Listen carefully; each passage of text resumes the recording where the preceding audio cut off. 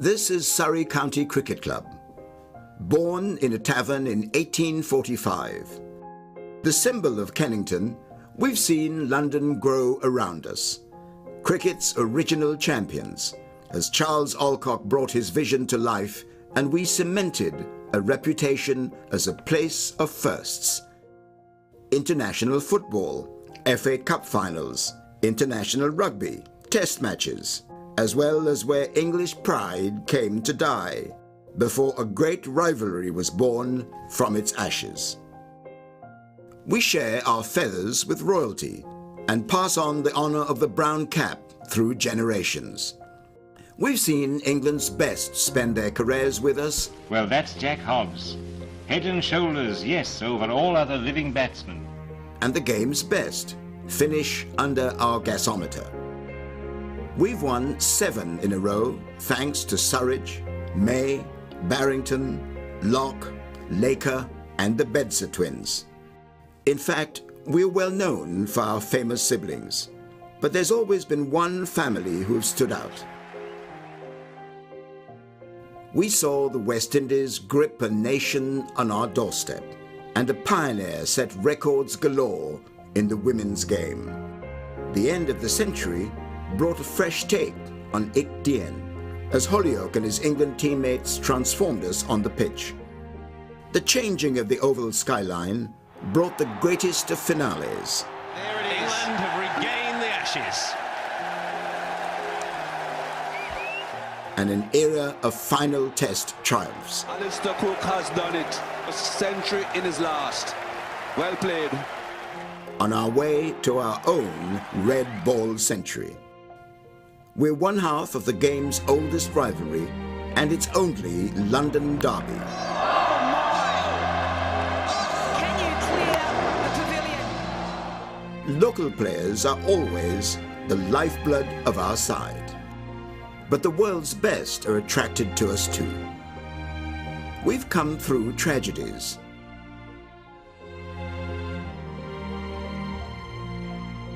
Now we're home to world champions and cricketers of the year. 175 years have passed. There's much more to come. This is Surrey County Cricket Club, heart of London, pride of the county, the grandest stage in world cricket.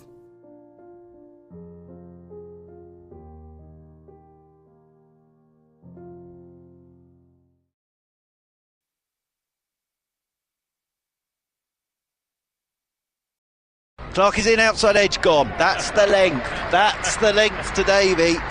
In and bowls Taylor, and that's looped up into the air and has been caught.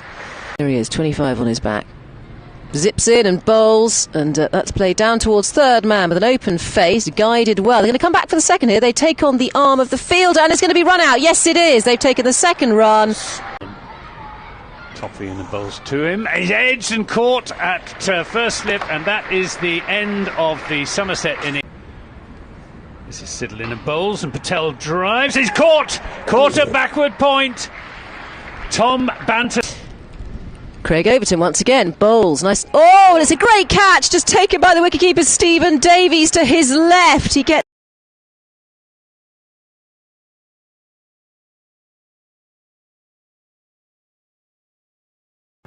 Brooks once more up to the crease, bowls. That's flicked away. It's going to be 4 runs there for folks. Davey comes in over the wicket to Ollie Pope. Lovely shot from Ollie Pope. Over pitched, and Ollie Pope Given per match. This is pulled away by Pope. It's in the air. Banton's after it, and Banton makes. Oh! He's caught it. He's caught it. He's made amends. Can't afford to concede too big a first innings lead. This is whacked down the ground by. Back in business here as Brooks is in and bowls, and that's a lovely drive off the back foot there from Folkes as he punches it through the covers off the back foot. That will be 4 runs out towards the deep extra cover, and he will get his 50 with that in. He's there and bowls, and this is cut away through the offside dismissively. Here he comes again in bowls to Folkes. Edge caught at second slip by Matt Renshaw, and Siddle gets his. where he is now, as Here is Jack Brooks, and this is a good shot from Sam Curran. Little bit of width, and I think, yes, that might be it for today, as this is turned leg side by Will Jackson. Well, a very good morning and welcome to the Kia Oval here on BBC Radio London, BBC Radio Somerset and the Surrey live stream for day 3 of this First Division clash between Surrey and Somerset. Some highlights of yesterday there for you, and a very interestingly poised game this is. Hello as well to listeners on BBC Radio 5 Sports Extra on a cloudy morning here at the Kia Oval, and Surrey starting this morning 204 for 5. That's in reply to Somerset's 337 all out. It means that Surrey trail by 133 runs. The 5 wickets to go yesterday. Ryan Patel caught by Jack Leach off Peter Siddle for 5. Rory Burns caught behind off Craig Overton for 12. Hashim Amla caught by Overton off Brooks for 15. At that point, 48 for 3. Then Ben Folkes was dropped on 2, and a partnership alongside Ollie Pope of 80, until Pope was wonderfully caught by Tom Banton off Overton for 47. Then a gorgeous bit of bowling from Peter Siddle saw the end of a very good Ben Folkes innings, caught behind for 63. So 173 for 5 it was then, and Messrs Jackson Curran took Surrey through to 204 for 5, and we came off for some bad light. Isabel Duncan is away to my right, and also with me to start off proceedings this morning, BBC Radio Somerset's Anthony Gibson. And I arrived this morning thinking, this is perfectly poised, isn't it? And I heard your interview with Mr Siddle, who gave it the old big first hour coming up on day 3. Yeah, I think it's probably a big first 2 hours, because we've got to wait for the new ball, 12 overs away.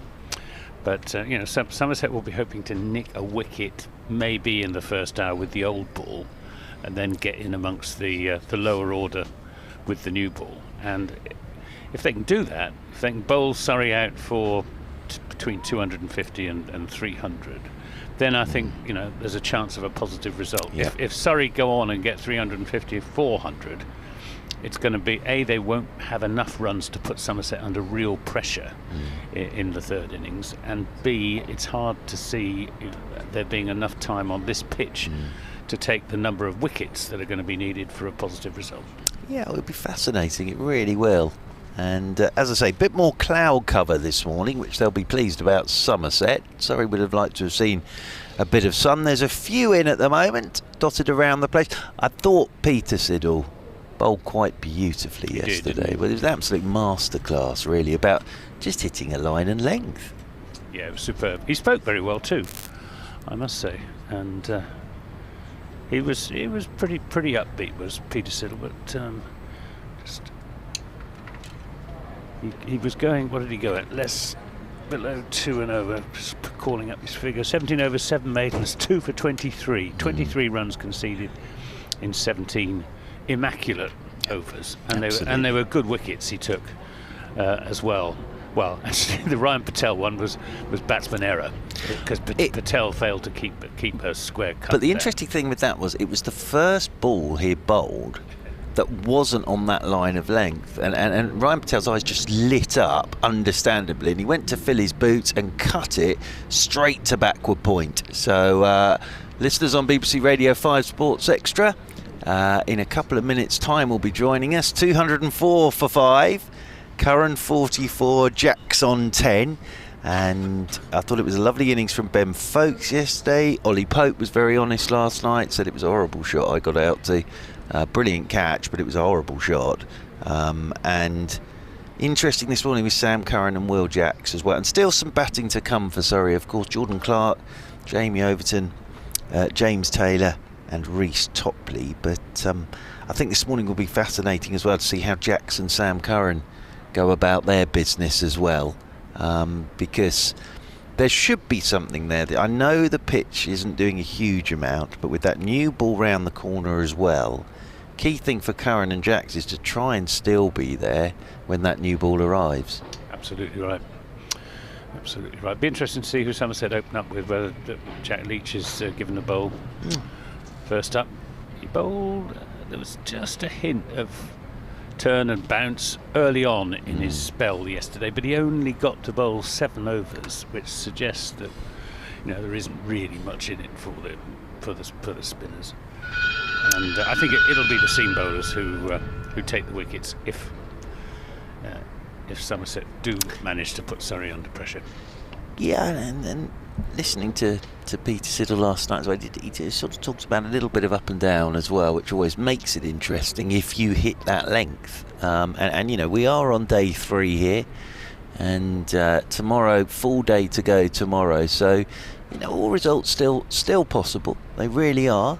What I'm hoping for is that when Somerset take the new ball and Craig Overton has it in his hand, that the batsman he's bowling to will be his twin. Well, that would be marvellous, wouldn't it? That would be marvellous. We hadn't had an Overton v Overton matchup yet. Well, this game was dubbed by certain people the Battle of the Overtons. Battle of the Giants. The Battle of the Giants. And on the Surrey live stream holding graphic, technical term for you there, Anthony Gibson, it's a picture of both Overtons looking mean and moody. So that's been the build-up to it. So they don't find that difficult. No, absolutely not. And yes, that would be nice, and it would be great fun as well, actually, to see those two go head-to-head in some way, shape or form. Players are milling around out there. The bell's just gone, so the players will be out there in a few moments' time. And Josh Davies been out there having a bit of a warm-up, so he's now got to march all the way back to join the huddle. Did you see that marvellous moment in the West Indies where England came out from a rain break? It was only about 5 minutes. Had their huddle. Mark Wood was so far away, he hadn't bothered moving, that he sort of indicated that he was joining the huddle from a distance and then just waved. So I wonder if Josh Davey was thinking much the same thing, because Josh Davey has now walked from the middle back to the gate to join the huddle, and now will walk all the way back to the middle again. So he's definitely done at least 1,000 of his 10,000 steps today, I think, there, Josh Davey, before the game's even started. We're still awaiting the arrival of our 2 umpires. Umpires Pollard and Saggers are keeping us waiting in the umpires' room. They come down from the second floor in the pavilion, and they come down the steps through the double doors and then down another set of steps. Nice up there, actually. The old umpires' room. They've got a shower and everything. It's very nice. Yeah, the commentary box used to be over there. It did indeed.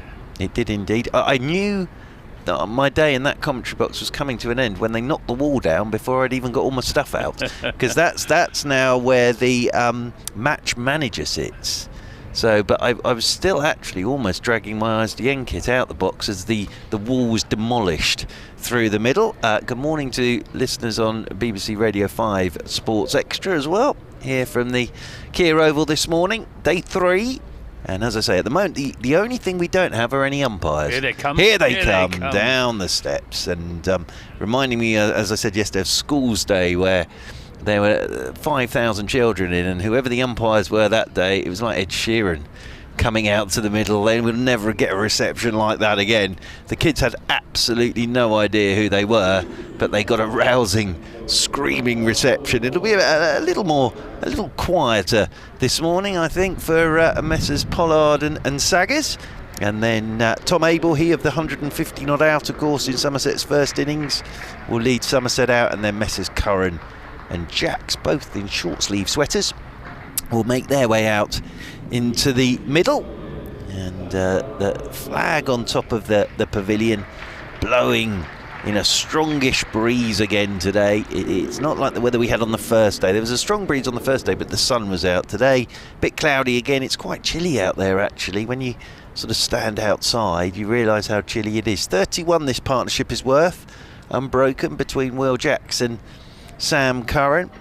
And yeah, this will be a very interesting day of cricket. It's been a good game so far, it really has. And I think we had one ball of a Craig Overton over, and then we came off for bad light, so Overton will have 5 deliveries from the pavilion end first up this morning. But as I say, all 4 results still possible. And of course, Anthony Gibson had to, well, edge of your seat last week, wasn't it? This time last week, it very nearly was a tie. It was. I thought it was going to be. It was a tie when Essex ran the leg by them, took them to 84. If Lewis Goldsworthy had hit the stumps, would have been a very close run thing. So Craig Overton with what will probably be his only, well, it's 5 deliveries he's got to bowl, and I suspect then he'll come off and he'll be saved for the new ball, which is due in 12 overs or so time. He's going to be bowling to the left-handed Sam Curran on 44. 2 slips, Hildreth and Renshaw. Backward point, extra cover, mid-off, mid-on, deep backward point, mid-wicket. Here's Overton in and bowls to Curran, who defends back to Overton. And for once, he doesn't threaten to throw the stumps down. He just quietly picks the ball up on the second bounce and walks back to his mark. Apparently he got into a bit of trouble with the sort of minor trouble. He was told off by the umpires, Craig Overton. What, like being at school, is it? Now you get told off for a bit of aggression. Yeah. He was having a few words with the batsman. Good for him. Here he comes again, in and bowls to Curran, who whips that away through the onside. Nice shot. Tom Lammonby is in pursuit and will pull it in just inside. No, he doesn't. No, he doesn't. He perhaps wisely decided not to put in the dive because the rope there is very close to the advertising boards around the boundary. So that's Sam Curran underway this morning with 4 runs, takes him on to 48. Surrey underway, move on to 208. It's all part of the Overton armoury. It's all part of it. Well, yeah, absolutely. As long as it's not over the top, yeah. It's absolutely fine. Here's Overton to Curran, a bouncer. Predictable response from Craig Overton, and a few words as well. It wasn't a very good bouncer. It was too short again. I would be amazed if young Mr. Overton ran in this morning and bowled a slow half volley outside the off stump first ball and said, "Oh, good shot, Sam. Well done, Sam. Excellent." Then the game would have gone. Overton from the pavilion end, under cloudy skies, is in and bowls, and this is just dropped into the offside. Tom Abel, Somerset skipper, does the fielding from backward point. Quite a stiff breeze, easterly breeze, as we've had throughout the first 2 days as well. Surrey flag standing out bravely on top of from the flagpole, the middle of 3 flagpoles on top of the pavilion at the far end of the ground. No sign of the Somerset flag. It's normally Polly Rose, the scorer, brings it with her. Overton to in and bowls, and this one bounces a little bit on Sam Curran, but he plays it well into the onside. And that concludes the over from last night. 208 for 5, 48 to Curran, and 10 to Will Jacks. Yeah, and nice pleasant shot from Sam Curran to get the day started. Through the leg side for 4. He's on to 48. Sam Curran now, and here is Peter Siddle this morning, who was outstanding yesterday, and he will get us started from this Vauxhall end of the ground. Will Jack's the man on strike on 10. And interesting that they're going for Peter Siddle. I thought they might give Jack Leach a few overs in the run up to the new ball. It might be a case of, after yesterday, he's most likely early on this morning with any ball to pick us up a wicket, and it's Peter Siddle with the way he bowled yesterday. So it is Siddle and his blonde locks getting ready to get us started from the Vauxhall end of the ground. Will Jack's on strike on 10, 2 slips and a gully, as Siddle is over the wicket to him. It's a short ball, and Jack's up on his toes, looking to punch through the offside. That rolls up towards mid-on, and there is no run. But yes, just metronomic yesterday was Peter Siddle, as he turns down below us at the top of his mark once again. Now he comes over the wicket to Will Jacks, and Jacks is in behind a short ball, plays this one out into the offside, and there's no run. Morning to Simon Travers, who's in Plymouth. Says he can't go out today, so I'm joining you for an all-day score-along. Oh, lovely. Is that a bit like, you know, they have Mamma Mia sing-alongs and Frozen sing-alongs, which I've been... Well, don't raise your eyebrows at me, Anthony, because twice I've been put through that hell of the Frozen sing-along. Is that the same sort of thing, a score-along? As forward goes Jacks, whips this one into the leg side, and that's good fielding by Tom Abel, diving away to his left, and there's no run. Certainly saved a couple of runs there, did Tom Abel. Might even have saved 4, although it's not the fastest outfield I've ever seen here at the Oval. Because yes, the old Frozen sing-along is you turn up with your kids and you sit there while they do the whole film, but they get to sing all the songs, which is just at that time of the morning. Oh dear. As in over the wicket comes Siddle once again. Forward goes Jacks, little inside edge onto front bat, rolls away to his offside. So I suppose a score-a-thon without the singing is much the same thing, really. Keeping an eye on the old live stream, listening to your good self, Mr. Gibson, and scoring. Absolutely. Why not? All right. Why not? Add a couple of musical hits in there. We've got ourselves a West End show. As Jack settles himself down over his bat once more. 208 for 5, Surrey. Jack's yet to add to his overnight 10. As Siddle is over the wicket to him, Jack's up on his toes, pushes into the offside, rolls up there towards mid-off, and, well, guess what? Maiden, almost 1 ball to go from Peter Siddle. 5 balls, 5 dots so far from Peter Siddle. And he's done it all around the world, this fella. He really is a top quality bowler. All that experience as well. Fit as a flea. Absolutely, yep. As wearing number 64, over the wicket he comes to Jacks, and Jacks maiden over because he's on his toes to a ball that's just back of a length there. Will Jacks just looking to force up the ground, comes off a thickish inside edge again, rolls away into the leg side, and 208 for 5, and Curran 48, and Jacks on 10. And Somerset going for the early breakthrough with Craig Overton. He's going to bowl another over from the pavilion end. So Somerset looking to break this partnership before the new ball is taken.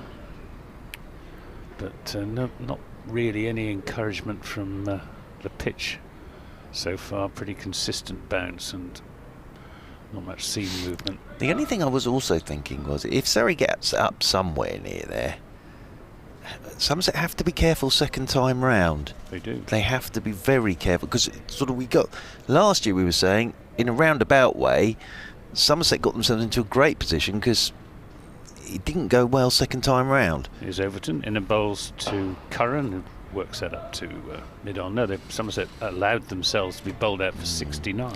But all I'm saying as well, Abel's in form, we've seen that in this game, and they've got over 300, but also sort of in terms of everybody in nick, if they're not careful second time round on this pitch, if someone gets it right for Surrey, I still think there could be a flurry of wickets at some point. Yeah.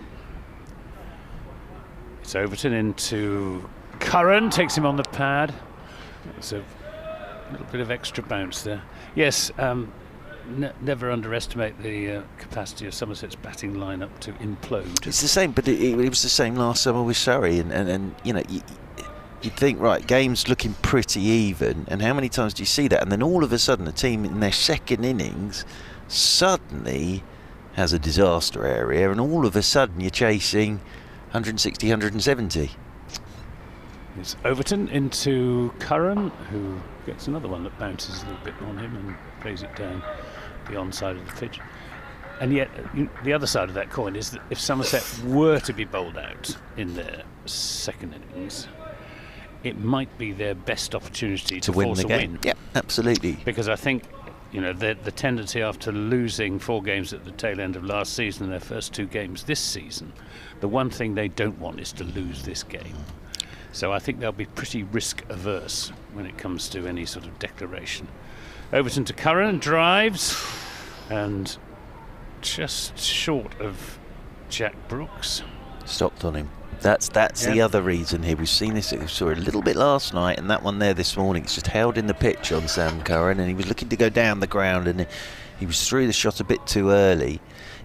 But the other thing is, if they could knock over Surrey, I don't know, it'd be tough, but with an 80-run lead, you've got a bit of a cushion as well going into your second innings. Yeah, they'll be going some to do that.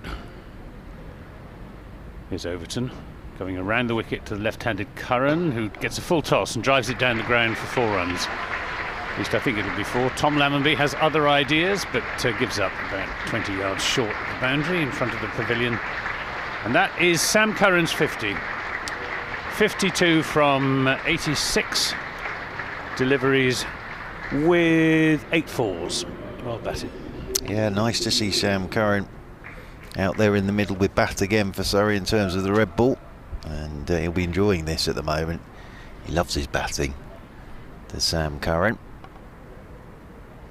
Sun is trying to break through, which is welcome. Not quite such a good crowd today as on the previous 2 days, but I dare say people will be coming in throughout the morning. Overton to Curran, and he drives this away through the offside, but there's a sweeper out at deep cover.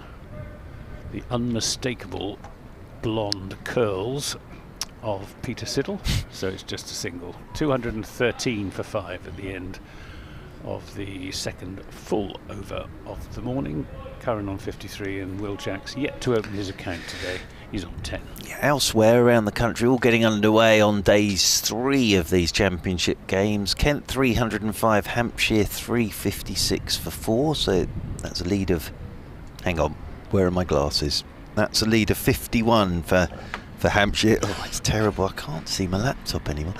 Essex in their second innings of 4 for 1. They lost a wicket last night, of course. Who's the one? I think that was Mr.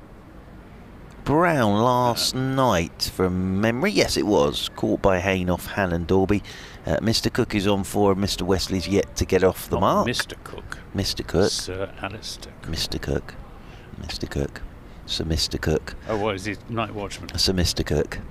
And that means they trail by 213. As round the wicket comes Siddle to Curran, and Curran is forcing off the back foot out there towards the sweeper on the cover boundary rope, and he'll take his single. Well, Sam Curran, 1 more to the total. Lancashire, Josh Bohannon 100 yesterday. 308 for 3 they are against Gloucestershire. That's a lead of 56, so they'll be looking to push on today. Yorkshire 87 for 1 in their second innings, lead Northamptonshire by 179. Jumping into Division 2, and Durham 230, Nottinghamshire 372 for 3 as Siddle is over the wicket to Jacks, and Jacks punches off the back foot straight into cover, and there is no run. Leicestershire 213, Derbyshire 447 for 4, but yesterday, extraordinary. Shan Masood, his second double 100 already of this season in game 3. I think there's a 100 and 250s as well in there somewhere, so yes, he's already up to, I think he's nearing 600 championship runs already, as this one's coming back from Siddle and hits Jacks amidships, rolls away into the offside. Is he going to be available for Derbyshire throughout this first run of 7 county championship games? Because if he is, he must have a fighting chance of reaching 1,000 runs in May. Yes, indeed, in April. For the first time since... I'm trying to think who was the last one. Was it Graham Hick? Well, if he goes... Nick Compton nearly did. If he goes double 100 next week, he'd have done it by the end of April. As in over the wicket comes Siddle to Jacks, and Jacks is letting this one go outside his off stump. He'd have to get... When's May the 1st? Is that Monday or Sunday? Monday. No, so he's got Saturday and Sunday. Oh, no, Sunday. So he's got Thursday, Friday and Saturday next week to do that.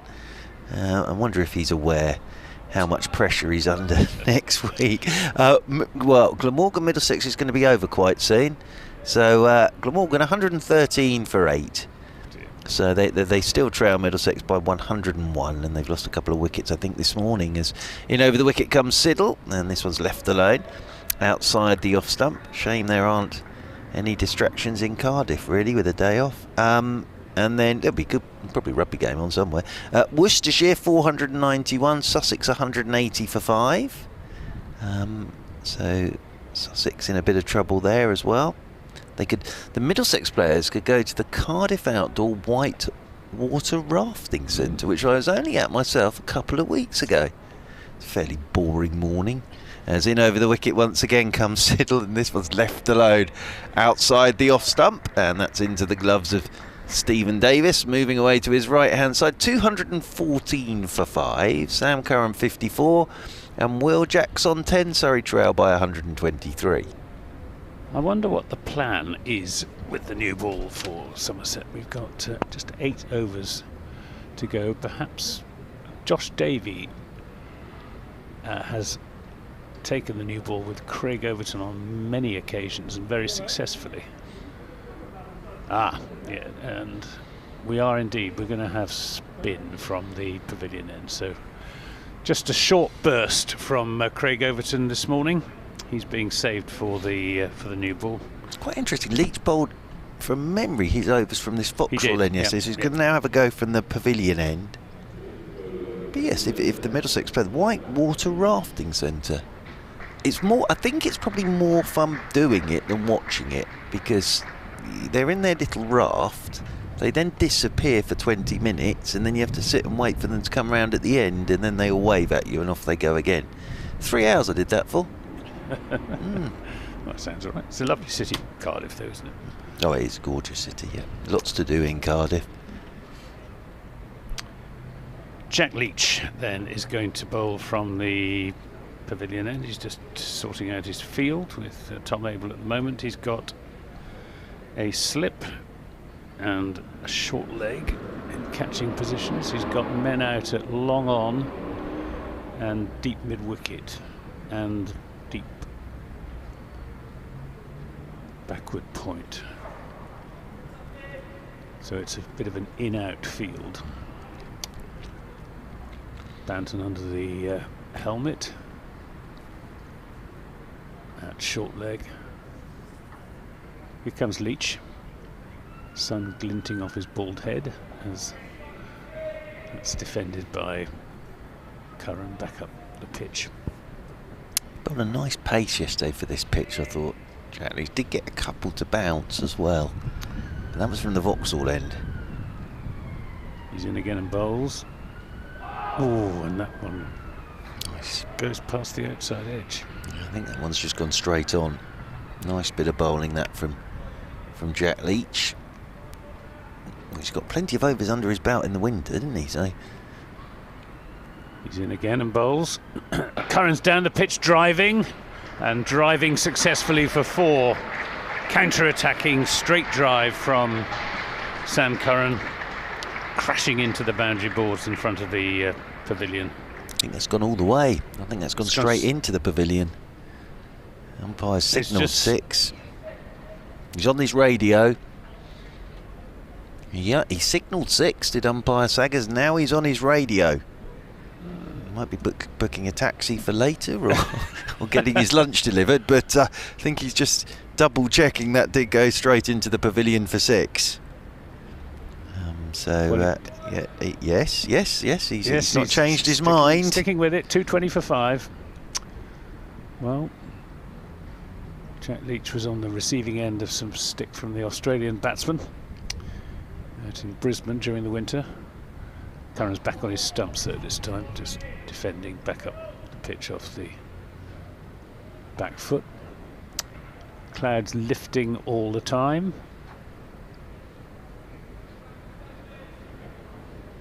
Somerset looking for a breakthrough. Leach is in and Curran thinks about a single, but Abel is quickly in from extra cover. We got 3 saving 1. Renshaw at shortish mid wicket, Hildreth by the square leg umpire, and Abel at short extra cover as Leach is in and bowls, and Curran forward then back defends.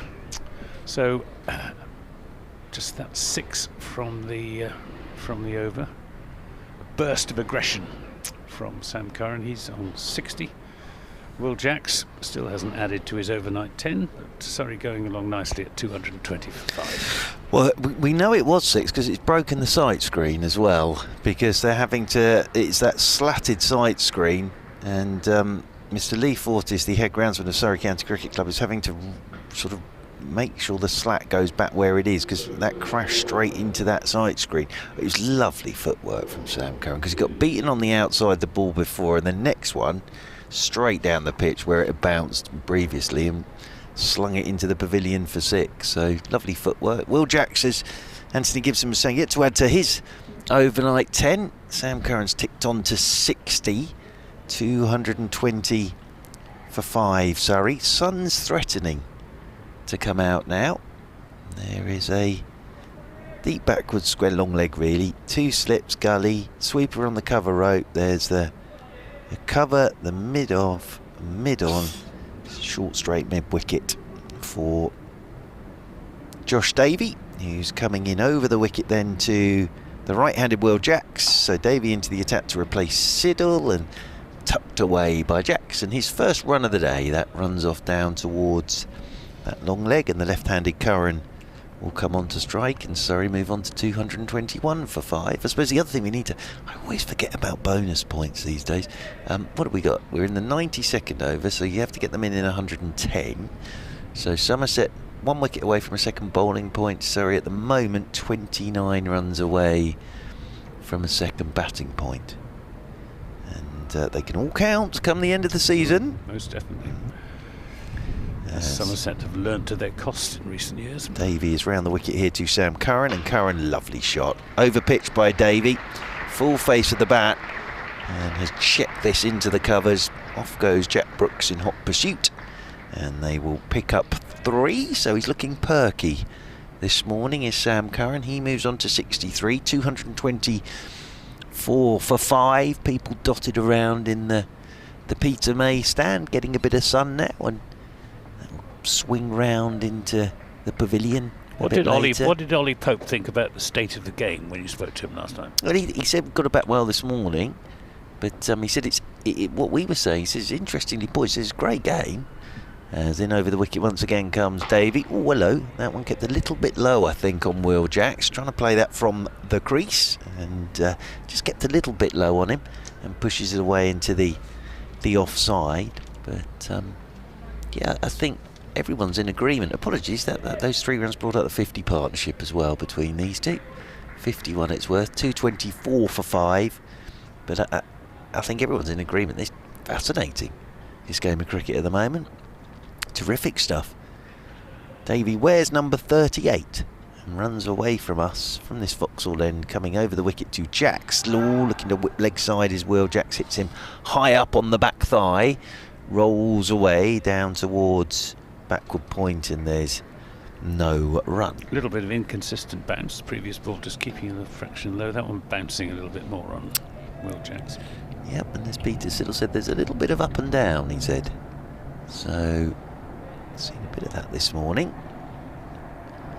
Gentleman's just made his way in, trying to pick which one of the blocks of seats he wants to sit in. Away there to our right as over the wicket comes Davey once more. That's wide outside the off stump, and Jacks will have nothing to do with that. How was your evening, Anthony Gibson? Quiet. Very good. Excellent. And no room moving? No.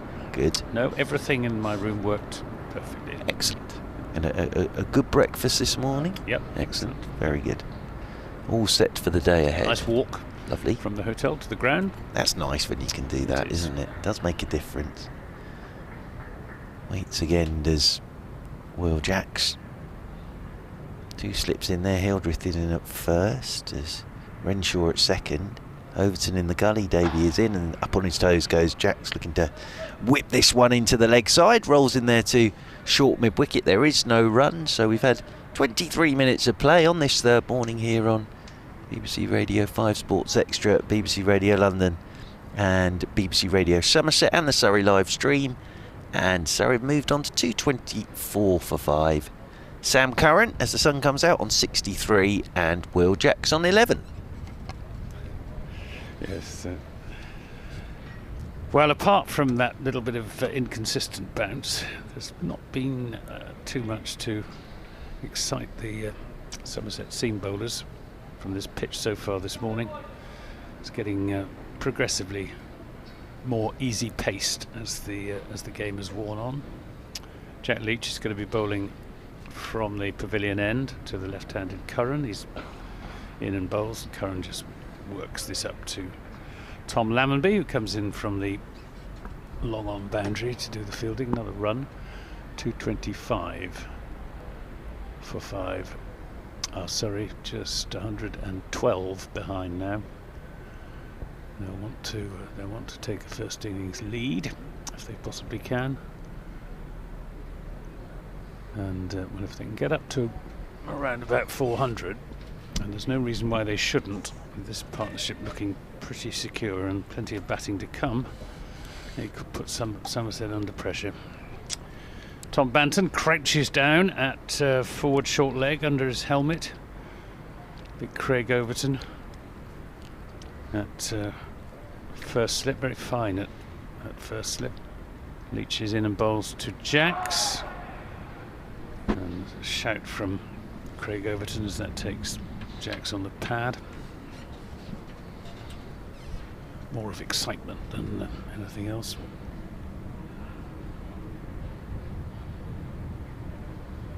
Jack Leach has, I think, yet to take a wicket this season. He's in and bowls, and Jacks is back on his stumps. Didn't bowl at all against Essex last weekend. It wasn't allowed by the ECB to play in the first game against Not allowed. Hampshire. No. Not allowed. Curious decision. He's in and bowls, and Jacks plays it up the onside of the pitch. He did do a lot of bowling in the West Indies, though. He got through 189 overs out there, which is a lot by modern standards. This is a defensive shot by Jacks out into the offside. Doesn't compare quite with the great Farmer White, who in the Test match at Adelaide in 1929 bowled 127 8-ball overs. Careless. In 100-degree heat. Careless. Played back up the pitch. 60 in one innings and 67 in the other. 8-ball. End of the over. 225 for 5. He was mid-30s at the time as well. Jack White, farmer from Plume Flory. Ah, there you are. You see, took it farming. Just had a message in from Godstone Vineyards. Regular morning to you, sir, as always. And he says, good morning to you from the tractor cab, still mowing. It's a nice way to spend your morning. Do you know what, one day, if I ever make it and, you know, have an estate, I want to sit upon mower. I think that's when you know you sort of, you've done all right, when you have a sit on mower. As round the wicket then comes Davey, and forward goes Sam Curran, plays this one back up the pitch. We got quite a lot of grass, but you're not tempted to have a sit upon mower? I can see you, Anthony Gibson. Some of it's too steep anyway. I can see you on a sit upon mower, just my neighbour's got one. Round the acreage of a morning. Yeah, there's something about a sit on mower. It's the exercise of mowing the grass. You get your step count up as well. You can get those ones now where you just put it in the garden and do it off your phone. Itself, yeah. As round the wicket once again comes Davey, up on his toes goes Sam Curran, pushing this one out towards Jack Brooks, who's in off the boundary rope, and Sam Curran will move on to 65, 226 for 5. That would worry me slightly though, with technology, if it went wrong and you're sat there with your feet up and it's gone straight through the fence into next door neighbour. One quite big bit of grass which has got a river on one side of it and a great big ditch on the other side. So that would be the end of that. Yeah. I would say you'd need a waterproof one. As Davey once again gets ready to come in over the wicket to Will Jacks, and up on his toes goes Jacks, punches away into the offside, and there's no run. Because you see, and I don't mind admitting this at all to anybody, I love hoovering. I find it one of the most therapeutic things, having a bit of a hoover. And it is satisfying, isn't it? Yeah, without a doubt. Yeah. Without a doubt. Yeah. There is something about hoovering. I find it very, very... And it's also a good time for contemplation, I think, because if you are hoovering, people don't tend to disturb you, because obviously the hoover's making a racket, and you can sort of do your best thinking. As in again, always Davey, thick inside edge from Will Jacks. Played that pretty well though, because the full face of the bat, wasn't trying to work around that front pad. Thick inside edge, and they'll pick up another single. I'm a bit like that as well. I don't know why I'm allowing these words to come out of my mouth, but I quite enjoy the old washing up as well. Because again, it's a period. Yeah, you do. I period of time. I agree with you with grass cutting. When I'm cutting the grass, I very often compose in my mind, something I've got to do, that make a speech or something like that. Absolutely. I'm pretty sure some of the great speeches of the world have either been done whilst mowing or hoovering, as Curran's forward, trying to play this late down towards backward point, and there's no run. And I always, whenever I come to cricket grounds, I admire the ground staff when they get their outfields because from on high here it'll look like a chessboard. And again, that must be satisfying, mustn't it? To get it like that, it must be. And I know absolutely nothing about gardening, but to be able to get your outfield. Do you remember the old Mexico World Cup where it was big circles on the outfield as well? That was rather lovely. As round the wicket then comes Davey, and forward goes Sam Curran and pushes this one away out towards the sweeper on the cover boundary rope. One more to Sam Curran. Anthony Gibson, you go and get yourself a cup of tea, sir, and have a well-earned break. And Isabel Duncan will be joining us for the first time today. Mr. Daniel Norcross is here as well. He looks... again, this morning, he is looking a little like my philosophy lecturer at university, but my philosophy lecturer at university, he's already had a very long day, and but looking in fine fettle behind me at the moment is the great Norcross, and told by Anthony Gibson yesterday he looked like Jeremy Corbyn, but he did have his hat on at that point. So it's going to be Jack Leach to continue from the pavilion end of the ground, and Isabel Duncan's getting her bits and pieces for chatter, and Jack Leach is just setting his field as well. Lovely to have Isabel here with us again today. Of course, we had a special guest yesterday.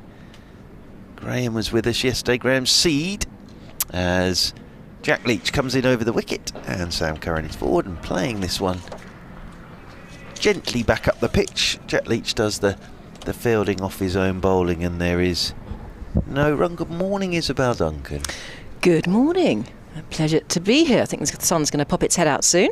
Hopefully, as in comes Leach again, and Sam Curran plays this off the back foot, just pushes this one out towards cover, and again there is no run. A few more people sort of making their way slowly into the ground at the moment. Saturday, of course, things to do on a Saturday morning. Lots of things to do, as this one's tucked by Curran very neatly and tidily down the ground. Picks up another single, does Sam Curran. He'll move on to 67, Surrey move on to 229 for 5.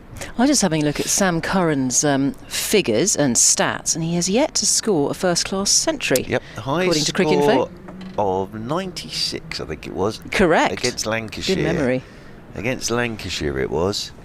Lots of 50s in there. But, of course, he hasn't played a huge amount for Surrey in terms of championship for a couple of years, as this one's turned leg side by Will Jacks. Test match 50s in there, of course, as well for him.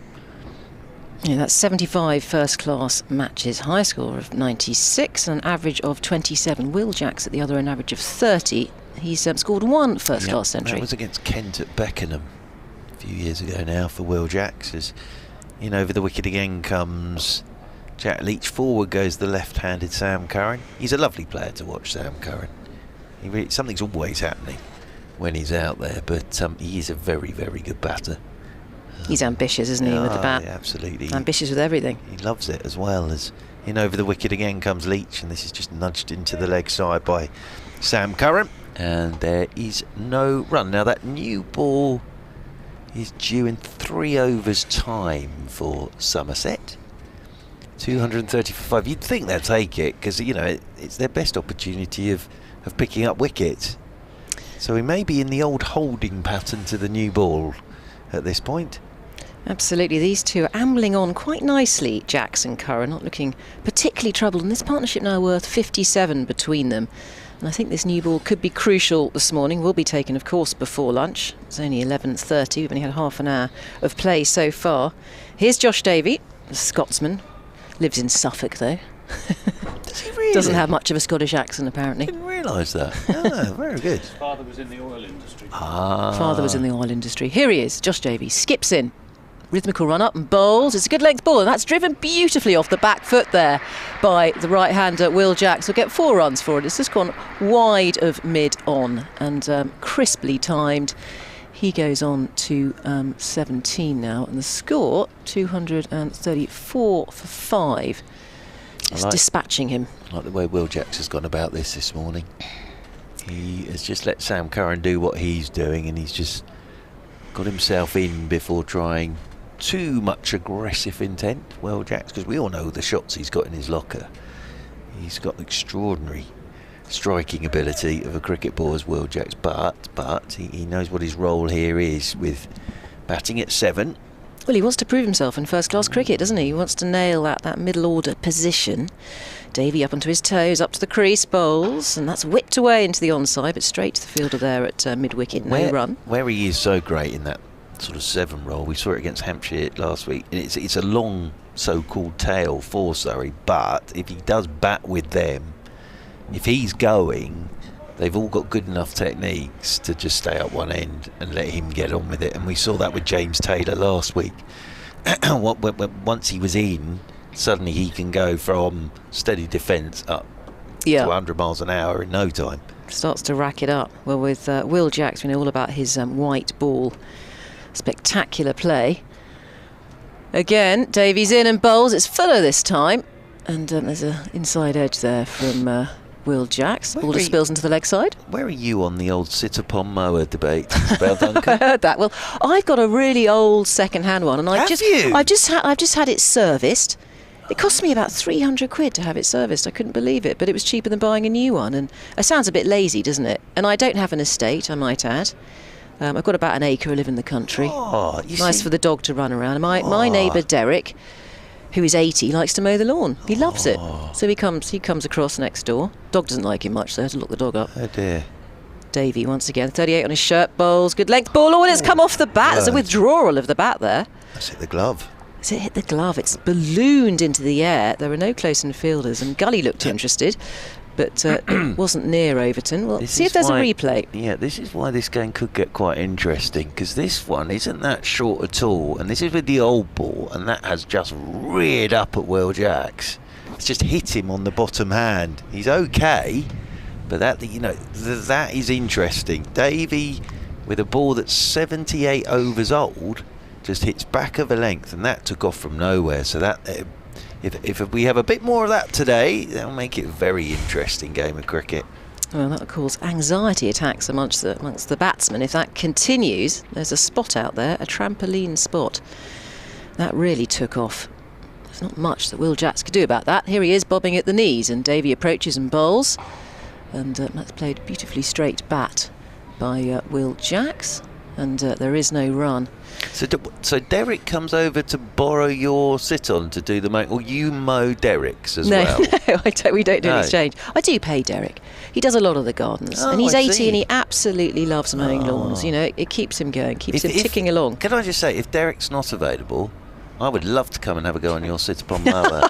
Would you? I'd be a very. You might be a bit cheaper as well. You'd be happy with a chocolate digestive, wouldn't you? I'd do it for free. Yeah. Bit of Victoria sponge, thank you very much.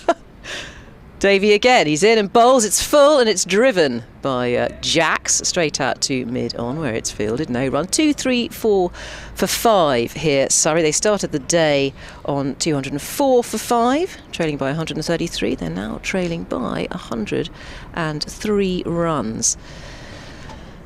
Yeah, and these two still ticking along. This new ball 2 overs away from it if they choose to take it, Somerset. I imagine they will, to break this partnership. Especially after seeing that from Davey as well, with that delivery with the old ball. Now, if Craig Overton, or it'd probably be Siddle from this end, can get one of those to go, then that could be tricky.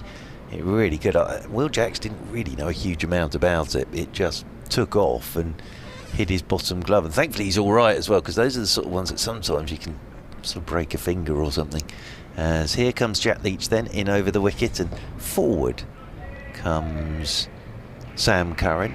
Anything you need creosoting as well. That's another one of my in the summer. Yeah, you're good at that. I love a creosote. Multi-talented I do love young man, Mark Church. Love a bench for creosoting purposes. As Curran's on the back foot, playing this one back up the pitch, and there's no run. I won't bore everybody with the story of when I spent an afternoon creosoting Frank Bruno's barn with him a few years ago. Really? Oh, yeah.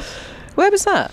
At the Bruno estate. Well, where's that? Yeah, it's in Essex. As this one's turned by Sam Curran into the leg side, and there's no run. Well, that's very nice of you. Did you charge him for it or not? No. It was, I was going to do an interview with him about fighting at the old Wembley. Oh, okay. And he had a world title fight there. As this one's punched off the back foot by Sam Curran down the ground towards long on. He'll pick up a single, moves on to 68. Anyway, cut a very long story short, he sort of had forgotten that I was coming to do the interview, and he was on his estate creosoting a barn when I arrived up his ladder.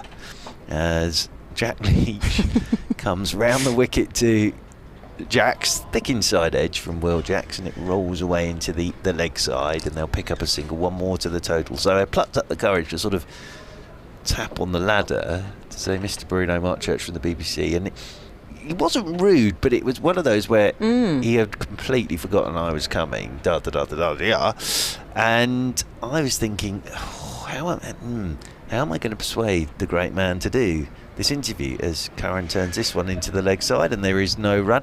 And I must admit, I don't know why I did it to this very day, but I said, Mr. Bruno, could I just say, you're creosoting from top to bottom.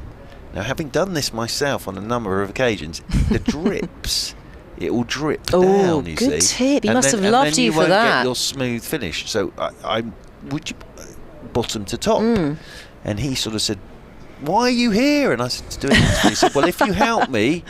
And I said, oh, God, I'd love to. So I spent a lovely 2 hours creosoting Frank Bruno's barn with him. 2 hours worth. And then we sat on his truck and did the interview, and I went back. Nice one. That's a great story. Yeah, in a lovely. moment, you're going to do your Frank Bruno impression, but no, none of that at all. Josh Davies about to bowl from this Vauxhall end. Yes, you can do a Frank Bruno impression. No. It was a joy to spend a day with Frank. Davey, here he is, right arm over. He's bowling to Will Jacks. He just punches that back to the bowler. It's fielded neatly. 2-3-6 for 5. I have to say, actually, to this very day, I don't know how I plucked up the courage to say it. It sort of just came out at that moment in a slight panic, thinking I'm going to go back without an interview. Oh, what do I do? What do I do? What do I do? And that was the only bit of expertise I had for him. Did you record the whole thing, including the creosoting No, we and all of didn't that? there was no package of me and Frank. Because that would have been funny. That's almost like a fly on the wall, a fly on the creosote. Could have been a whole series. It could have been. As Davey again bowls, and that's just whipped into the leg side there by Will Jackson.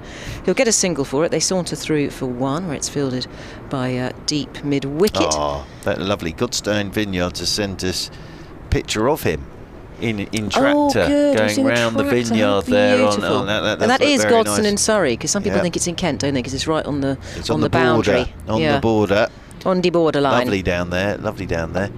Yes, I could have turned that into a series, couldn't I? Where I go to see former world champions of boxing and do some creosoting. Or do some DIY, because you can obviously turn your hand to anything. Dreadful at DIY. Oh. Right, Davey, he's going to come around the wicket now, right arm around to the left-handed Curran, and good length, squares up to that Curran, shows us the maker's name. 2-3-7 for 5 here. Curran on 68, Jacks on 19 at the other end, and Surrey trailing by exactly 100 runs now. Partnership now worth, if my eyes don't deceive me, 64 runs between these two. Well, of course, we had Graham here yesterday, talking of the everyday story of country folk. A wonderful Graham C. Yes. I hope he's listening today. I think he might be, actually. I think he's tuned into the YouTube channel. Yeah, a.k.a. Nigel Pargeter. Yeah, absolutely. My mum was so impressed last night. Glad your mum was listening. It's Davey again. Here he is. He's in and bowls. Oh, there's a little misfield there. They're going to steal a single. It's hit out to the man. Is that Renshaw at mid-wicket? I think it might be. It's gone yeah. through his hands. They steal a single, and the ball instead has to be fielded by mid-off, and Sam Curran gets a single. 2-3-8 for 5 now. If I'm honest, I think the only person above Graham for my mum would have been if I said the Queen had been on. I think she was that chuffed. Well, she's a big Archers fan. Big Archers fan. Well, I mean, 28 years of Nigel Pargeter, and poor old Graham was a bit miffed when he got killed off. I think it was Did you say though he came back as a ghost? He did. There was some weird kind of spoofy episode. That's extraordinary. And I think he fell off another roof in the spoofy episode. Right arm over comes Davey, and that's defended there solidly by Jacks. Just back along the carpet, no run. Sounds like a more sort of countrified Dallas, doesn't it? Do you remember when Bobby came out the shower? Bobby came back because it was a dream. Was it because it was a dream on Dallas? Yeah. Great, eh? I was quite pleased as a Dallas fan as a kid. Well, but also the ratings absolutely plummeted, I believe. I watched a documentary on it. So after Bobby was departed, to put it politely, the ratings plummeted. So what did they do? They said it was all a dream and he stepped out the shower. It's the easy way around it.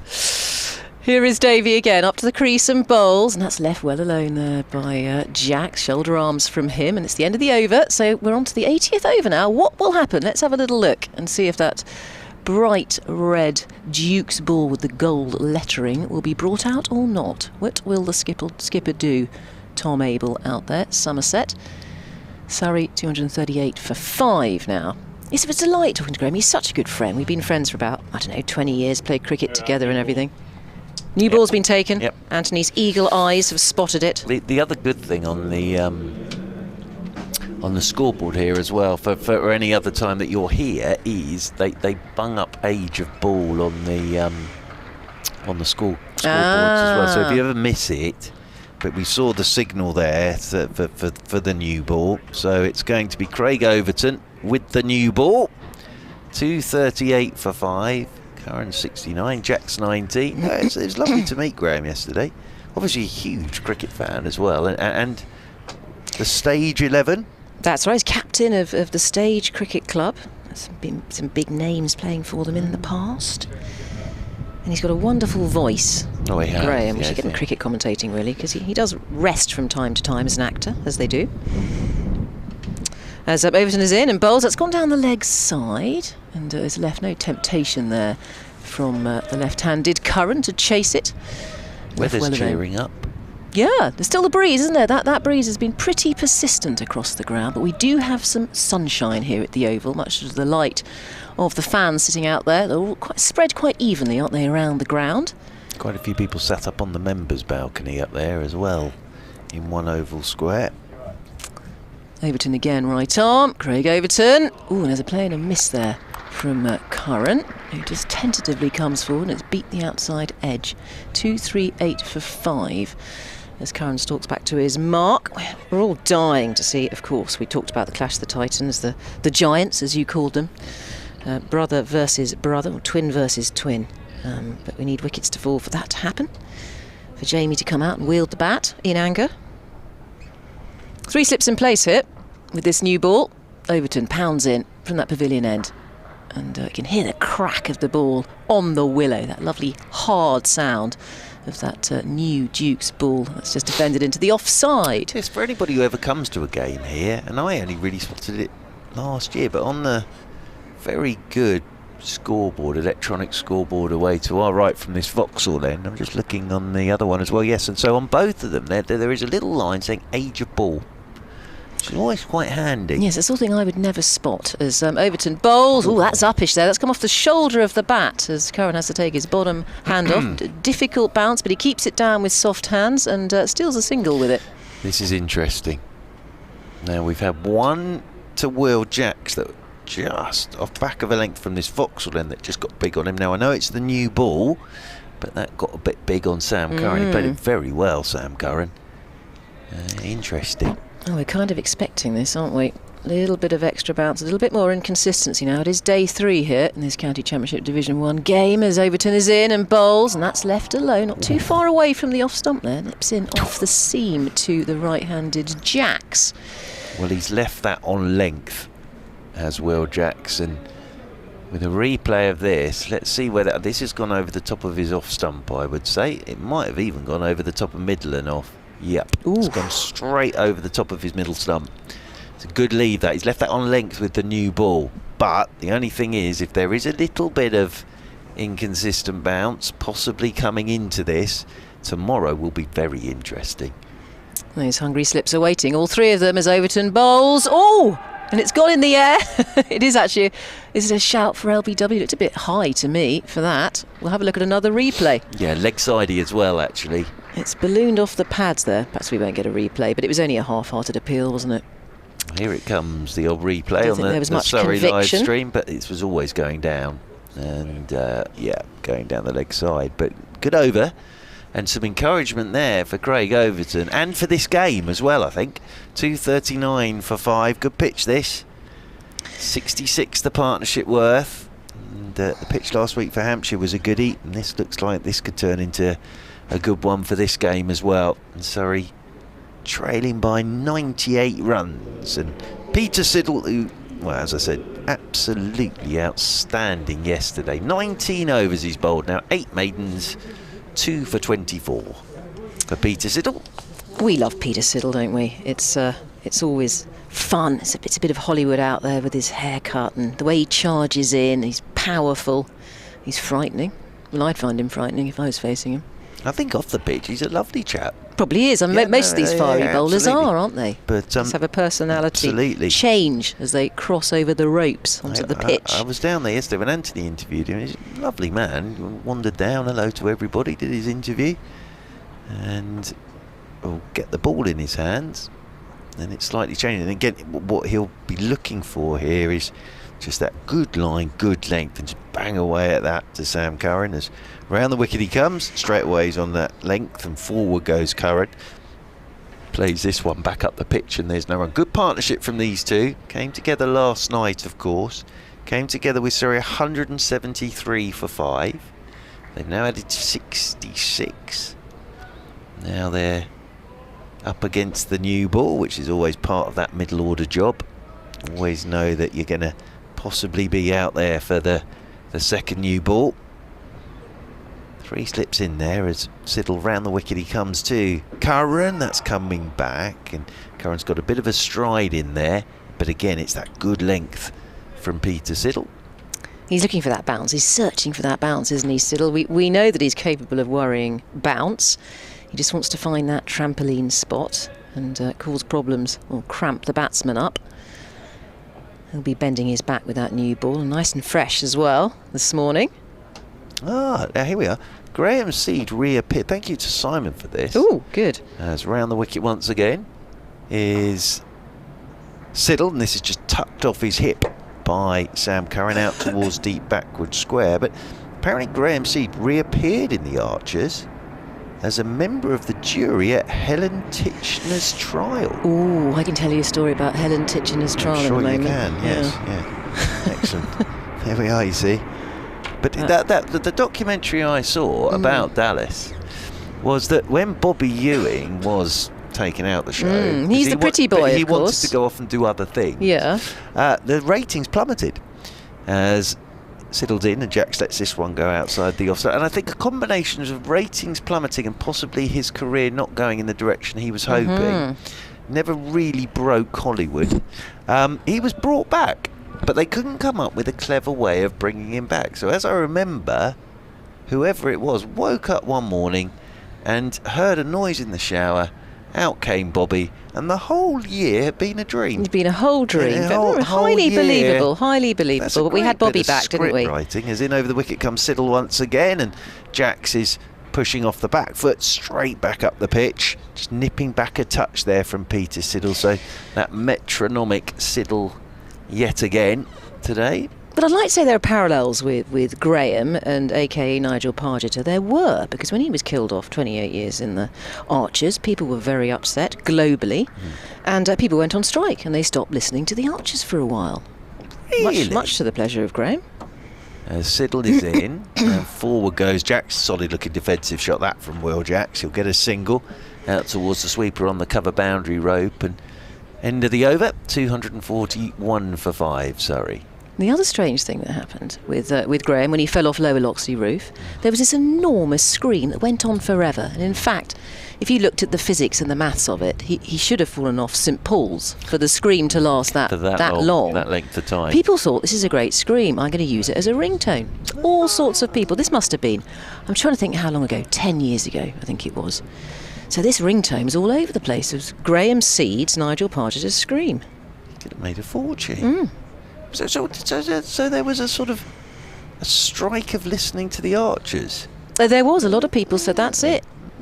As here is Overton, Craig Overton. He's in bowls, and there's a forward defensive there from Jacks. Just comes forward and solidly keeps that out. Ambridge, yes. That's right. Yes, yeah. And you heard the story about Ambridge coming to Lords as well, and the Village Cup right, final. That's right. It's interesting, isn't it? Cricket grounds. It's a very famous episode of Dad's Army, of course, that Fred Truman was in. Yes. Godfrey Evans. One of the great midsummer murders of all times was when at Wormsley Cricket Club, I hate to say this, but the body was found on a length. And then John Nettles was called into play. As Overton's in and bowls, and that's driven. Oh, it's come off the shins of Craig Overton there. It's just driven along the pitch by Jacks. He just inspects the bottom of his bat.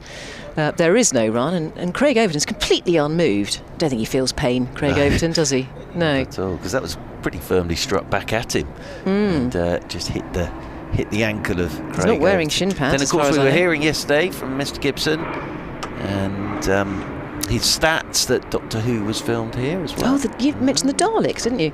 Right arm over he comes. Oh, that's a great-looking bounce from that. That's a fearsome bouncer there. It wasn't meant to be a bouncer. That was off a length from Craig Overton. This is good ballooned up and left well alone by Jacks. Here comes the replay. Very good now, because that's off a good length, and that again has just taken off, and it's a good leave that from Will Jacks. But yeah, Surrey will be saying to themselves, how close can we get now to that first innings score of Somerset?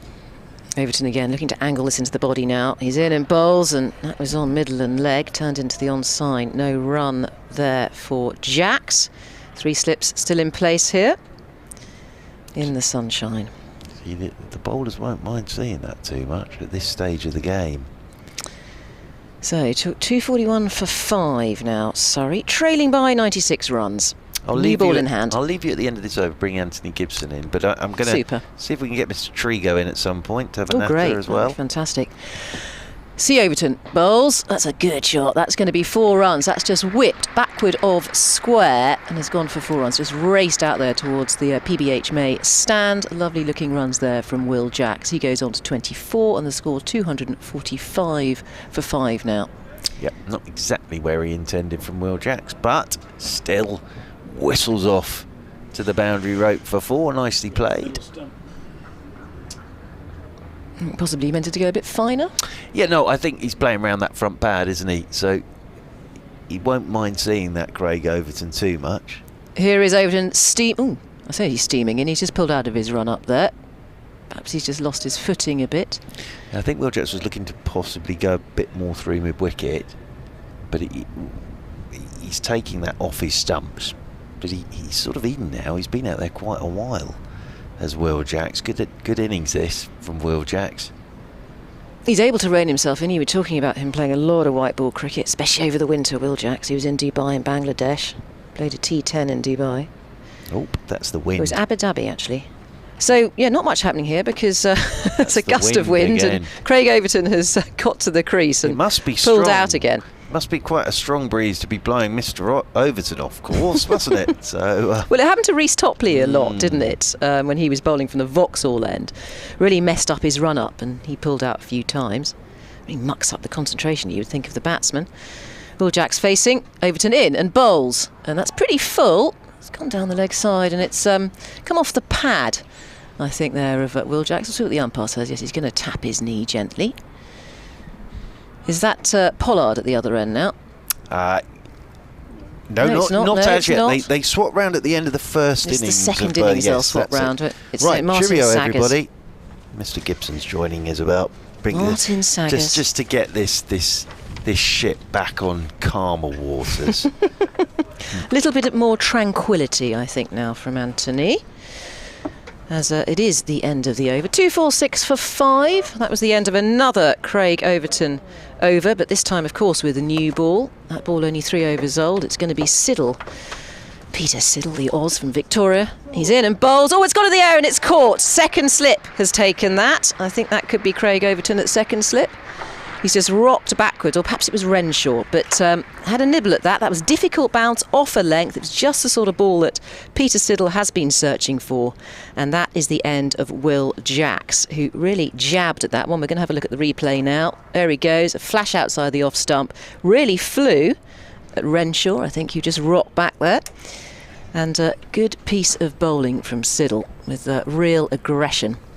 Well, I was just about to say that what we need is a bit of excitement in the way of a Surrey wicket, and that's precisely what we got. Good piece of bowling by Peter Siddle, thoroughly deserved that wicket. Comfortable catch into Renshaw's midriff, and he doesn't drop those. Yeah, Jack's out for 24, faced 75 deliveries and hit 4 fours. He was going along quite nicely until that new ball came along. I think we felt in our bones it was going to cause problems. We've had some irregular bounces here from the quicker bowlers off a length, just taking off. Yeah, good partnership though for Surrey. 73 those two added for the 6th wicket. And Somerset will feel now that they've made the initial breach, and we'll want to pour through and pick up a couple more wickets with the new ball. So Jack's out for 24, caught Renshaw, second slip, and bowled Siddle. Yeah, so an inspired change in the commentary box as well. You brought a wicket, Anthony Gibson. I did, and almost a carbon copy, that dismissal, of the Ben Folkes one, which when Siddle was bowling from the other end. And again, Ben Folkes got a really good one from Peter Siddle and nicked it to Renshaw, a second slip, and that's precisely what happened to Will Jacks. So the end of Will Jacks. That brings Jordan Clark to the crease. The muscle man, the powerful figure of Jordan Clark, who is just taking guard at the moment, scratching away at the crease. 246 for 6. And Siddle tail up in this gusty wind. The wind doesn't seem to be putting him off at all. All aggression. Here he is up onto his toes. Arrows in with that blonde peroxide hair and bowls, and it's on the stumps, making the new man play down there. Clark just defends into the onside, no run. So 246 for 6 now. Terrific figures that Peter Siddle has got. He's into his 21st over. 3 for 26 on a pretty flat pitch. Hasn't given anything away, has he? Look at his economy rate as well, 1.28, miserly. There he is. The international, he retired from international cricket, I think, in 2019. Right arm over, oof, and that's got an outside edge, but it's gone along the ground to third slip. And Peter Siddle will like the look of that. And he's just surviving out there at the moment. Jordan Clark. And of course we've got Sam Curran at the other end on 71, who has yet to score a first-class century. Yep, it's all sorts of little features, games within a game. Siddle again. Orange soles flashing as he bowls. That's on middle and leg, and that has been turned into the onside. They should get a single for it. Yes, they will. So he's off the mark there, Jordan Clark. And that's an easy single for him. And that brings Sam Curran to the business end of things as the field just readjusts for the left-hander, the busy cricketer, the busy fiery cricketer that is Sam Curran, who we haven't seen for a while because he's been off games with his injury for several months. He's really missed out. Didn't play a single first-class game for Surrey last season. So Siddle will come right arm around. He bowls, that's very full, and that's driven by Curran beautifully, but it has been cut off. It's quite timed, and it's been cut off at mid-off for no run. 247 for 6, and Surrey trailing by 90 runs now. Yep. That wicket of Will Jacks really important for Somerset, because it doesn't close off the possibility of Surrey taking a useful first innings lead, but it makes it a lot less likely. The tail will have to wag pretty well for Surrey to get up towards 400. 2 slips and a gully, Siddle in, bowls, and that's full, and that's driven. That's a gorgeous shot there from Sam Curran. He just plays a check drive through the covers, and that has gone for 4 runs. I don't think a fielder even flinched after he hit that. There wasn't time to. And looking in very good nick. He ticks on to 75 now, Curran, and the score 251 for 6. There's an extra ripple of applause for the 250 going up. Yeah, Siddle pitching the ball up, which I'm sure is the right thing to do with the new ball, giving it every chance to swing, just overdoing it on that occasion. And a handsome cover drive. Right, the end of another Siddle over. Anthony was talking about his figures, 3 for 31 off 21 now. Yes, there haven't been very many boundaries scored off Peter Siddle in his 21 overs. Craig Overton's going to bowl another over from the pavilion end. He's got 2 for 64 from 22 overs, and again has bowled really well, as indeed he did last weekend against Essex when he picked up 13 wickets in the match. His best first class figures here. He's in now and bowls. This is outside the off stump, no shot from Jordan Clark. Lets it go through to Stephen Davis. We've got 3 slips, Hildreth Renshaw and Tom Abel. Backward point, shortish extra cover, mid off, mid on, mid wicket, and a long leg. Who's Peter Siddle? A few more people in now than there were at the start. The weather's improving all the time. Sun trying to break through. Overton in and bowls. This is driven by Clark away through the offside, and that'll go for 4 runs.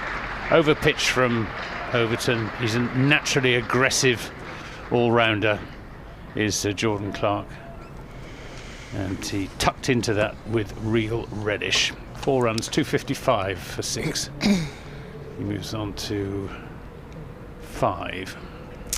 Yeah, he's a powerful man, isn't he, Jordan Clark? He looks all muscle.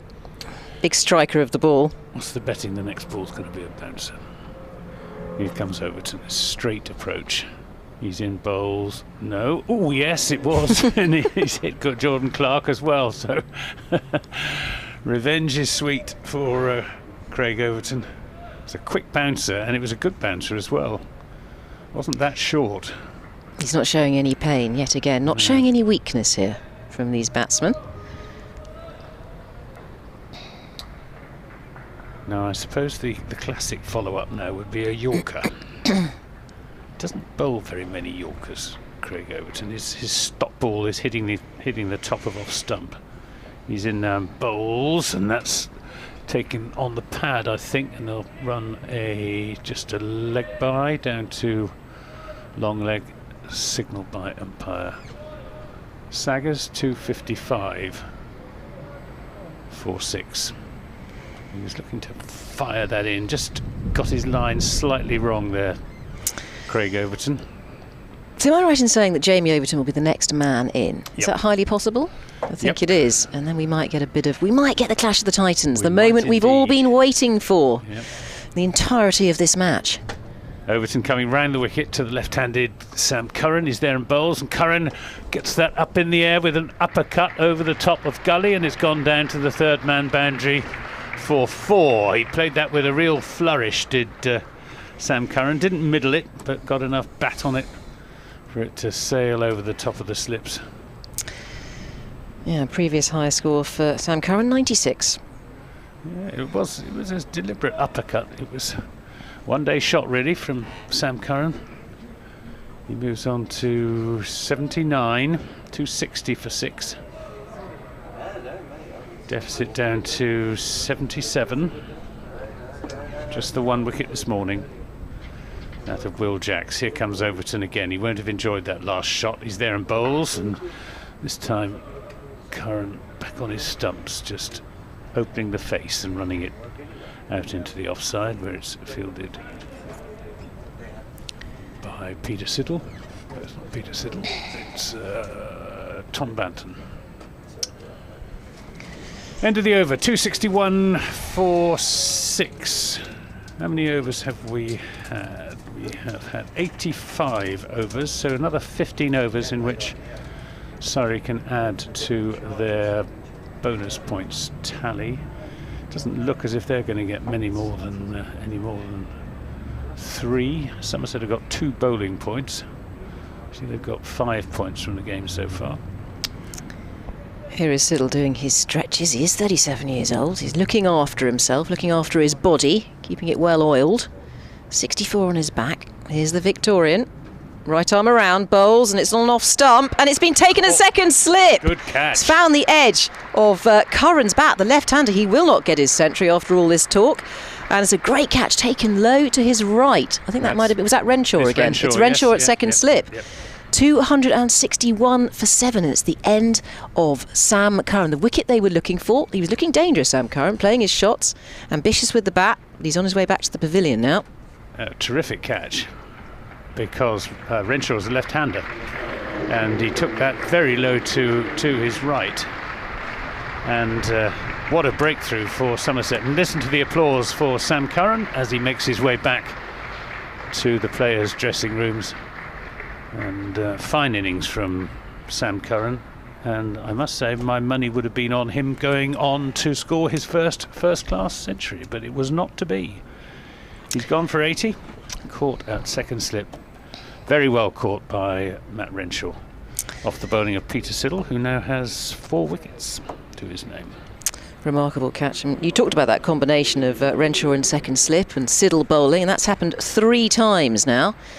The first of those to go was Folkes for 63, Jacks, who went today, the first wicket to go today for 24, and now Curran, who's out for 80. I don't think we've talked about his innings, have we? So Curran, 80, faced 224 deliveries with 10 fours. Yes, and a 6. So we have Jamie Overton. He has come out to the middle. And a 6, sorry, of course, I forgot about the 6, which hit the sight screen, didn't it, in front of the pavilion, and damaged one of the slats. On the full, or did it just bounce into the? I'm not sure, but I think he hit it on the full, according to Churchy. I wasn't sure. The umpire wasn't sure whether it had gone for 6, where you'd have thought if it hit the sight screen. But anyway, it was 6, but Curran has gone, and Somerset will be very, very pleased to see the back of him. Now this is going to be very interesting. Jamie Overton will want to show his former teammates what they are missing in the way of his batting. Right, well, it's Overton to face. Here he is, and he's got to face Siddle. Fired up Siddle with steam coming out of his nostrils. Here he is. He bowls, it's full, it's on off stump, and there's a big stride forward there from Jamie Overton. Make sure he gets the pitch of the ball and defends it well. 261 for 7 after the fall of Curran for 80. I'm almost hoping that Jamie Overton doesn't get out. Well, we want him to face his brother. We want him to face his brother. I mean, he's got to survive an over, get him down the other end. Here he is, bobbing at the knees, the tall man Overton. Siddles in and bowls. It's a good length ball, and that's played solidly there. Forward from Jamie Overton, J. Overton. Ever watchful, 2 slips and a gully in place. I wonder if Craig will give him a piece of his mind if he plays and misses, because he doesn't usually hold back in telling batsmen precisely what he thinks of them, does Craig Overton? I wonder if he might draw the line as his twin brother. Well, I think it's water off a dog's back, isn't it, if he starts being a bit lippy with his brother. Once again, Siddle is in, bowling to Overton, and that's defended into the onside this time. Very patient here from Jamie Overton. 261 for 7, and Surrey here trailing by 76 runs. Just seen a replay of that catch. Terrific catch. He just got his fingers underneath it before it went down, and you can see it was a clean catch, a brilliant low catch. Almost in front of first slip, wasn't it? Siddle again, pumping his arms. Peroxide hair. Bowls. Oh, there's a play and a miss there from Jamie Overton. Takes his bottom hand off the bat as he spars outside the off stump, but survives. 261 for 7. Get over this from Siddle. Yet another wicket for him. His figures now are 4 for 31 into his 22nd over. This should be the last ball, I think. Yes, it is, of this over. Vauxhall End for Siddle. That's where he's doing the damage. 3 slips now. Siddle again, firing in. Bowles. That's on the stumps and defended there by Jamie Overton. It is the end of the over. 261 for 7. Surrey in their first innings and trailing by 76 runs. Wicket maiden for Peter Siddle. 22 overs, 5 maidens, 4 for 31. What an acquisition he has been for Somerset. He bowled brilliantly against his former teammates of Essex last weekend without much luck. And today on a pretty flat, not just today, but yesterday as well, on a pretty flat oval pitch, he has shown just what a fine quick bowler he is. Right, Overton C to Jordan Clark, 3 slips, he's in and bowls and brings this one back into the pads, and they're taking a single, and the moment will shortly arrive. That means that Jamie Overton is on strike to his twin brother for the first time in first class cricket. Did they play against each other in white ball cricket, Mark Church, last season? I don't recall it. Well, there's usually an injury somewhere along the line, isn't there? It's quite rare. Yeah, well, Jamie was injured in the course of this fixture last year. Here's Craig then to Overton J, and Overton J gets 4 runs off a thick edge down through the slips, and there's no eye contact between the twins there. Craig just marches back to the end of his run-up. Just waiting for that bouncer, really, aren't we? Wondering when that's going to come in. Will it get messy out there? That's what I want to know. They are blood brothers, but will there be blood spilt on the pitch? Score moves on to 266 for 7. Jamie Overton off the mark with that 4 down to third man. Here comes Craig again, rocking in from the pavilion end. He's there and bowls to Jamie, who turns that into the onside, and there won't be a run. As Roloff van der Merwe, that is, at mid-wicket doing the fielding. Not sure who is missing from the Somerset lineup. Possibly, no, Jack Leach is there. Overton, Sun is coming out. Overton C to Overton J, and this is turned into the onside for single, and Craig's got his hands on his head and saying lucky so and so to his brother. They're not really exchanging glances, are they? They're not playing to the crowd. No. We were expecting a bit of more of a pantomime act here. 267 for 7. Jamie Overton on to 5. Somerset will want to polish off these last 3 wickets sooner rather than later, as Craig Overton is in and bowls. A bouncer which hits Jordan Clark on the body, I think, and bounces over the top of the wicket keeper for 4 leg byes. Shoulder, Mark Church says. Shoulder byes. Yeah. That's twice that Craig Overton, I'm going to get terribly confused now between Jamie and Craig. Craig Overton has hit Jordan Clark on the body with bouncers. 271 for 7. Didn't even flinch though, did he, Jordan Clark? No, he's tough customer. Craig Overton in bowls, takes him on the pad, must be close. Umpire Saggers shakes his head. Looked like a good shout, that one. And Craig Overton is not impressed with the umpire's decision. I think he's doing a double teapot, as they call it there. We'll just watch the replay on this. Oh, it's close. Might just be going down. Clipping leg stump. I think it probably would have been umpire's call if we had DRS. I'm sure Craig Overton would have gone up for it. It was a very, very good shout. A close one. Possibly kissing leg stump. Brushing it. End of the over, 271 for 7. 5 to each batsman. Yeah, the wickets to have fallen today. That of Jacks for 24, breaking up that 6th wicket partnership between Jacks and Curran, worth 73 with the tail wagging.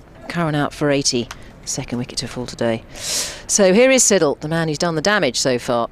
Here he is, and bowls, and good length ball, comes forward, gets his eyes over the ball there, Overton, and defends that into the offside. Do tweet us, it'd be nice to hear some more news and views. You've had some very witty comments, particularly about the Overtons this morning. I'm at Fine Glance, I'm Isabel Duncan, and we have at Back and Across, that's Mark Church, and we have at Ant Gibb, Anthony Gibson. So here he comes, the man with the blonde hair, just glittering in the sunshine. Here he is, a bit of Hollywood from Siddle. Up to the crease, bowls. Oh, there's a play and a miss there from the tall man Overton. Just really prodding outside the off stump. Down that corridor of uncertainty there. 2-7-1 for 7. I'll tell you a curiosity is that we haven't had a single LBW in this game so far. 17 wickets have fallen and not one LBW. There have been quite a few shouts. There have, and Martin Saggers, according to the figures produced by Steve Pittard, will come back to that after this ball. Once again, Siddle. Here he is, hurtles in, bowls, and that's flicked away on the leg stump. That's a lovely looking shot there from Jamie Overton, just showing what he can do. That will go for 4 runs out towards the deep mid-wicket boundary. Just flicked off his toes. 275 for 7 here, Surrey, and Overton goes on to 9 with that shot. Saggers is one of the more LBW inclined umpires, with an average of 6.9 LBWs per match, which is the 4th highest. He's a bit off colour today. County Championship, but he hasn't given a single one of the been in this game so far. Perhaps he's reining it in because he knows about his average. As Siddle again bowls, and let's take his bottom hand off the bat there, Overton, as the ball just nips into the right-hander. Difficult bounce as well, cramping him for style. And Paul Pollard is round about sort of middle of the league table of outers or not outers amongst the umpires. He gives an average of 6.3 LBWs per match. Siddle, here he is, running away from us. Past the umpire. Bowls, it's on the stumps. There's a good drive here. It's going to be cut off by mid-off. As Overton just searching around for runs. 275 for 7. These two could score their runs pretty quickly if they get going. Both powerful strikers of the cricket ball, naturally aggressive batsmen. So Overton continues to face the giant, twiddling his bat. Now he's nice and quiet at the crease.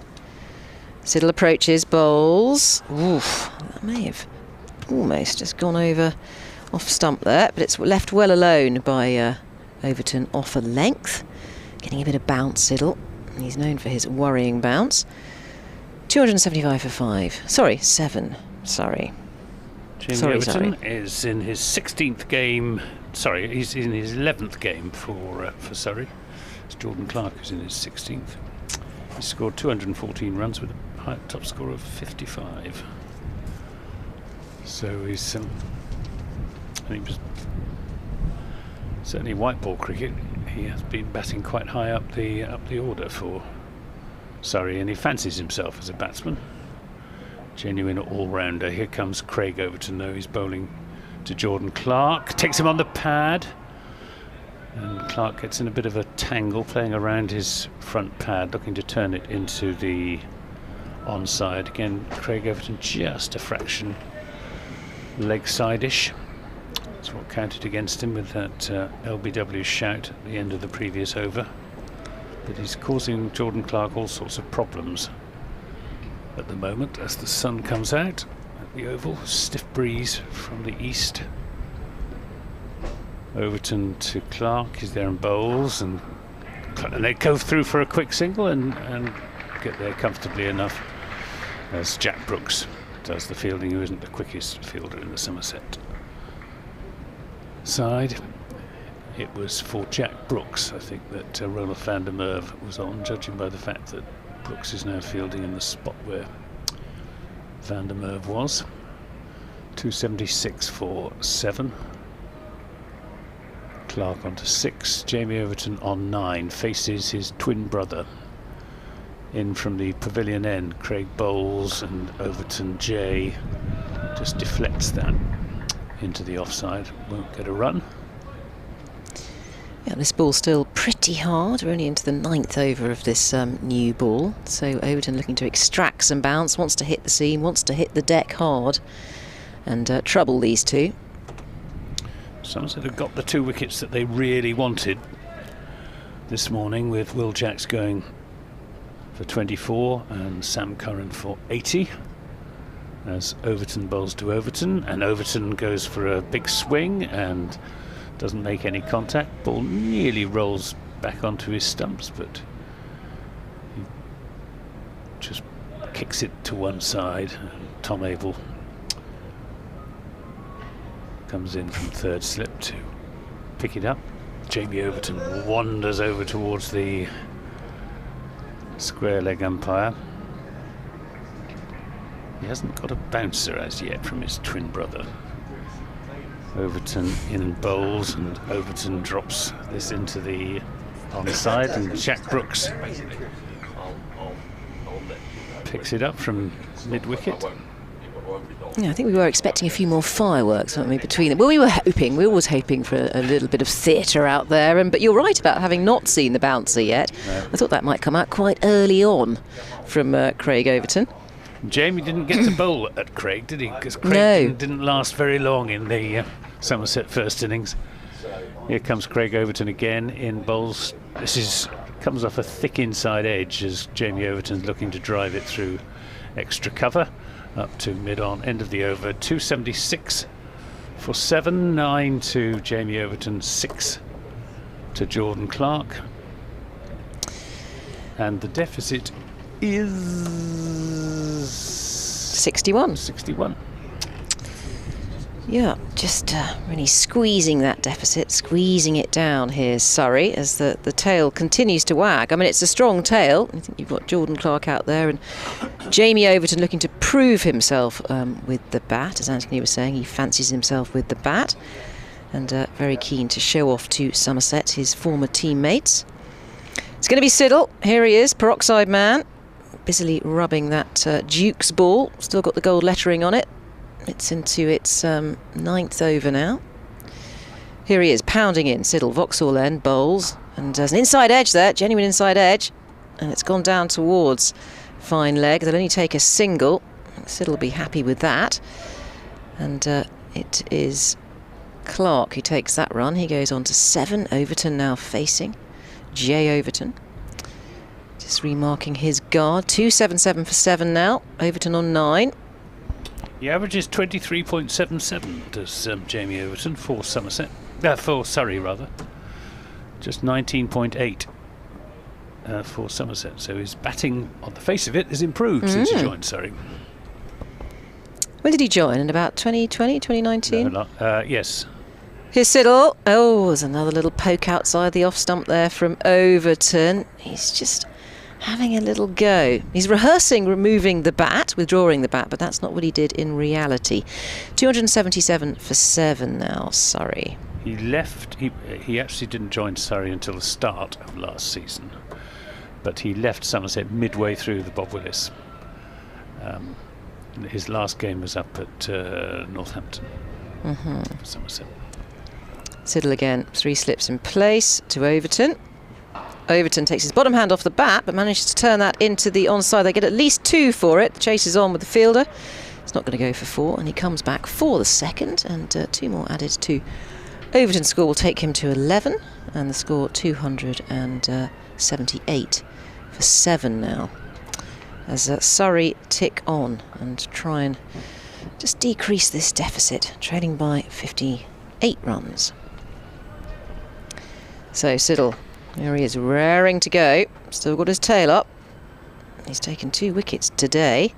Here he is, right arm over. It's on the stumps, making Clark play.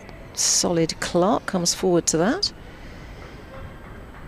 No run. Nice to see the sunshine again. It's certainly warmer than yesterday. I mean, yesterday it was about 14 degrees, the blustery wind. Have you been outside yet? Not yet. I'm going to after this spell.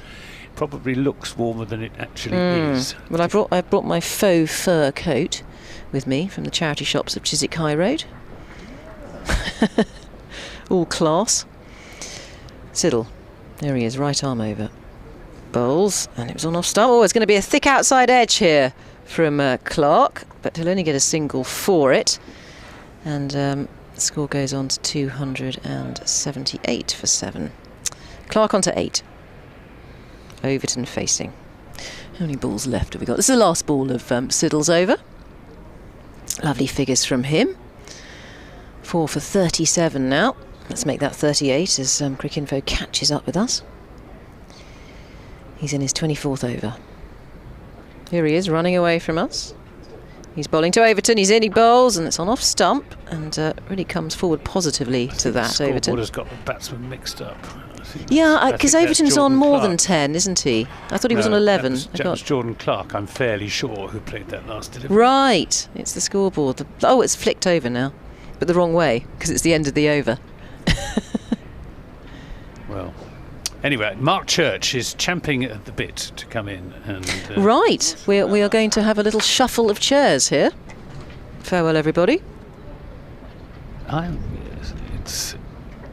It was Clark who faced that last delivery. I thought it was. Jamie Overton's on strike for the first ball of the new over, which will be delivered by his twin brother Craig. Here comes Overton C.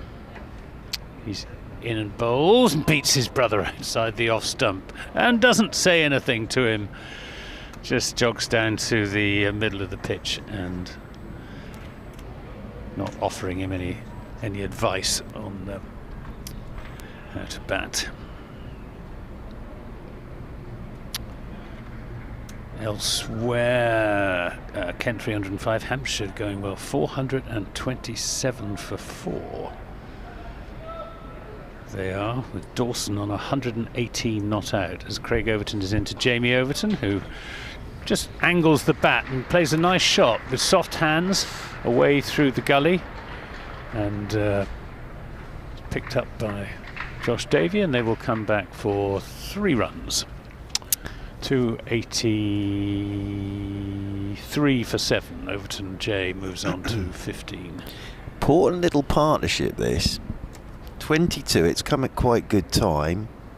The only problem that Surrey have now is Jay Overton, after taking that run, is down on his haunches at the non-striker's end. I'm not quite sure whether he's felt something in his right leg, but he's down on it. He's having a bit of a stretch now. Brother Craig is there as well, but just as he took that run, is now having a bit of a stretch down there at the non-strikers. His twin brother doesn't seem too concerned. It just wanders off towards the pavilion. I've been watching them through the binoculars. They haven't even looked at each other yet. Yeah. They haven't even looked at each other. The first ball he bowled to him, he just turned around and walked off, and Jamie just walked off towards square leg. So I don't think they've even acknowledged each other as yet, because I was watching through Isabel Duncan's magnificent, they might be yours, magnificent binoculars. Here comes Craig Overton to Jordan Clark. He's in and bowls, and Clark again takes that on the pad and Overton grubbers the ball at the stumps, hits them, but Clark still safely in his crease, so nothing done. Just going back to elsewhere, Essex 56 for 2 against Warwickshire. Quite a big first innings deficit there. Let's see how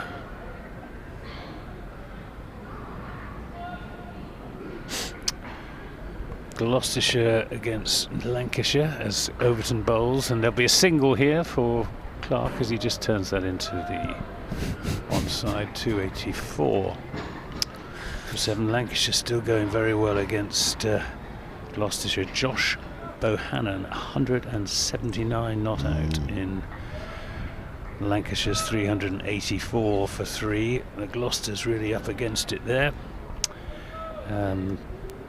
Likewise, Northants against Yorkshire, who are 180 for 2 as Overton bowls to Overton. And that's a defensive shot with George Hill on 46 and David Milan on 36. That's a substantial Yorkshire lead by 272 runs. You've got to think that the Yorkies are on their way to a second victory They're playing well at the moment, aren't they? They are, despite all of the ructions at Yorkshire and Headingley during the winter. Overton to Overton, and Overton J defends, and Overton C kicks it at him and hits him in the chest. Well, a little bit of brotherly byplay there. Jamie Overton doesn't seem too distressed by... Well, I'm just watching him to see if the physio's coming out. Yes, he is. Here comes Alex Tyso, fine figure of a man. Alex Tyso jogging out there in his shorts. Just to have a little look at Jay Overton, because the interesting thing was, I think Jordan Clark understandably completely forgot that Jay Overton had been having a bit of a stretch. When he took that quick single, I was just watching Jay Overton. Seems to be moving okay now, but he's just indicating to Alex Tyso, fine figure of a man, there on the Surrey live stream, chatting to Jamie Overton. Do you think it is a groin? Yeah, it looked a bit like that. I always fear for the physio what they're actually going to do at this particular moment, if it is. And on the Surrey live stream, just keep a little eye on this, because it will be, I think it probably will be a painkiller rather than any sort of massaging for Alex Tyso. So yes, but Jamie Overton there, he definitely just felt something as he took a single. Well, no, it was a 3 they took. Was it a 3? Was it? Yeah. The thing here is that this is getting squeezed at the moment, because this partnership at the minute, they came together when Curran went at 261 for 7. Now up to 284 for 7. So the difference between the two sides at the moment, 49. My maths is correct. So 49. Now, if they can squeeze that down to somewhere near the same as Somerset. I think it's actually 53. Is it 53? Well, what we've seen though this morning is there's a bit there. We've seen a couple take off, and we've seen a couple hit the glove. So I think, you know, these runs are all absolutely crucial in from a batting point of view, trying to get somewhere near where the opposition are. I think any lead could be quite interesting. Even 53 would be interesting. Josh Davey from the Vauxhall end is into Jordan Clark, and Clark's up on his toes, forces into the offside, and that rolls out there towards cover, and there's no run. Sam Curran looked in very good nick. He'll be desperately disappointed to go for 80, but nice bit of bowling again from Peter Siddle. Brilliant catch. Really good catch from Renshaw, very low down to his right hand side. I think it was one of those where his right hand got under the ball, and it was a brilliant catch because it was going down all the time. Terrific grab from Renshaw. Lovely bit of bowling from Siddle, as Davey is over the wicket to Jordan Clark, who lets this one go outside his off stump, and into the gloves it goes of Stephen Davis, moving away to his right hand side. Overton 15, Jordan Clark has 8 here on BBC Radio London, BBC Radio Somerset, and that Surrey live stream. So yeah, 53 they trail by. Surrey started this morning trailing by 133. So they've added 80. Lost 2 wickets, as Josh Davey is over the wicket once again, and Jordan Clark looks to force off the back foot. That goes past his edge, and it's taken by Stephen Davis, moving away to his right hand side. Ian Shepherd makes a good point on always look on the bright side of life. I expect both twins are under advisement from their respective coaches and captains to treat this like any other encounter. It's us supporters who may have got overexcited about it. I think that is absolutely spot on. Because as I say, they haven't even looked at each other yet. Josh Davey comes in over the wicket to Jordan Clark, and Clark again, that just nips back. He'll get a quick single here to backward points. Good running, and that shows that Overton's feeling okay, because he's called Jordan Clark through for that. Who is the oldest of the two? Is there like a 20 seconds? Craig, right, by a matter of minutes. Is it? Right, so it's one of those, is it? Yeah. After you, no, after you. And it's Craig that has the few minutes ahead of Jamie. Turning below us once more is Josh Davey. 2 slips and a gully for Jamie Overton. As Davies over the wicket to him, and Jamie Overton, solid looking defensive shot, plays this one back up the pitch, and there's no run.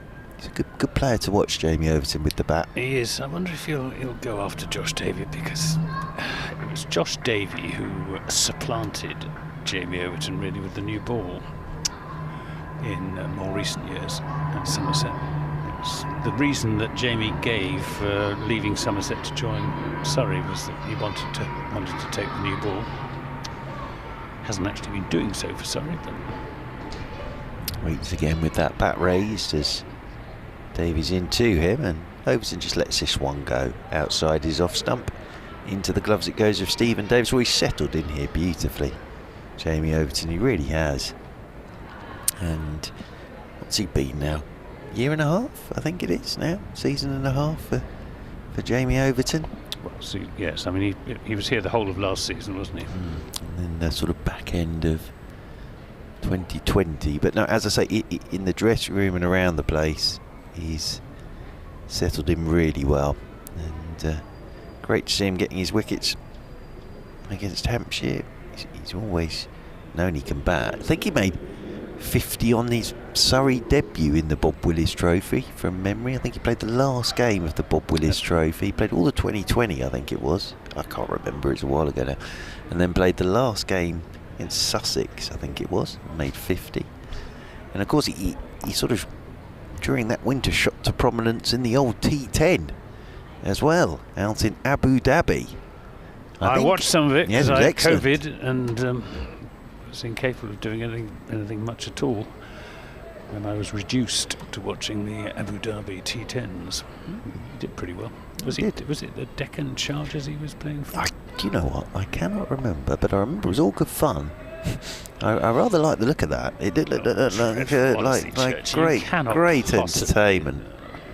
Jack Brooks coming into the attack from the pavilion end. Oh, he brings that back in and must have been very close to an LBW, but yet again Martin Saggers belies his reputation as more of an outer than a non-outer and shakes his head. Height will be the issue here, I would have thought, if anything. Yeah, yes. Fair enough, I think. I again, being the strange chap that I am, I rather enjoyed to see who was being a consultant on that. Brooks in and bowls. This is turned into the onside just for a single by Clark. As Banton comes off the boundary. No, it's not Banton, it's Ben Green, in fact, who's on a sub for, I'm not sure who, not Craig Overton, he's there. But consultant at the T10. Ooh, that sounds lovely. Yeah. Sit there. Slog it. Sit there and have a watch. Short pass on some advice. 45-yard boundaries. This is pushed firmly back by Jamie Overton to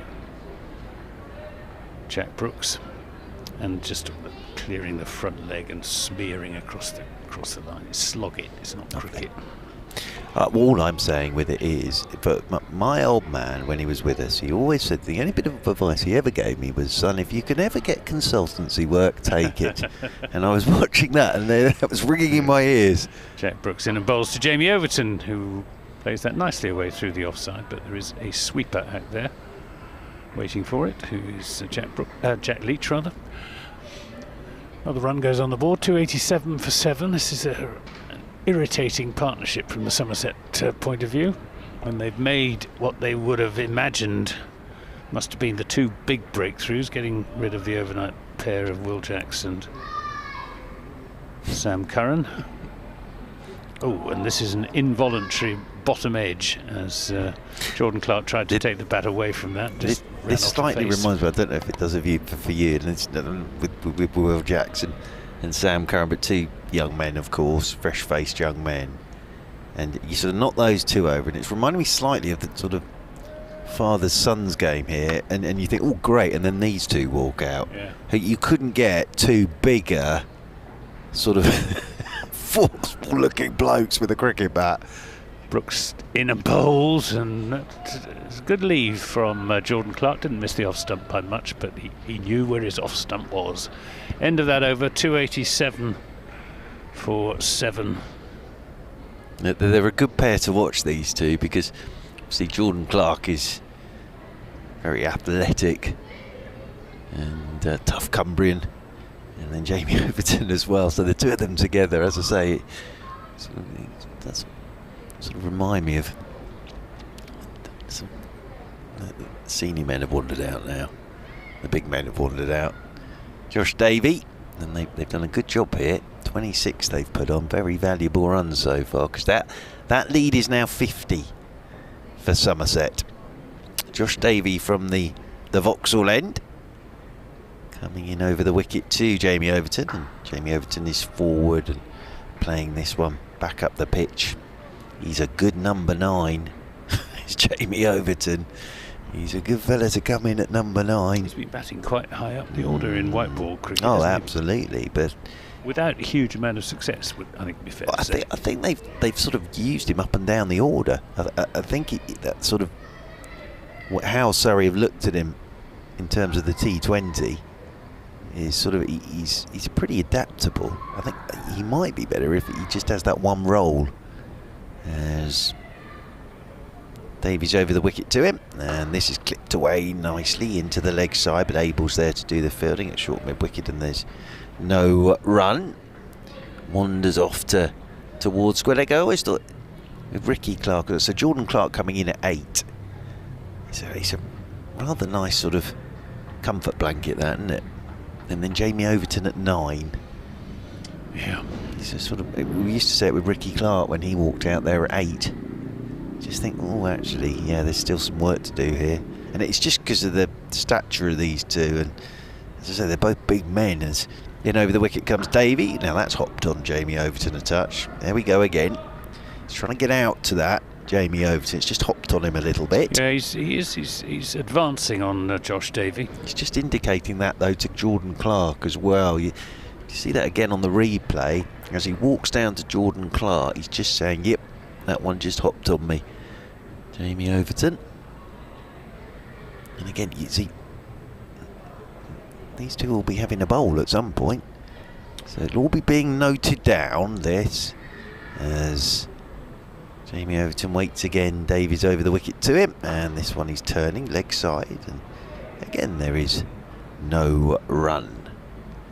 I think this could be an interesting afternoon here. 287 for 7, creeping towards that first innings total of Somerset of 337. Of course, we're still in bonus point territory. We are. So there's still, what have we got? Still got quite a while, actually. We're only in the 94th over, so still got quite a while to go for bonus points. There's 2 slips and a gully, and the sun shining. Davey is over the wicket here to Overton's had a drive at this one. That goes past his edge. He's looking to go square of the wicket with that, I think, is Jamie Overton. That's into the gloves of Davis, moving away to his right-hand side. But I've just looked up and there are definitely a lot more people in now than there were first thing this morning. Weather will help, and plus the fact it's Saturday. So there's always a lot of things to do, I think, on a Saturday morning. Weekly shop, that sort of thing. Get those jobs done, then come down to the cricket. Lovely. Maybe past umpire Pollard, and here goes Jamie Overton, swing and a miss. Couple of steps down the pitch, looking to launch that one over long on, and it goes past his edge. Taken by Stephen Davis. End of the over. 287 for 7. Surrey. Overton 16. Jordan Clark has 10. Listeners to BBC Radio 5 Sports Extra, I think, have joined us as well up to the lunch break. And of course on BBC Radio London and BBC Radio Somerset. So Surrey trail by exactly 50 now. 50 they trail by. Started the day trailing by 133. Have lost Will Jacks to Peter Siddle for 24 and Sam Curran to Peter Siddle for 80.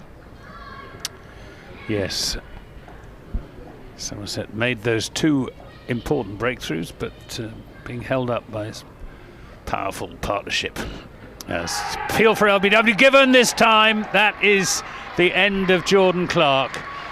Good piece of bowling from Jack Brooks, bringing that one back from outside the off stump and pinning Clark in front. And the first LBW of the match.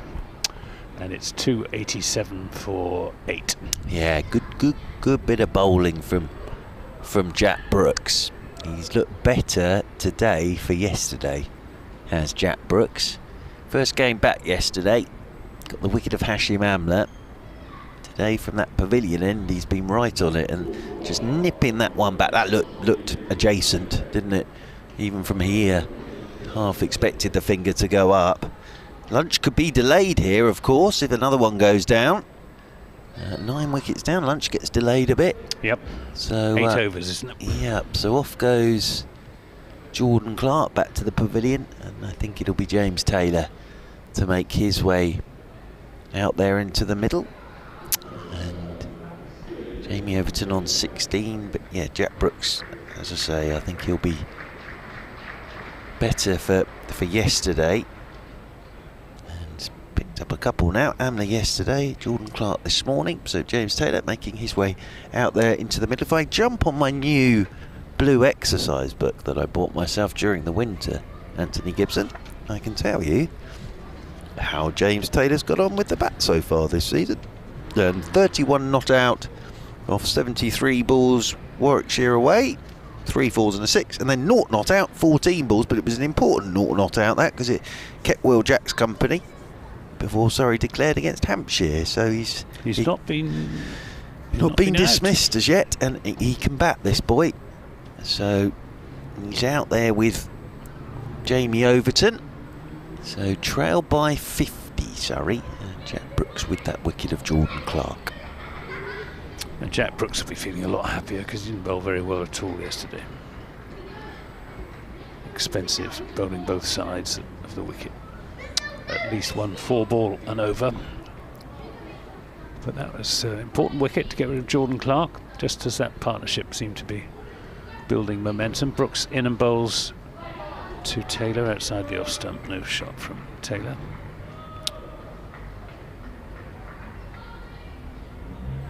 As I say, I think Jay Brooks will be better for yesterday. We've seen it already today.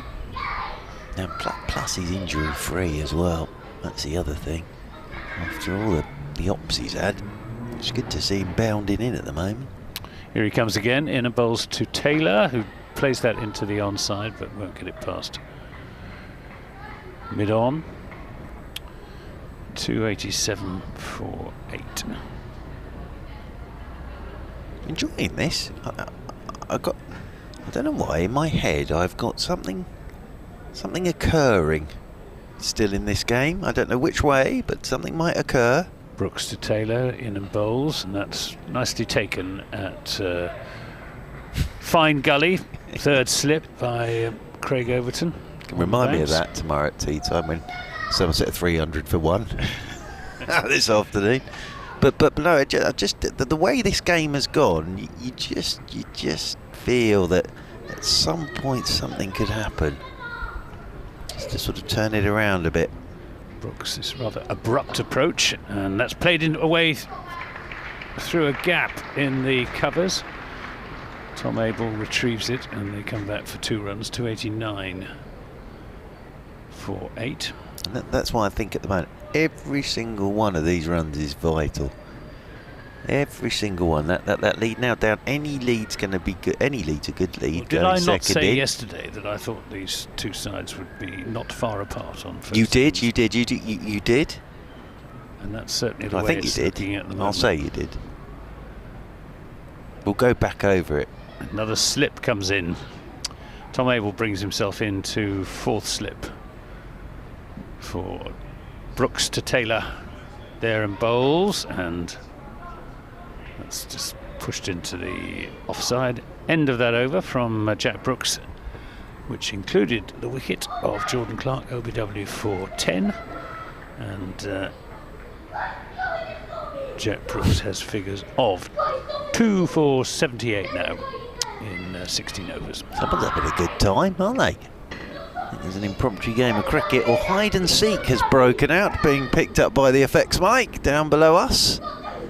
So I think the chairman of this fine county, I think he's quite rightly on a day like today got a few friends and family up here, and they're having a bit of a run round at the moment, I think. There's a family party down there. Family party, yeah. family party, He's the chairman, lovely family party. As Josh Davey in over the wicket to Jamie Overton, just nudges this into the leg side, and well, if Somerset go with giving the single to James Taylor, he won't mind that too much actually. Overton there he will trust James Taylor. Probably knock all 3 stumps out now, but he can bat, James Taylor. 290 for 8, and as I say, every run's absolutely critical at the moment. As Josh Davey turns down below us once again, and will come striding in over the wicket to James Taylor. Taylor's forward, thickish inside edge. Oh dear, misfield at mid-wicket, so that'll be couple here. Jack Leach thinking about something else maybe there, and well, they're back for 2. Anthony Gibson not happy. 292 for 8. Taylor on to 4. Pride themselves on their out cricket, and that was a sloppy piece of fielding by Jack Leach. Just must have taken his eye off the ball. He apologises. Almost looked like he was apologising to you there, Anthony Gibson, didn't it? waving up towards Josh Davey, as settling himself down over his bat once more is James Taylor on 4. Trail by 45, sorry, as Davey is into him and Taylor's forward. That's a good length. Just searching a touch for that one was James Taylor. And that rolls down towards backward point. But the other thing here is 1 wicket away from a 3rd bowling point, Somerset. Surrey 8 wickets away from a 3rd batting point. So who was it who said points make prizes? As James Taylor waits once again. 2 slips and a gully in there. Davey down below us turns once more. In comes past umpire Pollard into Taylor, who's driving. Good looking shot from James Taylor straight out to cover. Able to do the fielding in there, and there is no run, but he's just lent on that. James Taylor. Nice looking shot that from James Taylor. Just having a bit of a stretch. Overton Jamie having a little wander down there at the non-striker's end.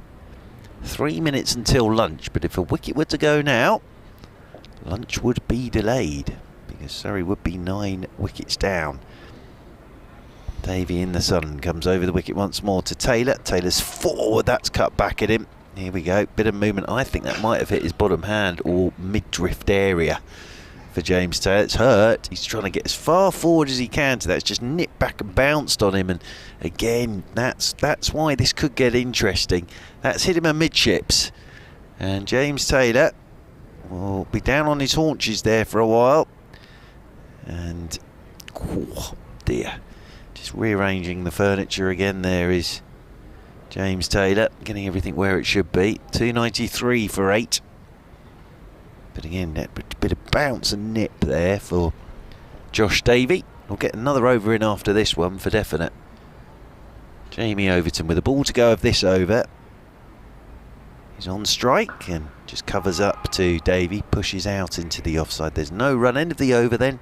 1 more to go till lunching, unless a wicket falls, of course. 293 for 8, sorry, they trail by 44. He's a bit of a not-out specialist, is James Taylor. He played 2 games, 2 first-class games for Derbyshire, and wasn't out in either of them. And he's played 7 games for Surrey, 8 innings, and he's been not out in half of them. Yes, very good. So he's averaging well into the 20s. Well, always remember Matthew Dunn. Matthew Dunn was on for the world record of consecutive not outs at one point. Then someone mentioned it to him, and he got overexcited and played a shot and got out. But there was a moment where he was going to be a world record holder. Brooks in and bowls to Taylor. Taylor, yes, it is Taylor. Plays it up to mid-on, and there's no run. Jamie Overton will be more than happy with his performance against his old side with the bat. It's Brooks to Taylor, who drives it back at Brooks, who doesn't take it cleanly, but it's cleaned up by Tom Lammonby. Of course, there is an Overton, isn't there? Whenever I drive, my drive to Taunton, there's an Overton I pass Overton in Hampshire. That's right. I pass Overton when I come off onto the the one that goes past Stonehenge. This is Brooks to Taylor, who defends. There's a big factory there, De La Rue factory, where they make banknotes. Oh, it's a huge place, huge place. The train going, if I catch the train from Waterloo to Greatley, which is into Wiltshire, goes through Overton and Whitchurch. Oh, lovely. Yes, every time I go past that signpost to Overton. Brooks in and bowls, and that one bounces on Taylor, who plays it well, and certainly showed plenty of aptitude there as a batsman, keeping that down into the offside. He's bowling much better today, Jack Brooks. Bowling with more intent than he did yesterday. He was rather sort of lolloping in and rolling his arm over. Whereas today he's hitting the pitch. Here he comes again, in and bowls to Taylor, who plays another solid looking defensive shot. Nothing wrong with a bit of lolloping, Mr. Gibson. I've done a lot of that in my time. Me too. Bit of lolloping in. But no, he's better for yesterday. He's got some overs in him. Coming back from that injury, he's hitting the deck a bit harder today. Well, this I think will be the last ball before lunch, unless it produces a wicket. It's Brooks to Taylor, who've taken on the pad, and Brooks appeals. There wasn't much support from behind the stumps, but umpire Saggers shakes his head for the umpteenth time. We'll just look at the replay on that LBW shout. Pretty good shout. I think he might have got a bit of bat on that. Edge. I think that's the only thing that could have saved him, a bit of that on that. So a little bit of bat on that. So that is luncheon here on this, the third day. Anthony Gibson, thank you, sir. You go and get some lunch. I will. And Surrey go into lunch. Interesting morning, that. 293 for 8. Morning? Yeah, very much so. Very much so. And I think creeping towards that first innings total of Somerset, trailing by the 44, started the day 204 for 5. And Will Jacks caught Renshaw, bowled Siddle for 24. Sam Curran caught Renshaw, bowled Siddle for 80. Clark, LBW Brooks for 10. Overton 17, not out Jamie Overton. And James Taylor is 5 not out. So Surrey 293 for 8. As I say, they trail by 44. So we'll leave you now on BBC Radio 5 Sports Extra for more IPL coverage for you. And we'll leave you on BBC Radio London and on BBC Radio Somerset. We'll be back with you, of course, for the whole of the afternoon session. But on the Surrey live stream now for you during the lunch break, a documentary on the magnificent ACE programme, the brainchild of Ebony Rainford Brent, and that will guide you through the lunch break. And we'll be back with you in around about 40 minutes' time. The love and passion that the Caribbean community had for the game when they first came to the UK was just taken for granted, that it would always be there. And actually, if you don't do anything to support it and to feed it, then you end up where we are today. I think at times we can be a bit lazy, not looking outside that small independent school bubble sometimes for some of our better cricketers. I think there's a lot of beauty in that system, so this is not me sort of saying change that. What it made me realise is we need to design new systems from the ground up to support everybody else getting in. Any way we can help to encourage or just let other black kids know that, it's possible, it's not impossible, it's very possible. That's why we're here, to pretty much fly the flag, let them know that it can be done. Hello and Welcome to the press launch of the ACE programme charity. My name is Ebony Rainford Brent and I'll be hosting proceedings today, so I'm absolutely delighted to be here. Now, Surrey have announced that their ACE programme, designed to increase opportunities for the African Caribbean community, is to become an independent charity following more than £500,000 worth of support from Sport England. Well, now what we're going to do is build the programmes from the bottom up, look at the grassroots, build school programmes, community programmes and link that all the way through. This is a serious programme that can make a difference. You must once again stay at home, protect the NHS and save lives.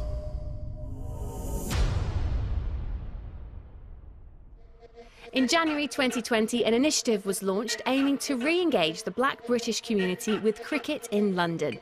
25 scholarships were handed out to players in 2 age groups, all with the chance to play and train at the Oval. For black players playing cricket, it's decreasing, and not just at the county level, at the recreational level as well. It was really shocking to me when I found out the figures about like a 75% decline. Again, it's not something that was on the forefront of my mind, but now when I think about it, you know, that's so shocking, and a programme like this is really going to change that. Good. Cricket is one of the sports that you need facilities, you need the resources, and it's quite hard. It's quite hard for a lot of players, and especially without being in a private school or a pathway within a county. Access to facilities just by itself, just for recreational purposes, is quite hard to get.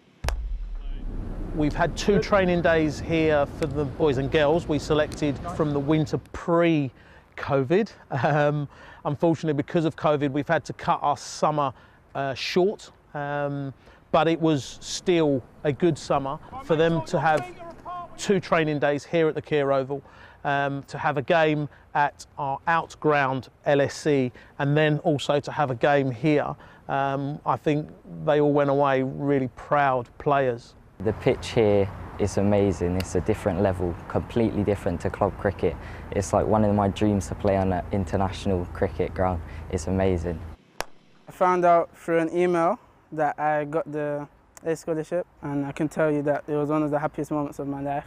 I remember I just jumped up, shouted, screamed all over the house, called my mum and dad, and we definitely got to celebrate a special achievement. I especially like the social aspect, you know, being around my friends who also enjoy the game too, and I love bowling, especially like bowling aggressively at the opponents and trying to get them out. We've taken big strides to get 24 young people that we didn't really know about. They've had a chance to play here and train at the Oval, and we've seen them develop over a short period of time. And you know, thankfully, we've had one player in particular who's come through and now is being seen by our academy performance managers and is going to get opportunities to play for the under-18s. Now, that wouldn't have happened without this programme. The thing that's great about it is I believe that anyone can do it. You know, if you can't think you can't pick up a bat, I'm sure you can run. You know, you've got to run in the field, you've got to run between the wickets, everyone can throw. There's so many different elements to it that can make like so many different people enjoy the sport. You're going to come and stand here. We're looking and finding anybody out there that wants to play cricket. But also with that comes, we can help you access not just playing at county level, but we hopefully could get you to access playing at, you know, first team club level, or becoming a scorer, or getting involved with being a physio, or an S&C guy. So there's so many angles that you can be within the game, that their taste of cricket will help them explore where they want to go. After a successful first summer, ACE continued making national headlines as autumn brought some thrilling news. Today we're going to announce this exciting partnership with Sport England, who have invested over £500,000 over the next 3 years to support us reaching these communities and to make a difference. They've set us the exciting challenge of taking the insight, the learning and the passion and we can look to have a wider and maybe more national impact. So the ACE programme charity has been born. Yeah, it's big, isn't it? It's one of those where, I remember when we were speaking, should we go big to Sport England? Will they match that? And they did. The thing that's missing for so many of them is opportunity. If you give them the opportunity to get involved, many of them will grab it. And this is such a brilliant example of a programme and now a fledgling organisation that's going to help many more young people have those opportunities. Good ideas are great, but people who've tested them, and what Surrey County Cricket Club have done here is they've given this an opportunity to prove its worth, and that's why we can now with confidence get behind it. It's a talent ID program, so hopefully we'll have them playing at the highest level, but also if we can just make them better cricketers, better people. It's important that we're realistic in that we might not get 20 county cricket players. It's not just about that, it's about helping these players on their journey, developing as individuals. It's a great scheme, it's a great programme, but are we playing catch-up in reality after years of complacency and neglect? Long overdue, long overdue. How many other industries or sporting establishments would allow one demographic that you knew had a 75% interest and drops nearly to 0%, and for 20, 30, 40 years and not allow anything to happen? That's a clear problem. There are going to be many people to say thank you to today. Ebony Rainford-Brent, who's at the heart of this and the leader of this, the work that she did with Michael Holding on Sky in the early days was absolutely central, not only to getting people's attention but to keeping it going. Black Lives Matter has been picked up by the athletes and the retired athletes, and they're not going to let this go away until they see real change. West Indian clubs, or the black clubs that tried to get established, never got homes. There's a lot of wandering clubs. I really want to work towards building more homes or places that the clubs can go, that the prices aren't going to shoot up on them, that they know that they can get fixtures on set days, that they know that they can do fundraisers and build around that. So that home, that infrastructure is massively important for making sure the community can thrive in 5 to 10 to 20 years' time. Behind the scenes, what we're hopefully going to help with is just making sure that they're clear about how they can measure their success. We can connect them to other parts of the country where they might be able to take their model. And hopefully, at the end of the day, what we can do is turn this into a programme which runs everywhere. With more restrictions and lockdowns throughout the winter, training opportunities were limited. To keep the kids engaged, ACE sought help from a few familiar faces to inspire the scholars. I was just wondering, do you have any advice to give for us, to boost our cricket skills? As a batsman, I think good practice is a massive thing, especially at your age. You don't want to be practicing bad habits and doing things without thinking about it. You want to make sure every ball you're hitting, there's a purpose behind it. It's all about you guys. If you guys are willing to put in the hard work, it can take you anywhere. Trust me. Sport's about mistakes, and we're all going to make that mistake. But if you start looking negatively at things, if you see failure, you fail. It happens, and the more relaxed you are, the better you are at playing. So I teach and get people to adopt that principle and the thought of it from young. Your mindset is got to be switched on. You have to be able to block out any sort of distraction, whether that be your form, whether that be the flat wicket, whether that be the media, whether that be an injury, or whether that be whatever it may be. You have to block that out and be able to purely focus on what you're there to do.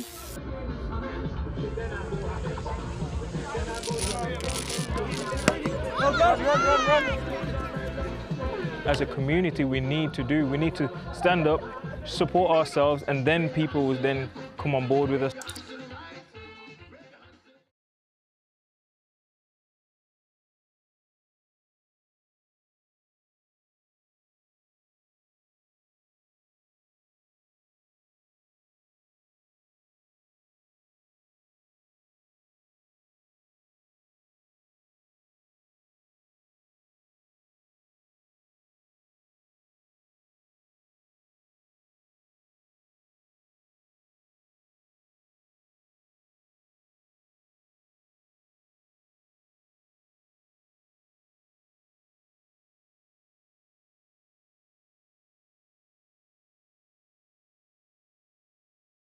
With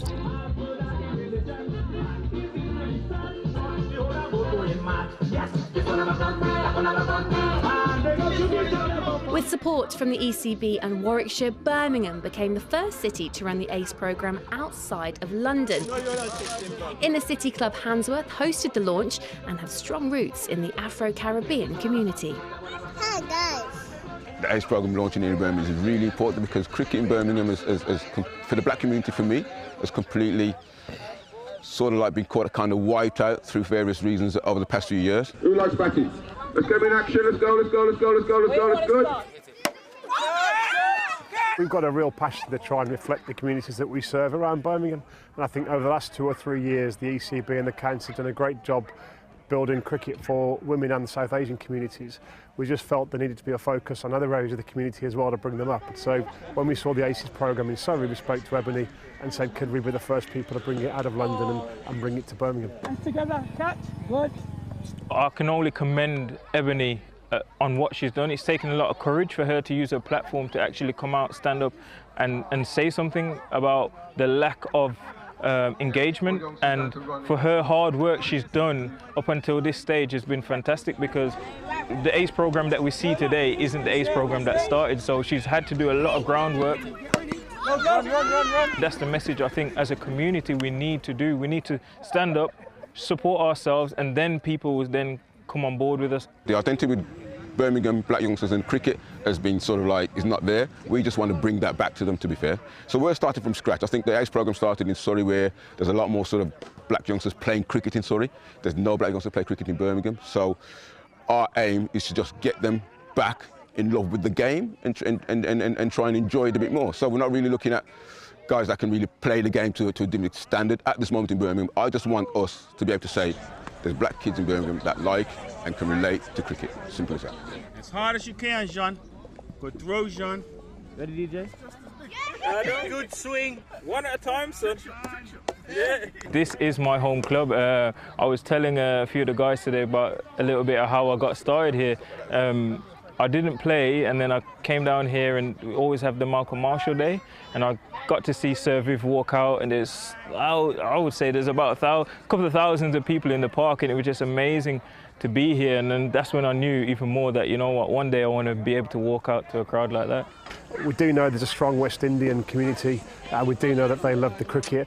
That's waned a bit over recent years. So our job is to think, how can we try and get that going again?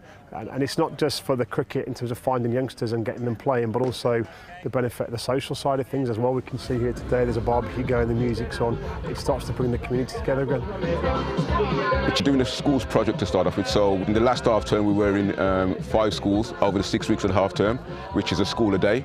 So we just go in and we just coach the kids in the skills of cricket, the bowling, the batting, a little bit of fielding, a little bit of catching, stuff like that. Just get them invigorated with the game again. And then from that, we're going to start our community hubs, which will start next week. So we'll have a community hub here at Handsworth Cricket Club and another community hub at Holford Drive, which is just down the road, Perry Bar. And then that just sort of brings it, you can do it at school, but one in the community as well. So we're just trying to cover all aspects of trying to get to those kids and get the game to those kids. I think short term, I think we've got 3 years to ensure that we can actually stand up on our own 2 feet with something such as the ACE programme. And then from there, long-term goal would be, you know what, it's not just one Ricardo Gordon, but many more from the community, a wider community from Wolverhampton, you know, from Dudley, from south of Birmingham, West Bromwich, to come and see that, you know what, there is a space where I can be who I am and develop with my cricket. Just relax a bit more. Well done. That's it. Oh, brilliant. Well done. How many kids can we get playing cricket? And the reality is that 95% of those won't progress any further in the game, but they've been introduced to cricket, they're playing it, and they might take it up recreationally. Out of that, can we find some talent? And that goes into our county age group, and hopefully 5, 6, 7, 8 years' time, we have an academy that's representative of the communities that we serve. So if you think most of our academy this year is from the Pakistani and Indian community in Birmingham, it'd be great to be able to say, right, we've now got that diverse mix from the Afro-Caribbean community, the Pakistani community, the Indian community, the Afghan community. And what I really want is to get to a point where the squad that walks out at Edgbaston represents all of those communities, and the people sitting in the stands represent those as well. And I think then we've started to achieve something really interesting. One such player is Davina Perrin. The 14-year-old from Staffordshire might just be a future England star. All right, Davina, so plan, I think we'll start on the front foot, and then as you feel comfortable, if you want to crank it up or change the length, you just let me know. So what are your favourite shots? I'm quite confident with pull shots, cut shots. Okay, yeah, like the short ball. Ready?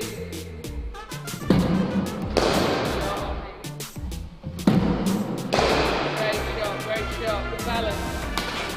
It's just how at ease I feel when I'm playing it.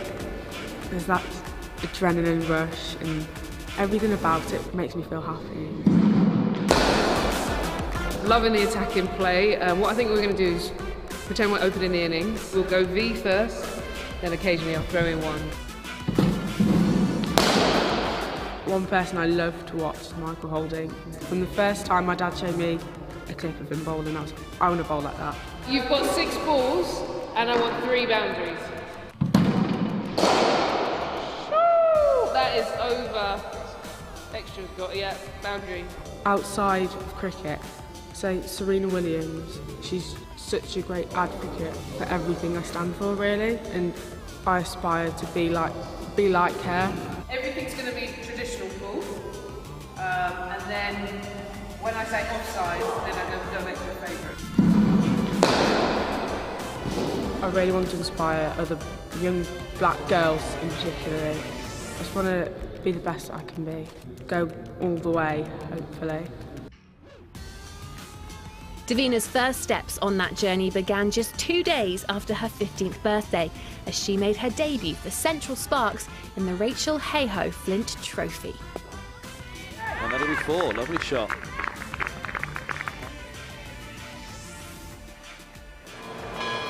Young Ibrahim from Ebony Rainford Brent's ACE programme, which is going great guns here at the Oval. And Ibrahim, on that programme, got the honour of ringing the bell this morning. I believe they've just secured another £1,000 worth of sponsorship, which means that they're going to be able to open up in Bristol following the opening in Birmingham a month or so ago. Well, now to a new initiative that's aiming to see more young black people take up cricket in Bristol. It involves a partnership with Gloucestershire Cricket, the charity ACE, and sponsors as well. So we set up ACE about 18 months ago and created academies. We started in London, got out to Birmingham, but we really wanted to get to Bristol because it's a big community down there where we know there's a lot of talent and a lot of need. So in partnership with Gloucester County Cricket Club, we're going to be going out there now to find ideally the next generation of players. You know, talent that can come through. Boys and girls is vital. And we're working all the way from the ages around 8 up to 18, trying to find talent and get it into the system. This is the third city that this initiative's been launched in, following on from London and Birmingham. So why Bristol? Yeah, when we started out, we kind of started with the big picture vision, and we really mapped out the key communities, key areas where there's a high density of the black community. So Bristol was key to us because there's a big community. You just go back to Edward Colston and, you know, us seeing a statue being overturned. There's a big history in that city. And I think going to the black community there will help to strengthen, you know, future community ties as well. With a new partnership and significant funding provided by the ECB, ACE will become a national programme and expand to 3 more cities this year. A whole community now re-engaging with the sport due to the hard work of Ebony and her team.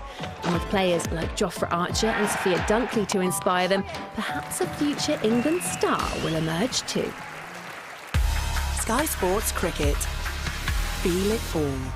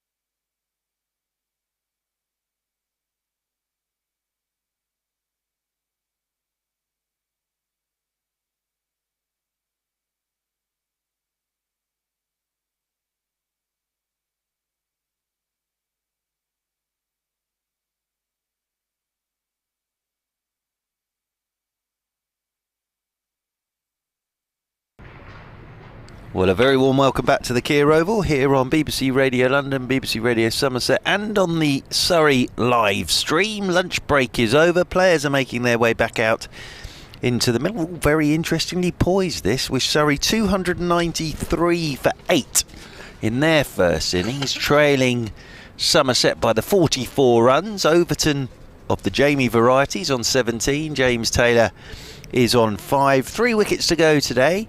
First of those was Will Jacks, caught by Renshaw off the bowling of Siddle for 24, and then Renshaw took an absolutely brilliant catch to get rid of Sam Curran for a very well made 80 again off Peter Siddle, and then Jack Brooks trapping Jordan Clark LBW for 10. That was 287 for 8, and then Jamie Overton and James Taylor taking Surrey through till lunch. So every run absolutely vital at the moment. Anthony Gibson is alongside, Isabel Duncan is alongside as well, and Anthony, after our herbal sausages for lunch, very much looking forward to this afternoon session. I didn't have herbal sausages. No. I couldn't quite face herbal sausages. It's a contradiction in terms. Well, I rather like them, I must admit. I had the chicken skewers with a rice and pea salad. Oh, very, very healthy. Excellent. But I do think they should provide something a little bit sweet, for even if it's only fruit. For afters. Exactly. Duly noted.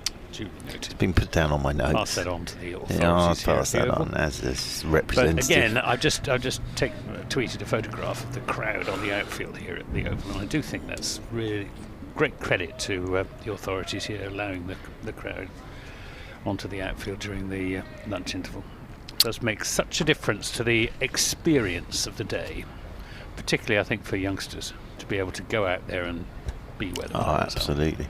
Peter Siddle with our first ball after lunch from the Vauxhall end is coming into Jamie Overton. Overton's forward, thick inside edge, runs away down towards fine leg. They'll get a single, little bit of movement there. We saw a bit more this morning, didn't we, of ball bounced a couple of times, hit gloves. Interesting. 294 for 8. Jamie Overton moving on to 18. James Taylor 5. Reece Topley, the final Surrey batsman, waiting up there to get out into the middle.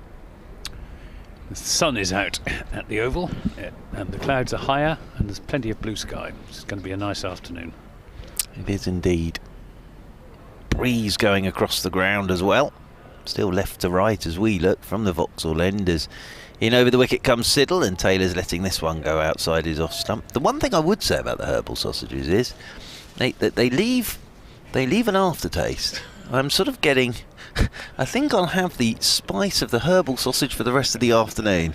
Very, very nice. 294 for 8. You're making me more and more grateful that I did have a chicken skewer as well. I resisted what little temptation there was. Yes, I did have a chicken skewer as well.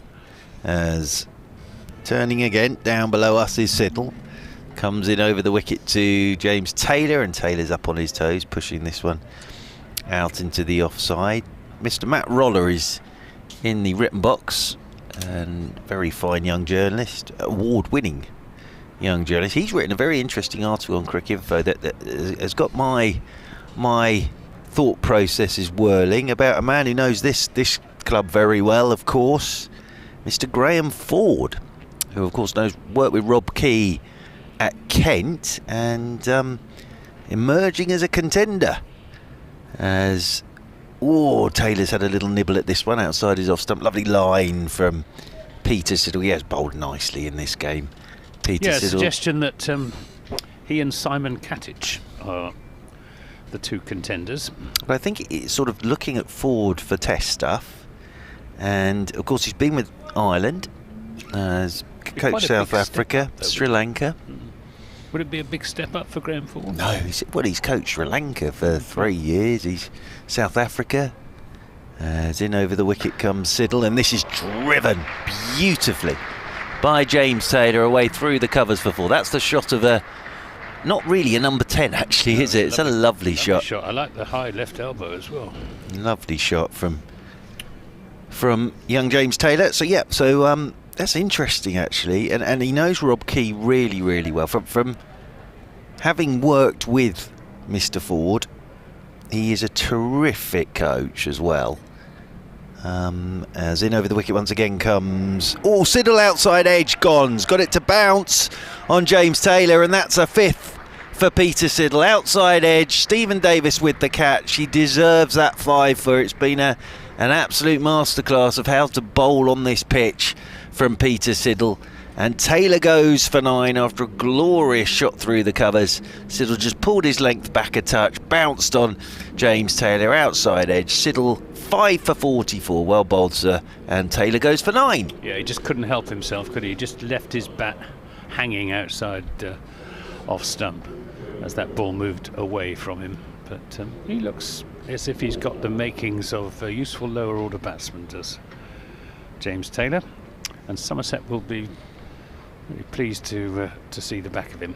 Yep, absolutely. And James Taylor gone for 9, and that brings Reece Topley out to the middle. It's a 3rd bowling point for Somerset. Surrey 2 runs away, great tension, 2 runs away from a 3rd batting point. So Reece Topley with a job to do here, and every run at this point very important in the context of this game. Well, runs are normally quite important in most games, but just where we are in this one, with getting close to that 300 and keeping that lead down, and any lead will be handy, and trail by 39. Sorry. And it's a 5 for Peter Siddle. Yes, indeed, 5 for 44. Yep. Yeah, very good His from first Peter 5 Siddle for Somerset. But yes, just getting back to Graham Ford, the other thing I would say, now take out what you think of him as a whatever, but Kevin Peterson, one of the greatest players that has played the game in terms of him as English. No, I'm saying that Graham Ford was Kevin Peterson. Well, that would be fun. No, Graham Ford, especially working under Andrew Strauss. Yeah, Graham Ford was Kevin Peterson's go-to at any point where he just didn't feel in nick, and they'd worked very hard together when he was a youngster. And I can remember him coming here. I know he played for Surrey here, but coming here when he wasn't, just to have a hit with Graham Ford. So if Kevin Peterson says he's good, then yes, you tend to listen to that. So it's a very interesting name, that, and as I say, he's well known in these parts. Here's Jack Brooks in and bowls to Jamie Overton, who pulls this away out to deep mid wicket, where it's fielded by Tom Banton, and they take a single 299 for 9. The downside of that single is that it exposes Reece Topley to Jack Brooks, with Surrey still 1 run short of a bonus point. Reece Topley averaging 4.42 for Surrey with the bat. Bats right-handed, bowls left. Brooks is in and bowls to him, and he's just quietly forward looking for a single into the offside, but it's not there. Not sure I agree with all of Kevin Peterson's opinions, or indeed that all of them are worth listening to, particularly when it comes to the future of the county championship. I haven't mentioned anything about his opinions, Mr. Gibson. What I have said is he was a hell of a batsman. Oh yeah. And if you're struggling and you're Kevin Peterson and Graham Ford your go-to, then Brooks in and bowls and beats Topley, who gropes at that outside the off stump through to Stephen Davis. No. Says something about the coach, really, doesn't it? I've got nothing. Yes. No, so I was just having a little dig at Kevin Peterson, not at Graham Ford. KP comes out with all sorts of things. All sorts of nonsense. All sorts of bits and pieces, but from a batting point of view, yeah, if you call for Ford. Brooks to Topley, who defends into the onside, and is that a no ball? I suppose the other thing, no, it wasn't. It's his arm just sort of just had his arm pointing extended at something, for no particular reason. I think it's still 299 for 9. I suppose the other thing with Graham Ford as well is he's coached Kent, he's coached Surrey, he knows the county game. So it's interesting that, and obviously worked with Rob Key at Kent when he was coach and Key was captain. Brooks to Topley, and that is the run that brings Surrey their 3rd batting point. Crowd appreciating that and appreciating the 300 for Surrey, and Topley off the mark. Just a turn of the wrist into the onside. 300 for 9. Trail by 37. Do Surrey. So yeah, interesting article that from Mr. Roller on Cricket Info, and worth a read. Oh dear, balls gone square again. There's been a lot of this, hasn't there? With I think every ball has been changed in the course of it. The other thing that tends to happen here, though, is there's the guttering around the ground. Now, sometimes when it's the quick old outfield, that ball can end up in the guttering and take a bit of damage. Well, umpire Saggers is unimpressed with Somerset's desire to change the ball. This is pulled down to long leg. Josh Davey moves around to do the fielding. Another run to Jamie Overton. Moves on to 20, 301 for 9. He's batted well, as Jamie Overton. He certainly has. End of that over, which was the 99th of the innings. So, what are we trailing by now? 36. Still a cushion for Somerset. And every time you get a bit closer... Could be a very interesting afternoon, bearing in mind the Somerset batting lineup still very short of confidence. Tom Avell will be feeling a lot better after that not out 150. It's good to see James Hildreth getting his second 50 of the season as well, because he's had a thin time of it. But one or two of the others still searching for form. Siddle sitting on a 6 for hit, coming in. Oh, here goes Jamie Overton. Blimey. He's picked this up off a length and just launched it over long on for 6. He's a strong boy, is Jamie Overton. It wasn't a bad delivery at all, but he's just stood there, back of a length, and slung it. Has it gone in a bin? Slung it over long on for 6. Wow. He's on to 26, 307 for 9. He tried a similar shot to Josh Davey just before lunch and made no contact at all, but that was a very, very solid blow. Take that, Somerset. Take that, Peter Siddle. Just watched it soar away over long on. See what you're missing. Well, I think Siddle's having a good old look at the ball now, because, as I say, they were looking at it anyway, Somerset. But I just wonder whether there was a bin down there where all the ground staff leave some bits and pieces. That soared away for 6 runs. This will be fun. Siddle's in over the wicket to Overton, and Overton drives. Good looking shot, won't take the single. They've spread the field now for Jamie Overton. So there are runs on offer out there. I don't like this. I really don't like when they set the field right back. I think they should try and get Jamie Overton out.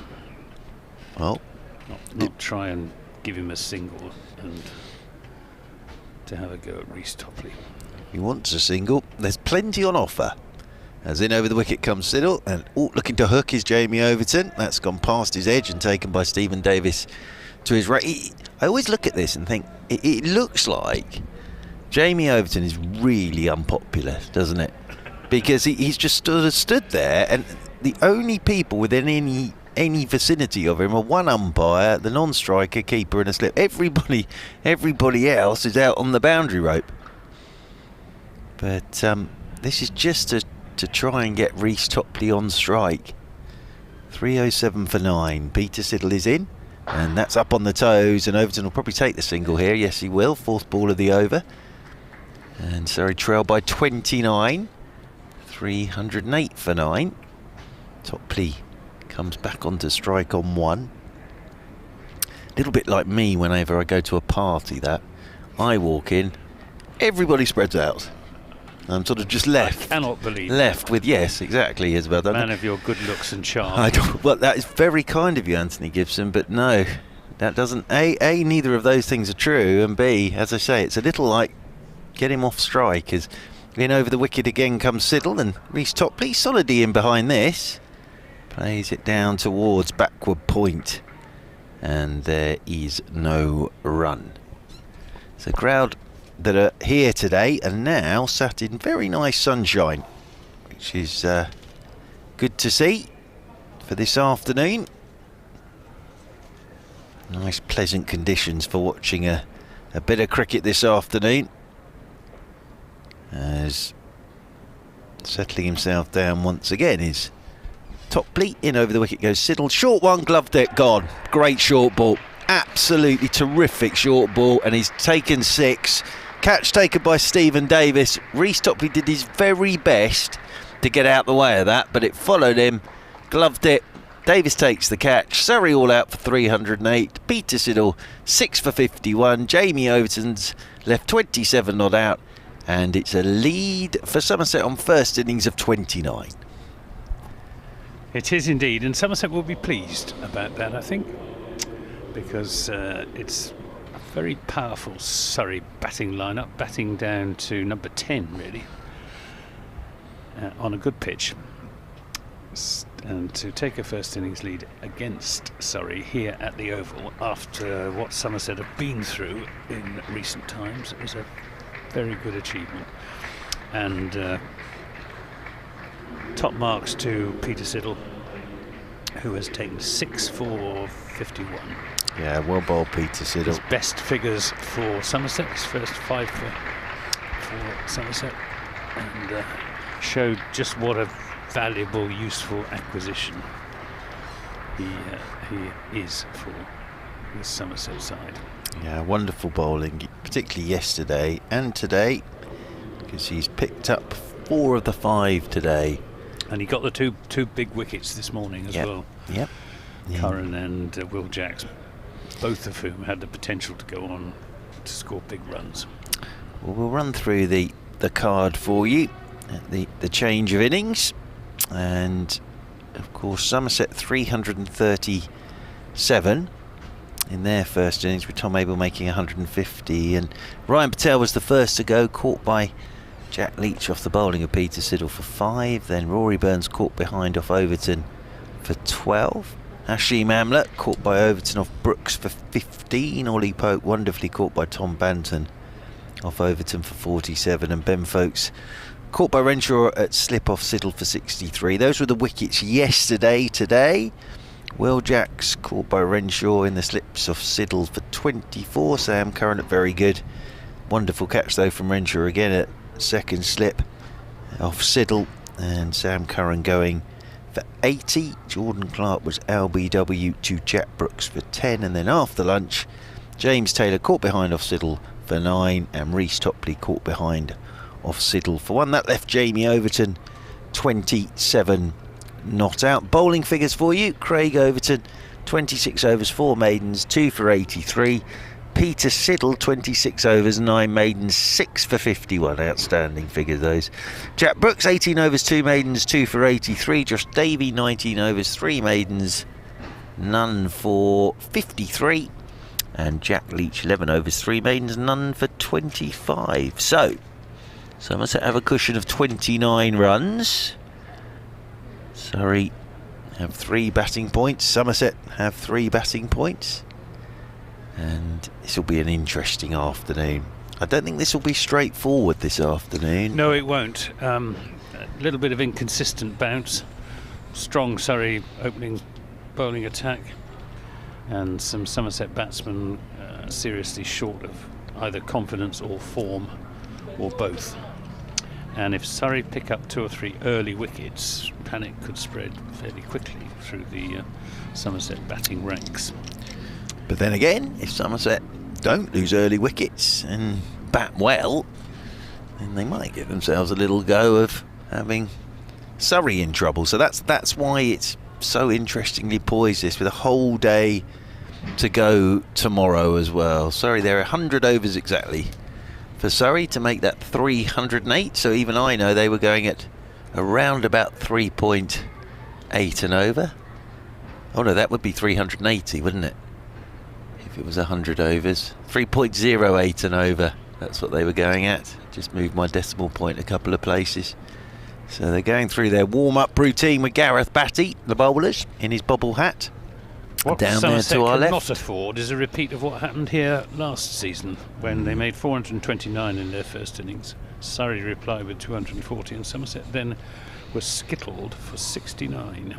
They were. Almost won the game though. Well, I don't know about almost winning the game. I mean, Surrey were 4 down at the end.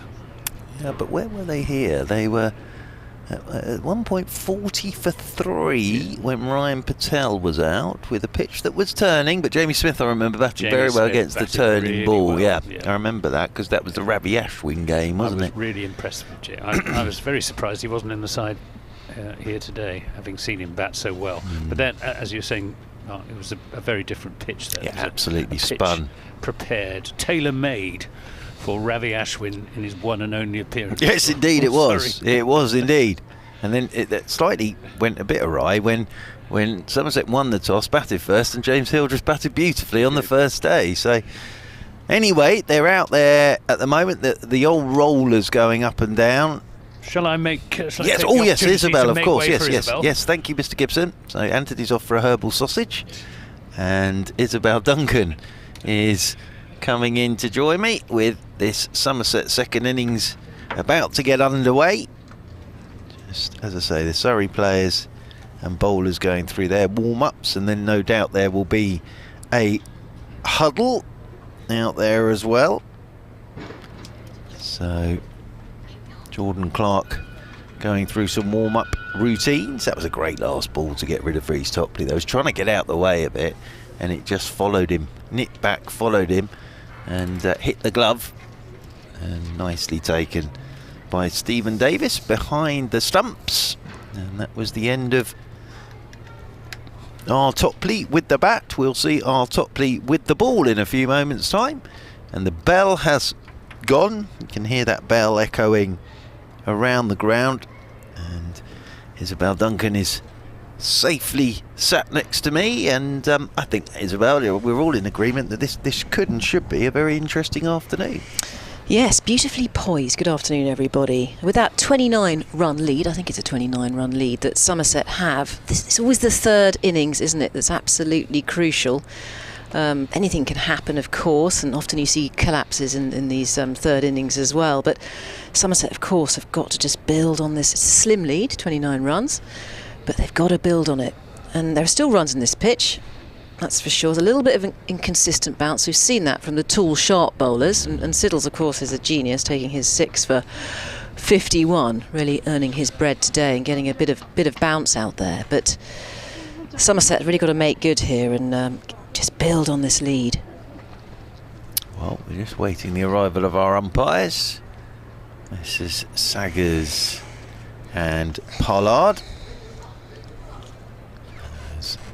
Down the steps slowly comes Hashim Amla in his white floppy sun hat, and then there'll be the customary huddle, and then off we go. So I'm always confused about the rollers.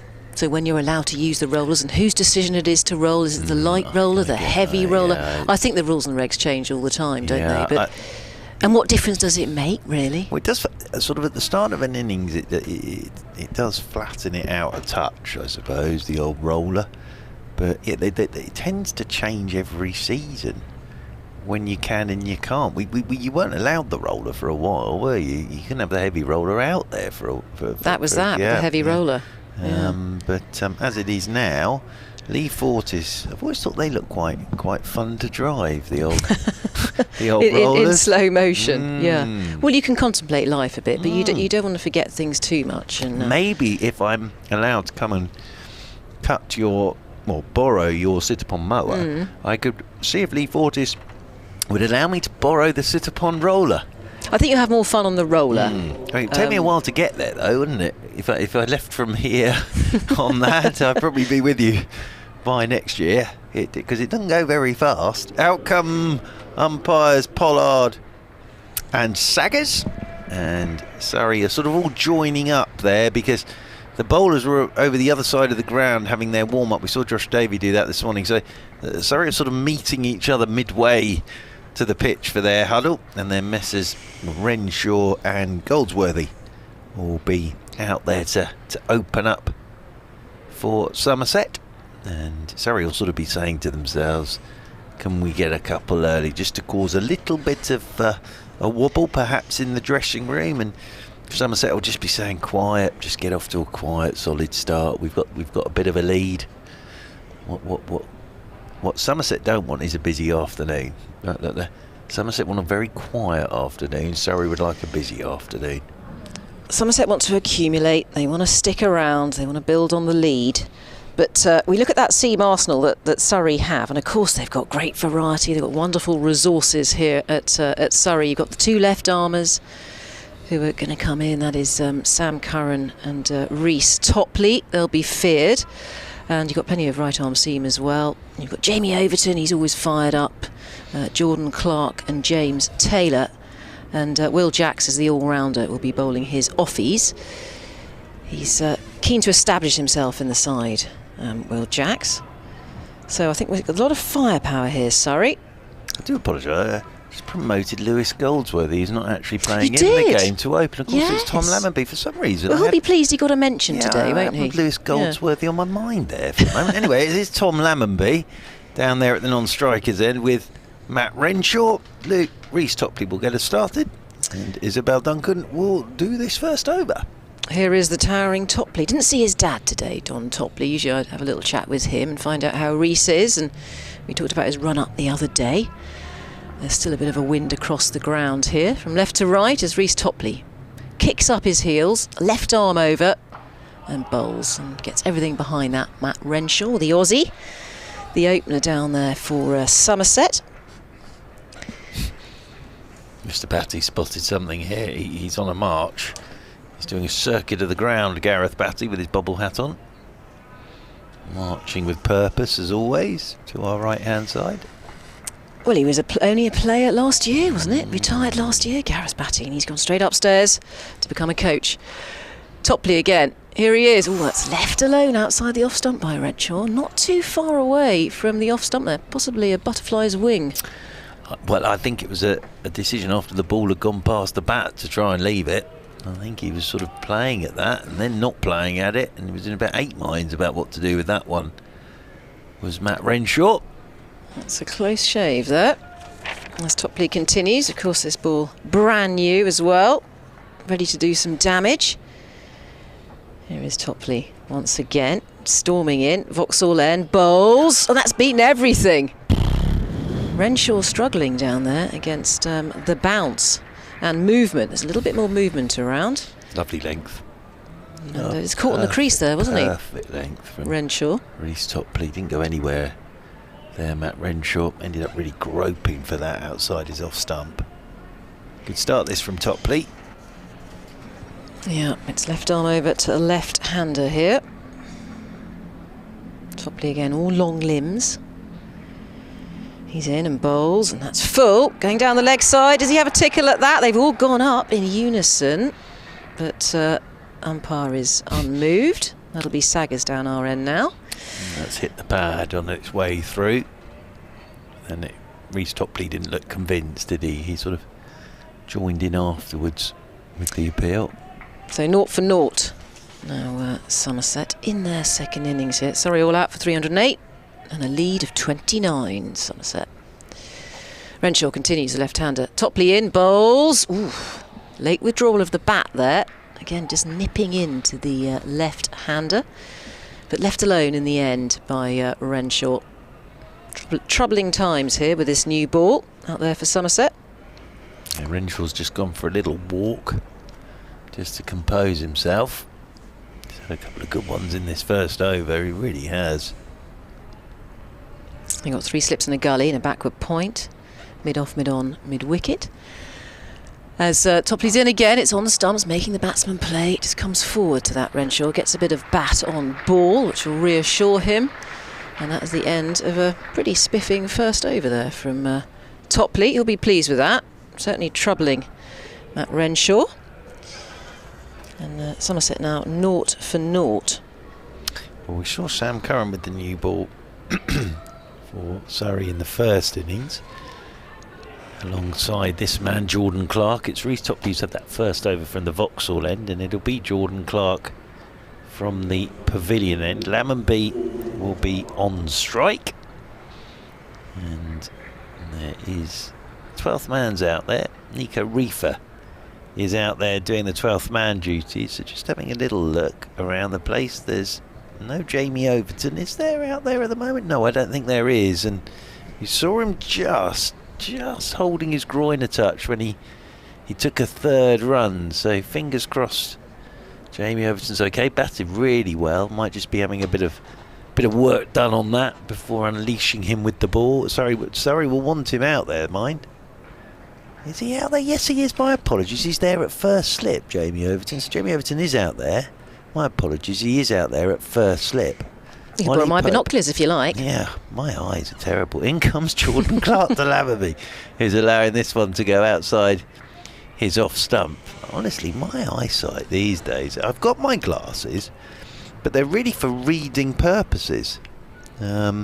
So I've got my glasses, as I say, for reading purposes. But it's the long sight. It's the long-sighted ones. So is it James Taylor who's missing, or is he sweeping out there on the cover row? It's James Taylor that's missing.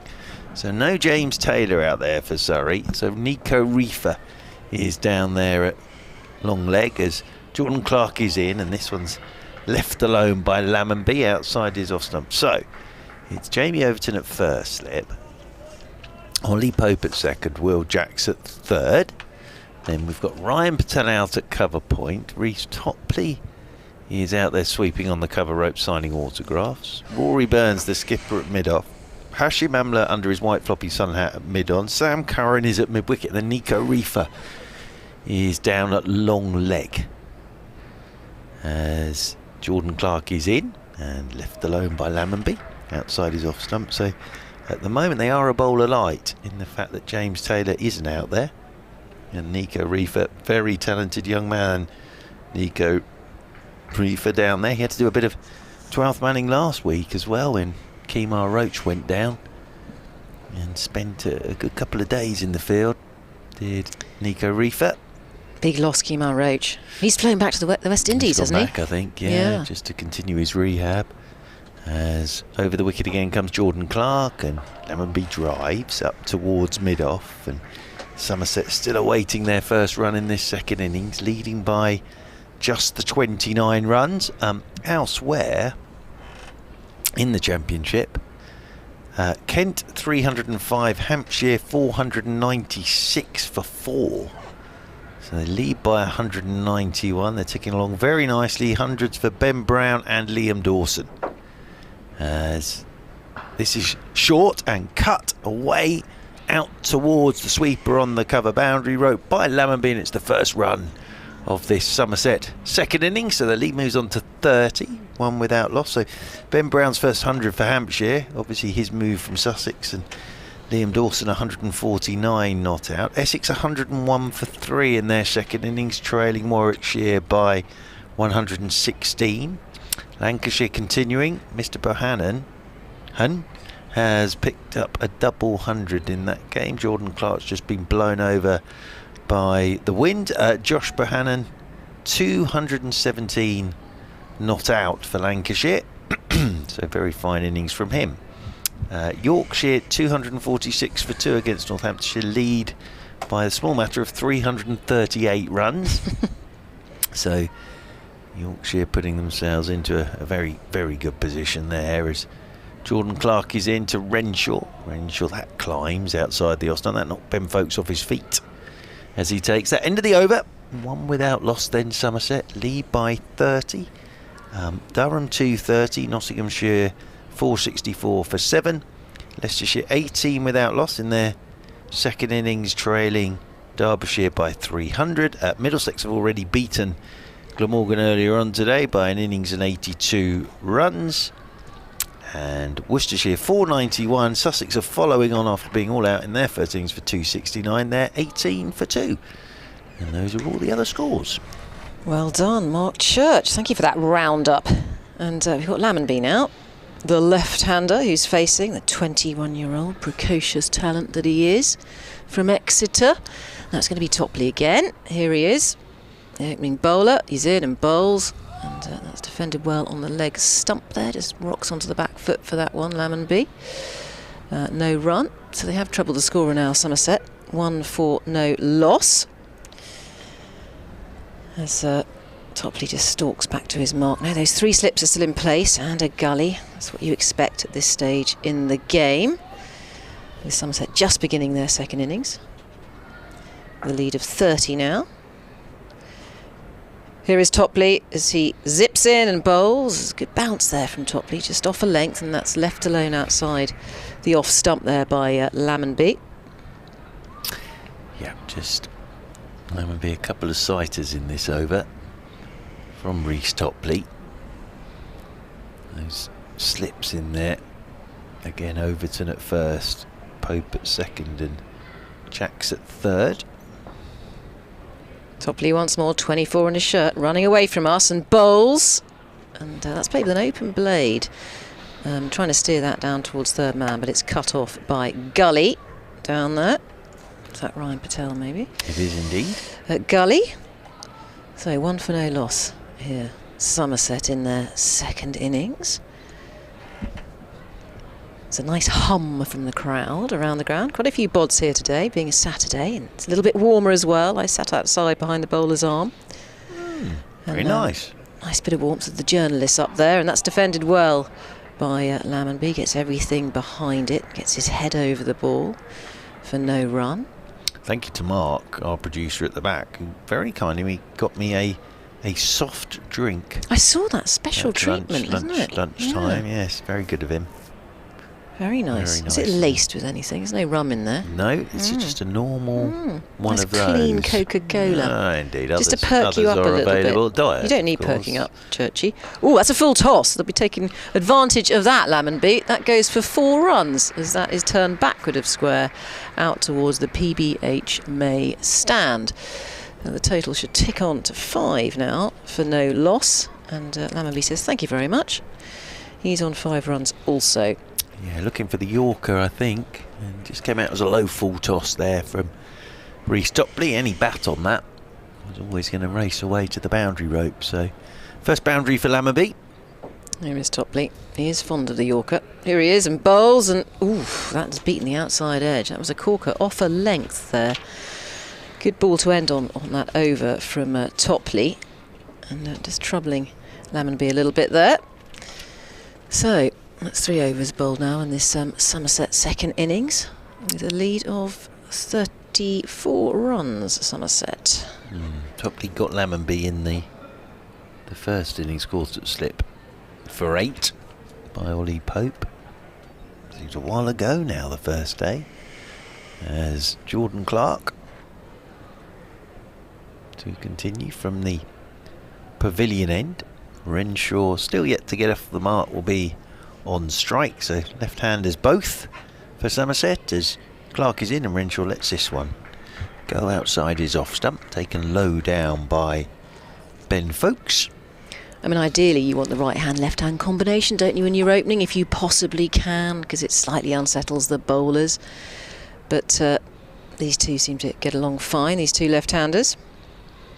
I used to love it in sort of junior cricket where the two openers walked out and you'd set the field and then realise one of them was a left-hander and then you'd have to...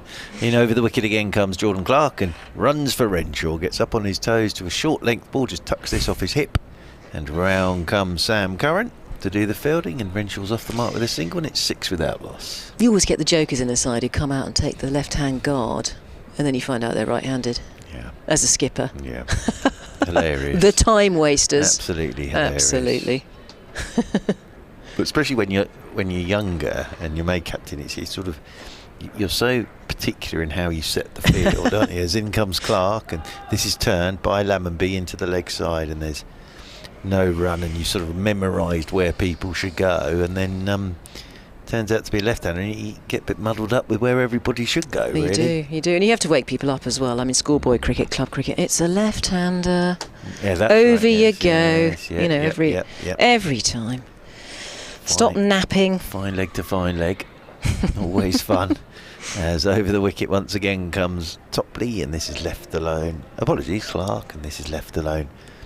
Outside is off stump by Lammonby, who wanders off towards square leg.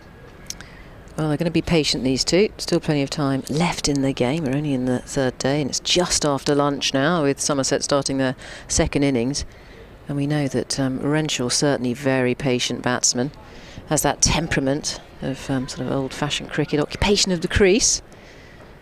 Lent on his bat at the non-striker's end as Clark is in. Lammonby drives, hits the stumps at the bowler's end. Ricochets away, that wrong-footed Hashim Amla, and I think that'll beat him over the rope and away for 4. So the straight drive, so straight, and a gorgeous shot from Lammonby that it hit the stumps and ricocheted away, a little like a good, like, bit like Brian O'Driscoll used to do, just sort of gave his opposite number the eye and sent them the wrong way, and that's exactly what the stumps did there to Hashim Amla. He was sort of setting off to his left and then had to set off to his right, but nicely played by Lammonby. He's on to 9, leads 39, 10 without losses.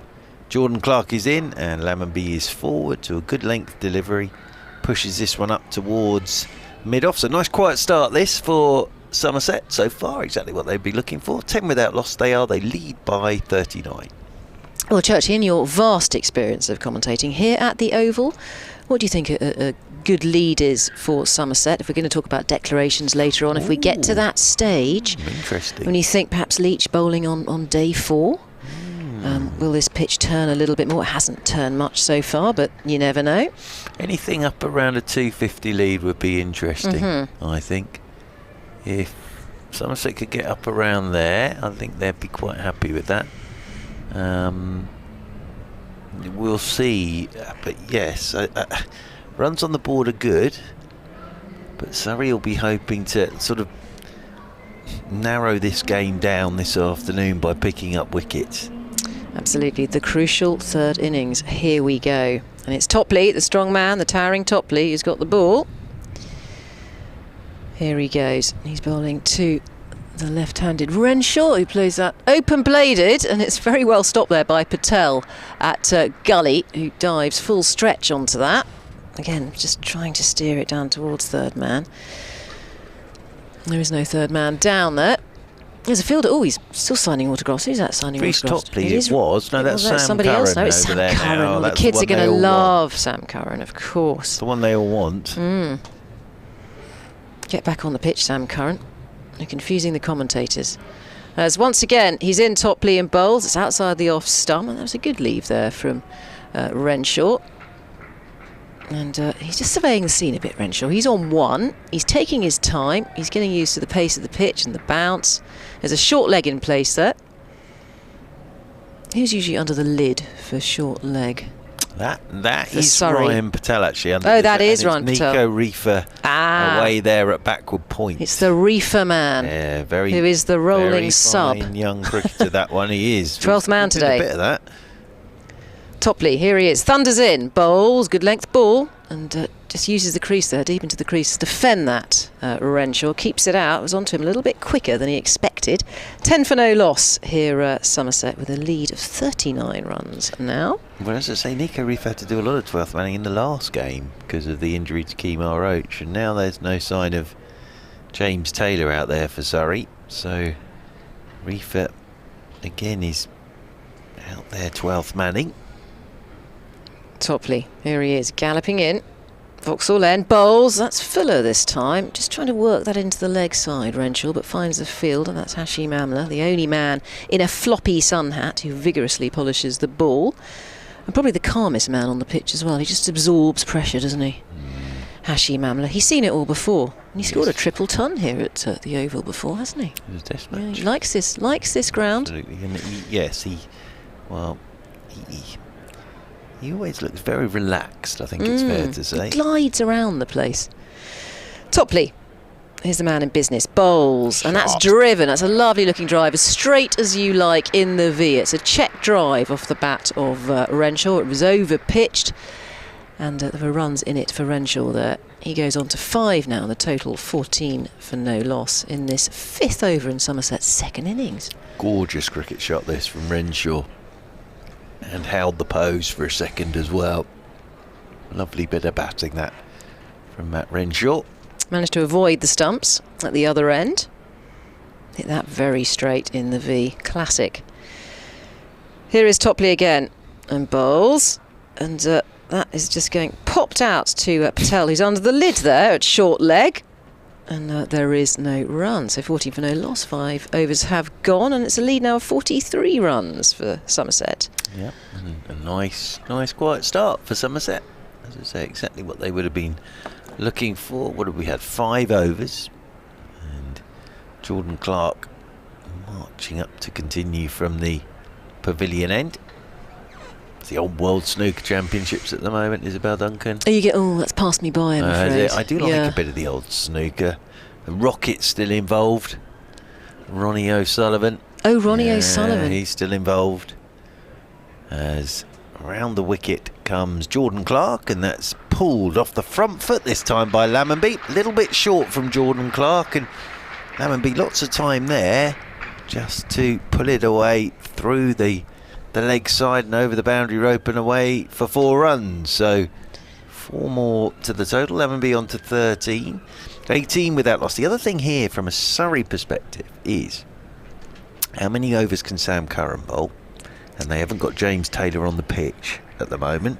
Well, I was going to ask you, what are the rules and regs on how many overs that you're off and resting, and how many when you come back on you have to wait? He hasn't been on since the start of the innings, and it also depends on what the injury is. As Jacks is in over the wicket, Clark is in over the wicket, and that's left alone by Lammonby. It's this old internal, external, did you bring it into the game type injury thing. But he's not out there at the moment, James Taylor. And again with Sam Curran, they're easing him back into this, Sam Curran. Bowled 10 overs in the first innings. So Rory Burns at the moment, he's got Clark and Topley, as Jordan Clark is in, and forward goes Lammonby and plays this one off a goodish length outside his off stump. Overton, of course, and then Will Jacks' spin with a bit of Sam Curran. But as I say, they're easing Sam Curran back into this at the moment. After his stress fracture. I'm sitting on the bench for about 6 months or so. It's a long old haul for poor old Sam Curran. That's why he looks so hungry for cricket, doesn't he? I think it's the first break he's had since he left school, probably. In over the wicket again comes Jordan Clark. Lammonby is forward, playing this one into the offside, and there's no. But they found a way against Hampshire after Kemar Roach had only bowled 6.2 overs, Surrey. So the others all sort of stepped up. But at the moment, he's a bowler light. He's probably a bowler and a half light, actually. Rory Burns, in that Sam Curran won't bowl a huge amount of overs in this second innings, you wouldn't have thought. Jordan Clark is in once again. Lammonby nicely played, just tucks it up his toes through the leg side. Nico Reefer is quick. Oh, it's a good dive. Well done, Nico Reefer, because he dived, got a hand to the ball. Then the ball sort of rolled back down his body and hit his foot. But after all of that, he's kept the ball inside the rope. So well done to Nico Reefer, because he was quickly round there. He really was, just slightly over pitched. And Nico Reefer dives full length. The ball rolls, well, down his body, and thankfully his foot got in the way. So he's done pretty well there. And 2 more to the total. Good afternoon. And 20 without loss are Somerset. Jordan Clark is in, drives straight back, does Lammonby, and Jordan Clark does the fielding off his own bowling. There is no run, ended the over. Amar Verdi's out there. And who's this running onto the field of play at the moment? Well, who's running off? So off goes... Is that Will Jacks who's just nipping off? So Will Jacks is sort of nipping off. I think this is a comfort break. That's definitely not James Taylor who's coming out there, though. Binoculars, I'll hand them your way. Well, thank you very much indeed. Let me have a... It might be Tom Laws, actually. He did a bit last week. But now then... or is it Cameron Steele? Here we go. Let's have a look here. He's Tom Laws. Tom Laws it is, yes. It's Tom Laws. Tom Laws, welcome. So Tom Laws is out there.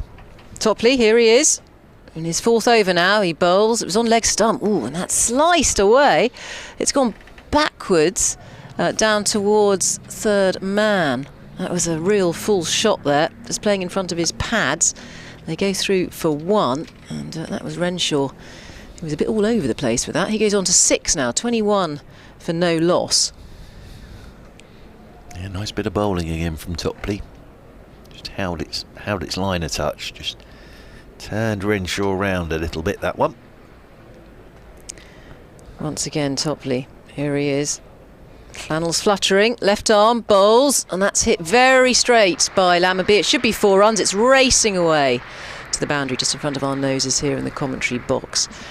As the ball goes out towards a long on region. 25 for no loss. That was over pitch there from Topley. Lammonby on to 19. The score 25 for no loss. That's a super shot again from Lammonby. We've seen 3 Lovely straight drive so far in this Somerset innings. Here is Topley again as he thunders in and bowls. It's left alone outside the off stump there by Lammonby. Yeah, the lead now is worth 54 for Somerset.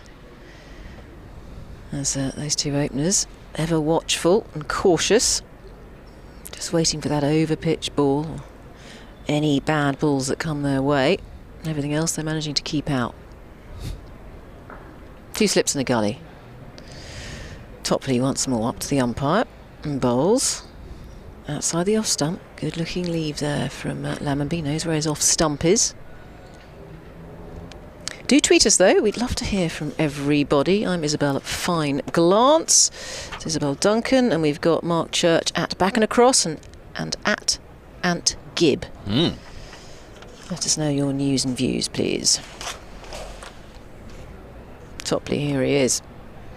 This is the 7th over now of Somerset's second innings. Topley bowls, and that's just moving away off the seam to the left-handed Lammonby, and he leaves that well alone.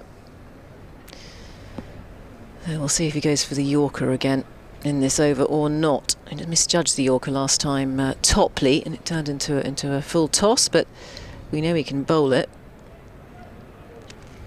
And Lammonby very still in his crease. Awaits the towering Topley. Elbows jutting. Oh, and he's just about got over that. It was aerial first, as just attempts to roll his wrists over that Lammonby, and the ball pops out into the leg side. It's safe, there are no fielders anywhere near it, and he goes through for a single. He's on 20 now. Wasn't quite in control of that shot. I think that's very well described. He definitely wasn't in control of that. That could have gone anywhere. And end of the over. We're going to get Jamie Overton into the attack now, down there from the pavilion end. So Jamie Overton into the attack from the pavilion end. Lammonby 20, Renshaw 6. 26 without loss for Somerset. Started this with a lead of 29. So just moving that lead on. I'll do this over and then I will vacate for Mr. Anthony Gibson. Got himself a cup of coffee, I think, there. As here is Jamie Overton then coming in over the wicket to Lammonby, who lets this first one go outside his off stump and taken by Ben Folkes, moving away to his left hand side. Are these your binoculars? They are. I think I inherited them from Great Aunt Phyllis. They're very good, aren't they? She used them when she went on her National Trust tours. Oh, yes, we've all been there. I used to be a member of the Did you used to be, or you still be a member? It used to be a Christmas present every year from my parents. That's rather nice. Lovely. A little bit middle-aged, but yes, rather nice. I was only 10. In comes Overton, and that one on a length outside the off stump. Lammonby lets it go, and Overton follows all the way down, has a little chat with Matt Renshaw. Renshaw rehearsing some shots down there at the non-striker's end. As Nico Reefer still out there. Just seeing Will Jacks is back out, so it's just Nico Reefer for James Taylor at the moment. As in comes Overton again. But as I say, I think the problem as Lammonby lets that one go for Rory Burns at the moment is he's a bowler and a half down. No James Taylor out there, and how many overs can Sam Curran bowl? And he had this in the game against Hampshire, as I say, with Kemar Roach only bowling 6 overs. So he's going to have to work cleverly here. Well, as you say, he managed it well, didn't he, at when playing Hampshire? Well, this fella, unfortunate. This fella stood up. Jamie Overton is. And he comes again to Lammonby. Good length this from Jamie Overton. Just probing at the moment. And you always know he's feeling good about life when he ends up on his follow-through, standing basically next to the batter, Jamie Overton. But it's good length, this. It's not his natural length, but he can get that ball up there. That's where he caused real trouble for Hampshire. And then the short one. And the ball he bowled Liam Dawson with was just absolute perler. Dawson's in form. We've seen that in the game he's playing at the moment. And he's coming again, Jamie Overton. That's the shorter one, but that's nicely played by Lammonby. Doesn't get all of it, but makes sure he gets on top of it and pulls it away into the leg side. And they'll take 3 as the throw comes in from Reece Topley after a sort of sprinting race, I'd call it, between himself and Hashim Amla. 29 without loss. I think Hashim Amla still, though, I was told last year by one of the great men of cricket that over 22 yards, Hashim Amla's top 3 for Surrey in the sprint tests. He's 39 years old, over the isn't 22 he? yards. Wow. Yeah. Now, in a way, I suppose for batting, that's what you want, really, isn't it? Short bursts. Yes, indeed. Well, man goes out for the short ball now as he's in again, Jamie Overton. It's quick, but it's very wide outside that off stump, left alone by Renshaw. End of the over. Somerset 29 without loss. They lead by 58. Few words from Isabel Duncan. She'll be joined by Anthony Gibson. Yeah, we're going to have musical chairs in a moment. So 29 without loss. Lead of 58 runs. Somerset, and ambling along nicely, this pair, Renshaw, the 2 left-handers, and Lammonby. They're up against a fair amount of firepower here with Jamie Overton and Reece Topley, occasionally beating the bat. And Topley will continue from this Vauxhall end. Here is the great man. There's still that blustering, gusty wind across the ground. It isn't easy for the bowlers. They've had to pull out of their run-ups now and again. Here is Topley. Bowls, it's on the stumps and it comes forward to that Lammonby. Big stride forward and defends for no run. There are 2 slips, a gully, a point, a mid-off, mid-on. And a man out there, it's Sam Curran, who's been very busy signing a lot of autographs of very excited young kids. And has been very nice to them. Backwards and forwards he goes. And he's paying attention now as Topley's at the top of his run-up. Just running away from us. Oh, he's pulled out. There's a gust of wind. We had this problem over the last few days, and Topley's a very tall man. Welcome, Anthony Gibson. Yeah, it's a good start this for Somerset. So far, so good. I'm surprised they haven't tested Tom Lammonby out more with the short ball because he doesn't play it well. You may get your wish. Topley bowls, and that's flown off a length. It's very wide of off stump, and he's not tempted there. I'm very happy with them not bowling the short ball at Tom Lammonby. Well, don't tell them then. But Jamie Overton would know that he's not very good. His instinct is to hook or pull, but he very often hits it in the air, and also he gets conflicted. Well, we have had one of he'll those. Set himself so up far for the hook and then try and pull out too late. We've had one in the air from him, but it was safe as Topley's in, and that's got in the air and has beaten Gully. It certainly wasn't catchable. It was in the air to start with and just bounces to the right of Gully and goes down towards third man. Very much a full shot. Catches that thick outside edge. And I don't think Reece Topley will mind that too much off the bat of Lammonby.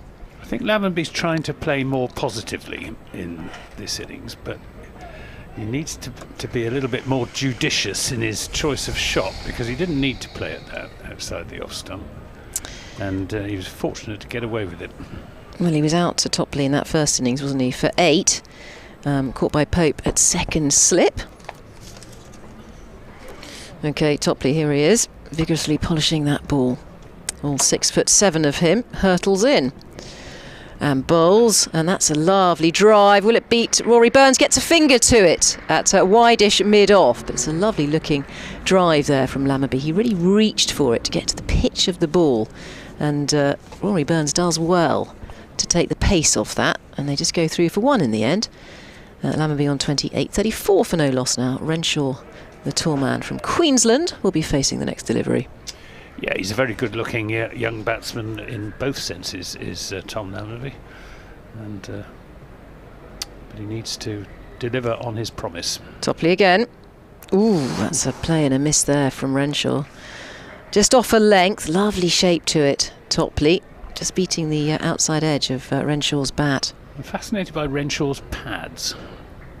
What's going on with his pads? Well, I mean, if you have a look at them, they seem very broad around the knee area, and not quite as long as Tom Lammerby's, for example. I see what you mean. I've got the bins out now. He's in and bowls Topley, and that keeps low. Slower ball there. Not interested in playing at that, Renshaw.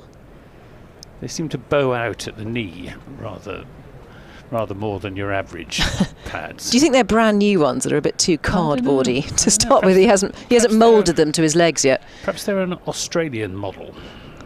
Maybe they are, fresh from Queensland. So, end of the over, 34 for no loss. We've had 9 overs in this Somerset second innings. I have to put my glasses back on again now to see the scoreboard. It's all very complicated here. And a lead of, and we can actually see anything, is it 63? 63. Oh, just about see that. Here comes Jamie Overton into bowl to Lammerby outside the off stump. Lammerby's happy enough to let that go through to the wicket keeper.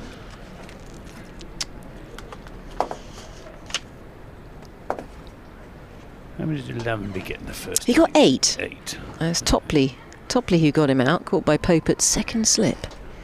He's got 28 so far in the second innings. Disappointing season last year, only 392 runs in 22 innings, and that included a century against Lancashire.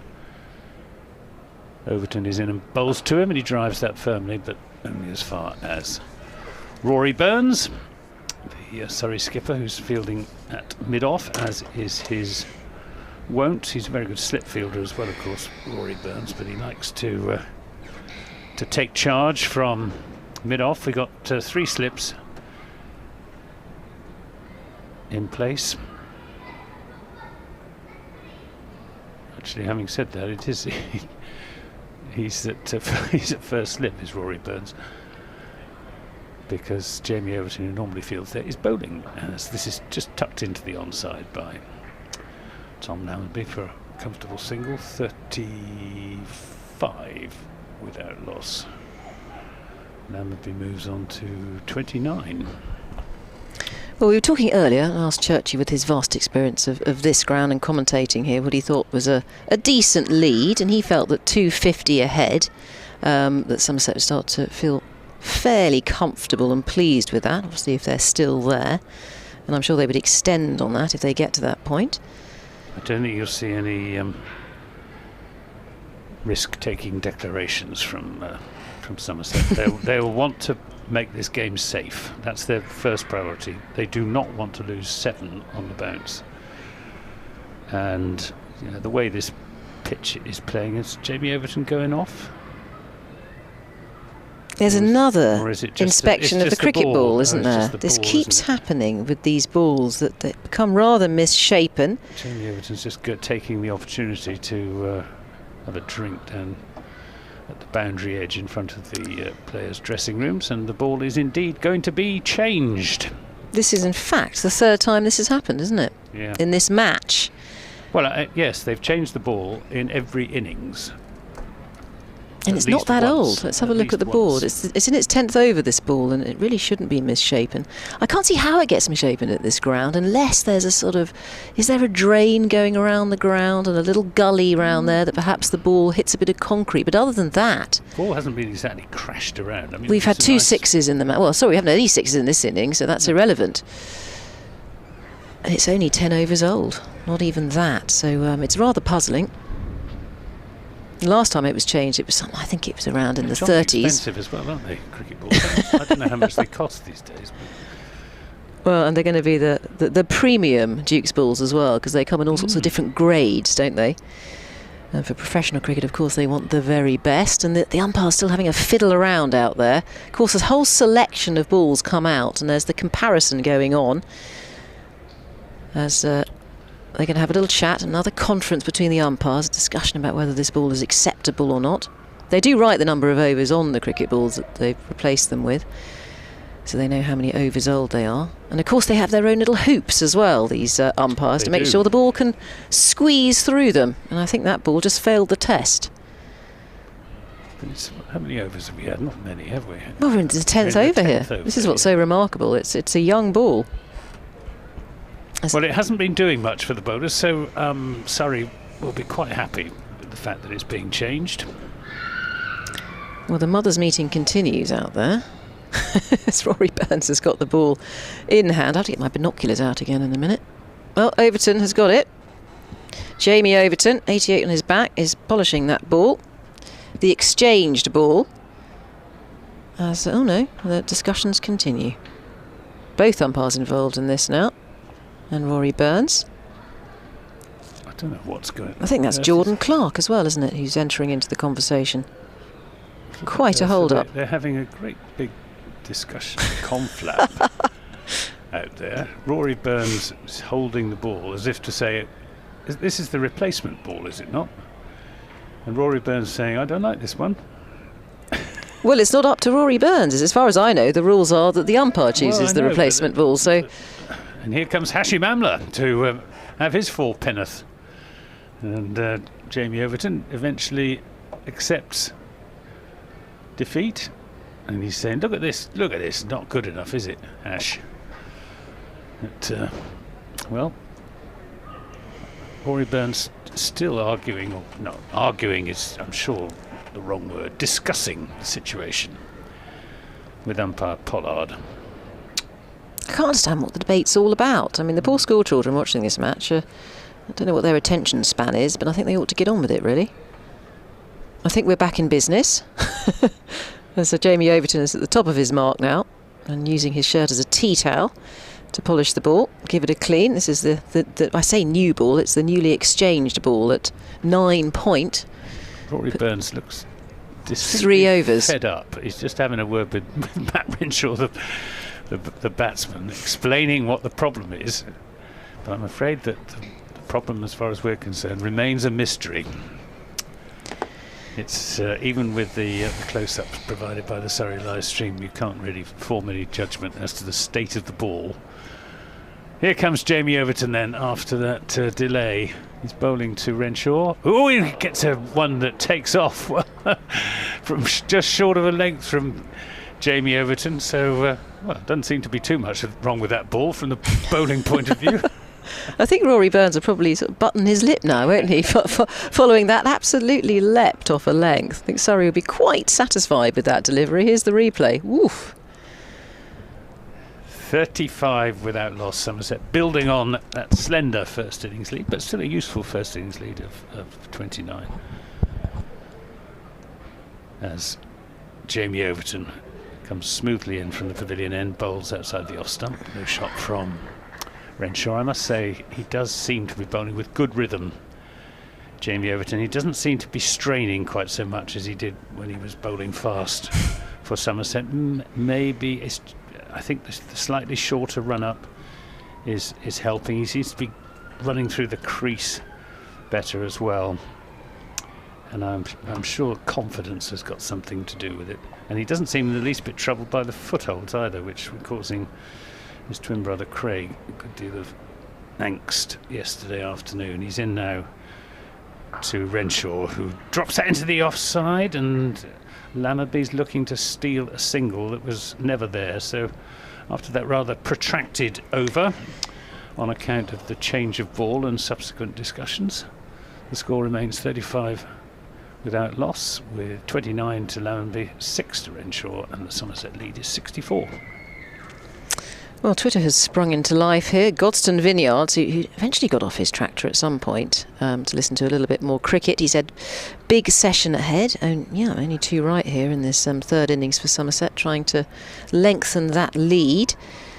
Who else has been in touch? Oh, there's a rather ropey picture of Mark Church on the bins, and I'm looking terribly serious there. On the good ship, it says. That's from Mark Church, who's been busy on Twitter as well. So, what's happening with the bowling? So it's going to be Lammerby to face, and we're going to have a change of bowling. Looks like it's Jordan Clark who is, this time, he's going to bowl from the Vauxhall end. He has switched ends. He's busy doing a warm-up act, and Churchy was talking about Surrey, of course, being short on bowlers, where Sam Curran's been somewhat protected during this match, having bowled only 10 overs, and I'm not sure James Taylor is back on the pitch yet, as Jordan is in and bowls, and that's on the stumps, and there's a tip and run shot here into the offside from Lammerby, who goes through for a single, and they go on to 36 for naught now. Somerset Good piece of running, that. They're quick between the wickets, these two. And it's only the second time they've batted together, because Lammonby wasn't around when Renshaw was last with Somerset back in 2018. He was a great asset back in 2018, wasn't he? Scored a lot of runs. As Clark is in and bowls, an attempt to drive off the back foot here from Renshaw, trying to play an attacking shot, but it's cut off by mid-off, 36 for no loss. I don't know how long you had him. You probably had him for a handful of games. That's generally how it works out. I think he played 6 games. He was with Somerset up until the end of May, and then he was supposed to be coming back later in the season, but I think got involved with an Australia A tour, or series of some sort, so didn't reappear. And then he went to Kent. When was he in Kent? 2019. Didn't do so well for Kent. Here's the powerful Clark of Cumbria and Sedbergh School as he speeds in and bowls, and it's wide outside the off stump, but it's a good length, and left alone by Renshaw. But you've got him to the end of, I think he's going to be on the Somerset books to the end of August, is that right? Yep. This time round. So you're going to hang on to Renshaw for a good length of time. And he'll be available for all formats as well. Aha.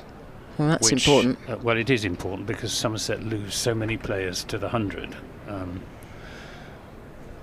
So he'll very much strengthen the batting lineup for the One Day Cup. Clark again powers in up to the crease, bowls, and that's just clipped into the leg side there, upsetting some pigeons, and fielded by Hamlet. They go through for 1 for that, and Renshaw onto 7 now. Hamlet looking the ever cool customer out there. He's the only man actually on the single on the leg side. We have a deep square leg and 3 slips in place and a backward point. Also a man out in the covers there patrolling. Out there in the deep. Clark again onto his toes. Here he rockets in and bowls. It's on the stumps and just trying to work this into the leg side once again, eyeing up that big gap, Lammonby, but hits it straight to Hashim Amla. He looks like he's wearing about 3 jumpers, Hashim Amla. He just looks cold all the time. But he's come from a better climate, hasn't he? He's used to the heat. Sam Shane on Twitter says, let's hope Lammonby can build an innings because he still does look very much a white ball one-day player. Well, he did score 3 centuries in the Bob Willis Trophy back in 2020. Again, Clark bowls. It's gone down the leg side and they've gone up for it. Yes, it's out. It's a strangulation down the leg side. Always a very unfortunate way. Just chasing that ball, Lammonby. That is the end of Lammonby for 30. And Somerset now 37 for 1 with a lead of 66 runs. But that's premature there from Lammonby. He's rather given it away. Yeah, he is. He got out that way in the second innings down at the Aegeus Bowl. And it's too casual. I keep saying this, that if you get a ball down the leg side, you either leave it or you play a proper shot at it. You don't just sort of hang your bat out there in the hope that it takes an edge and runs away down to the fine leg boundary, because it's just as likely to end up in the wicket-keeper's gloves, which is precisely what happened on that occasion. He was looking really good, was Tom Lammonby, as well. He was playing positively. When he was defending, he was getting out there, getting his right foot, he's a left-hander, out to the pitch of the ball. He hit a couple of lovely straight drives. But that was a waste of a wicket. Tom Abel is the new batsman, fresh from his 150 not out in the first innings and feeling a lot happier, I'm sure, with the world. Well, in fact, I know he is because I spoke to him on Thursday evening when he was not out 121, and very, very happy and very relieved as well to have got some runs under his belt. But he'll want to carry on here this afternoon. Somerset cannot afford to lose wickets in clumps, which has been their tendency in recent seasons. Yes, we enjoyed Tom Abel in that first Somerset innings. He was there for a long time for his 150 not out and his highest score in first-class cricket, previous high score of 135. 22 fours in amongst that 150 of 298 deliveries. Yeah, he was in there for a long time, but he held the innings together, especially well, he and Hildreth had a good partnership together, but then Hildreth and Davies departed in rapid succession. Craig Overton didn't add very many, so he was the mainstay of that Somerset first innings. But it's Renshaw on strike to Jamie Overton. That nearly came back onto the stumps. Ran down the face of Renshaw's bat and nearly bounced back onto the stumps. He wanders away towards the square leg umpire. Disappointed, I'm sure, to have lost his partner, because he and Lammonby do seem to bat well together. And I'm sure this is the answer to Somerset's opening batting problems, this combination of Lammonby and Renshaw, two left-handers. Here's Jamie Overton into Renshaw. He's there in bowls, and Renshaw gets one that bounces on him and takes him amidships. And somewhere around the waist area, nowhere too sensitive, but good delivery from Jamie Overton. Renshaw goes down and gives the pitcher a prod. Well, there was definitely a wince there, wasn't there, from Renshaw? There's a little bit of pain. He's a real threat on this pitch, is Jamie Overton, because of the pace that he's got. It's inconsistent bounce. Here he comes again.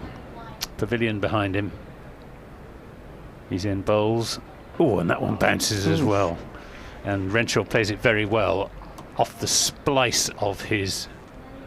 Is it? No, it's off his helmet. We might get a replay on this. And very sporting of Jamie Overton. Goes to make sure he's all right. Has a little chat, puts both hands on his shoulder just to give him a reassuring squeeze there. It's Matt Renshaw who's been hit on the helmet. We'll have to go through the process, won't we, when players are hit on the helmet. I don't think it's... He looks all right. As you said, Isabel, it was good of Jamie Overton to go up and inquire as to his state of health. Yes, what day is it? Who's the Prime Minister? He might not know who the Prime Minister is because he's Australian. Here comes Roelof van der Merwe with, I was going to say the magic sponge, but that's rugby. It's the magic spray if you're injured, isn't it? As if he's got a spray or a drink. Probably it's a drink for Matt Renshaw, who doesn't look too concerned, it has to be said. Maybe smiling and having a drink, isn't he? It's just the process that you have to go through. Jamie thought they were the Somerset physio. And you immediately have to change the helmet, don't you? I think that's part of the process if you are hit on the helmet. It's like I used to have a motorbike. If you fall off your motorbike, you have to get a new helmet. Expensive, but you know, you've got to do it. Born to be wild. And ski Harley helmets Davidson, too. Was it? No, it was a DT125 Yamaha. And it was stolen at university. Oh dear. Followed by a Kawasaki KDX 200. That sounds very nice. That wasn't stolen. I never had you down as a rocker, really. But no, not a rocker. This is off-roading. Yeah, long time ago though. But replacements of helmets, yes, very important well, in all sports. They're taking a long time out there, aren't they? So there must be some concern. But I'm sure he won't want to go off, Renshaw, and Somerset won't want him to go off either, because he's only got 7 runs, but he's been looking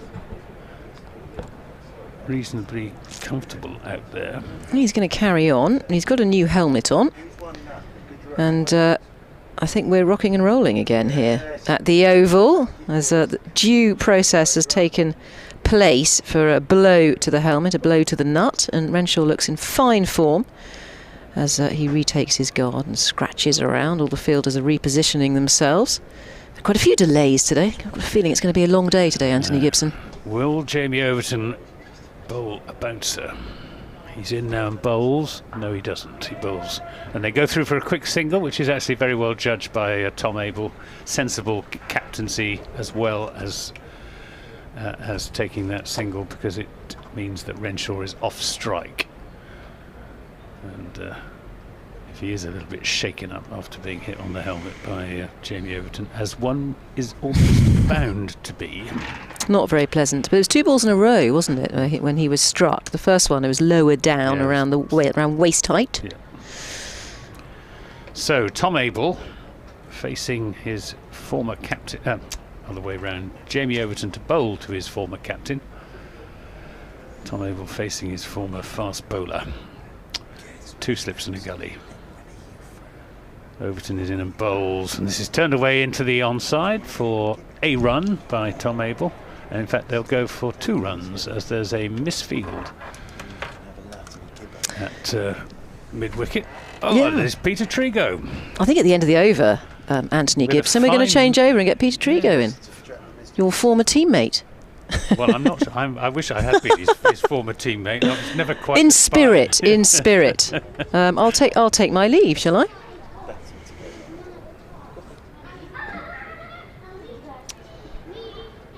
You're not missing any cricket. There's all sorts of family jollities going on down below, which you can hear in our effects microphone. 40 for 1 is the score. The lead is 69. Jamie Overton is in to bowl to Tom Abel, bowls a short one. Just a fraction too wide, but genuine pace. Good afternoon, Peter. Hi, Anthony. Nice to see you in a slightly different environment, but Indeed. Nevertheless, equally as pleasurable. Yeah. I always remember you here at the Oval a few years ago with Gareth Batty. yeah. I think everyone has made sure I can't ever forget that. Since then, for all the listeners that might have been there this day, on that day when we had that row, we have kissed and made up and shared a pint. Not best. I don't think we're not in the same WhatsApp groups or anything like that, but we're certainly equally respecting of each other's white line fever, as they call it. I'm sure. Here we've got Jordan Clark coming in to bowl to Matt Renshaw, and Renshaw tucks that away down to deep backward square leg for a single. 41 for 1. Did you see the Lammonby dismissal? I didn't. He caught down the leg side. Yeah, sorry, I did see that. Yeah, I mean, it's quite an unfortunate way of getting out, but I suppose the outer edge is just as valuable to a bowler as the inner edge. I think, you do see that dismissal so often he was in cricket. Exactly that way down at the Ageas Bowl. Yeah, it may be something to look at. There are batsmen out there that have actually looked into, maybe leaving balls that are outside of the thigh, but it's very instinctive to play at it. Here's Clark into Abel, who just runs that down into the gully. Tom Abel's another one who's been out more times than he should be, caught down the leg side. Yeah, I think it's just the way that you maybe try and turn the ball a little bit too square, and obviously I think even Lammers there, I think it was actually off the face of the bat almost, but he's tried to get it so fine that obviously anything slightly too fine runs through to the keeper, and let's face it, these days the keepers are such great athletes, they cover a lot of room. Here's Clark to Abel.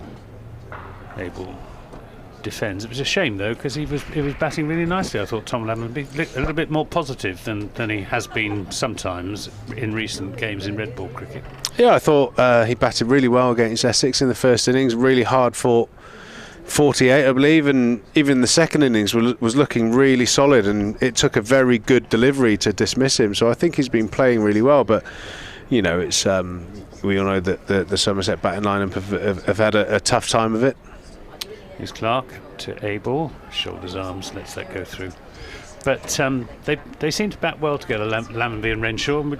And would you agree that that's perhaps the answer to Somerset's opening partnership problems? Yeah, I would say so. I think it was really interesting watching how Matty Renshaw went about playing the second innings against Essex, against a very strong Essex attack. He moved around a little bit, he was nice and positive, he backs his hands, he's got a beautiful swing of the bat, and he just brought a bit of positivity to the top of the order, which I liked, and dovetailing that with Lammers as his confidence grows back. He had a phenomenal start to his first class career. It's faltered, but he's clearly got the quality, and having someone like Matt Renshaw up the other end will surely help him out. 41 for 1 as Clark is into Abel outside the off stump again. And what about the match situation?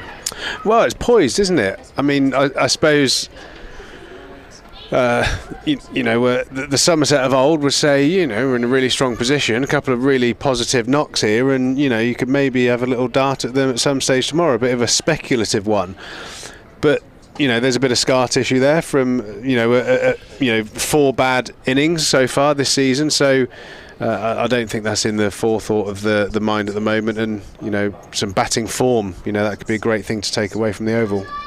It's Clark in and bowls to Abel outside the off stump. Yeah, I'm sure making the game safe will be the priority, won't it? Very much so. As the torches are lit and the pitchforks are out back home, if the guys can get some runs. And how good was it to see the club captain Tom Abel, chalk up that big 150? That was fantastic to see, albeit on the ECB app while I was striding the fairways at Trevose Golf Club yesterday. Yeah. How did you get on in the end? I did okay. I finished. Cornish PGA competition. The Cornish PGA Festival. It was magnificent. 3 rounds: Polzeth, St Enodoc, and Trevose. For those who play their golf down on the south coast, two in particular challenging courses. Do you want to do the commentary? Do a bit of commentary? Yeah, as Jordan runs into bowl to Matt Renshaw, who steps to off stump and clips it off his thigh down to fine leg, and it's returned into Ben Folkes. It's Jamie Overton. Oh, Jamie Overton. How did I get that wrong? Well, what do you think of... can you notice the difference in Jamie Overton, the way he's bowling this season? He's shortened his run-up, he says. Well, he's certainly on the highlights reel looked like he's bowled some absolute beauties. But I teased him the other day. I saw this morning. I saw him walking up the steps, and I said, "Oi, Craig, you got the wrong kit on." As Jamie runs into bowl, that big, powerful frame as his, runs in, shapes it away outside off stump, and Tom Abel is going to play no part in that as it goes through to Ben Folkes. It's good to see him doing well for Surrey, though, isn't it? Because he had a difficult first season. Yeah, it's a big move. He was injured, didn't get the wickets he was looking for. Yeah, big move, but I think the strides he made with his batting, certainly in limited overs cricket, ended up playing franchise cricket in different parts of the world. So, he's a very talented cricketer, and when he's on song with the ball, as we've seen, he can be quite fierce as he runs into bowl again, shaping it away, trying to find the outer edge of that very wide-looking Tom Abel bat. It was interesting this morning, I thought, when Craig was bowling to Jamie, and they were studiously ignoring each other, avoiding eye contact. I don't know how they do it, because I know if I played cricket against my brother, it would. I don't even know what would happen. Thankfully, that doesn't happen. It's bad enough when we play 9 holes of golf together. As Jamie steams in again, certainly a scalp lead like as Tom Abel steps across and flicks it off his thigh out to deep square leg. Reece Topley fields and throws serenely in to Ben Folkes. Is your brother Sam, is he still playing for Western? Sam is the groundsman at Western. He doesn't play anymore, much to my disappointment, because he's a really good little, well, not little actually, he's a very good big club cricketer. Be careful what you say. Be careful, yes. Yeah, he's away in Portugal at the moment on a little bit of a holiday, so he's having a lovely time. Hello to Sam if he's listening. I'm sure he will. He loves his cricket.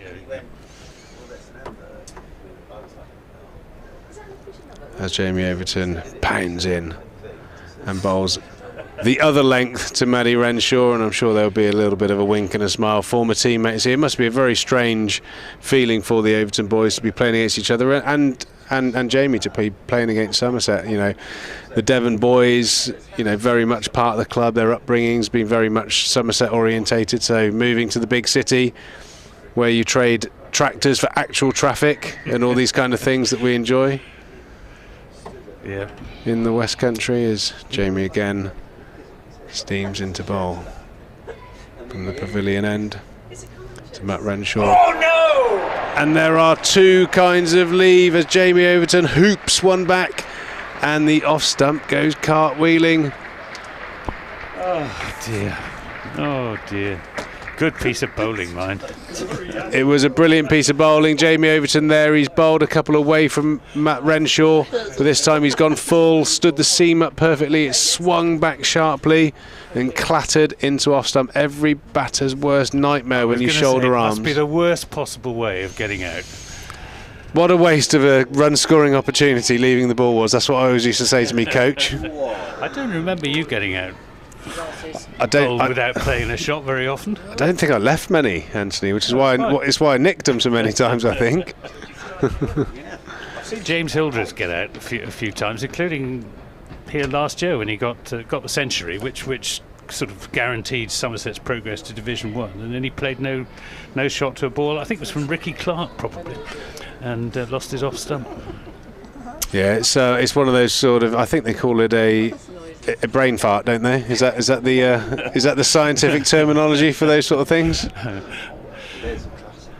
Not sure you're allowed to say that on the BBC, Anthony, but my apologies. Here is the new batsman, who doesn't look much like James Hildreth to me. It is most definitely the taller frame of Tom Banton stride into the crease. It's a really interesting innings here, and an important one, I think, for Tom Banton, coming back into the team after a broken finger. His 4-day career has stuttered. It's certainly not hit the dizzy heights of his 2020 and one-day cricket exploit. So, Jordan Clark to bowl a new over from the Vauxhall end. Defensive shot from Tom Abel, 43 for 2. So Somerset second innings is stuttering rather, having lost 2 wickets in quick succession. Yeah, it's going to be quite an important session, this, actually. I don't think it can be underestimated. I know by the scoreboard and the amount of runs scored in the first innings, this is actually quite a perilous time in the game. If there's one of those collapses, it could spell real trouble for Somerset. Clark is in and bowls, and that's driven nicely, but only as far as Sam Curran in the covers. Yes, the Tom Banton will desperate. He was unlucky in the first innings. I thought he was given out caught behind, and not sure he actually nicked it. He looked very disappointed after batting really quite nicely, and I think he's been working very hard on his red ball game during the winter. Is Clark in and bowls to Abel, long way outside the off stump. Yeah, I don't think anyone would discount how talented Tom Banton is. We've seen it in white ball cricket, the array of shots he can have. He's certainly got an ability to play this game, but obviously, as we all know, and is so wildly put out there in the press, the 4-day skills are something that you really have to work hard at, and I can vouch for the fact that Tom Banton has certainly been grafting, turning down IPLs and all that kind of stuff, certainly showing a great message to the club. Is Clark in and bowls, and this is down to fine leg for 4 leg byes, signalled by umpire Saggers. Yeah, the nature of county cricket as well. Everyone knows everyone, and everyone knows everyone's situation. So out there at the moment, it looks from up here, look, it'd be nice and serene, but there'll be plenty of Surrey cricketers getting in the ears of the captain, in the ears of Tom Banton, talking about previous performances and collapses and all that kind of stuff. So a real pressurised moment here for Somerset. Jordan Clark then to Abel, in and bowls, and Abel defends. Yeah, in the second innings here last year, Somerset of course bowled out for 69, one of which sort of rather set the tone for their batting for the rest of the season, because that was the last first-class game they played until the run-in in September, when they lost those 4 games on the trot. So unhappy memories. Yeah, those things do hang around sometime, but with Tom Abel in such great form, this week, hopefully he can. He's facing now outside the off stump, and Jordan Clark. Hopefully he can do what Tom Abel does when he looks in this sort of form. He just seems to be able to have that temperament to bat on and on and on, and don't the team need that from the captain right now? They do. He's certainly got the temperament. Has he got any technical flaws that you've spotted? I always felt early on, I haven't watched enough of him over the last couple of years because I've been away. I always felt that his bat came slightly from sort of second, third slip across the ball a little bit. So if it swung away, I always felt that he was a candidate to nick the ball as an away. So, when I watch people, I always imagine bowling at them myself as an away swing, and I always felt that he would show me the outside edge. But he certainly seems to have straightened that up. When he leaves well, he plays very well.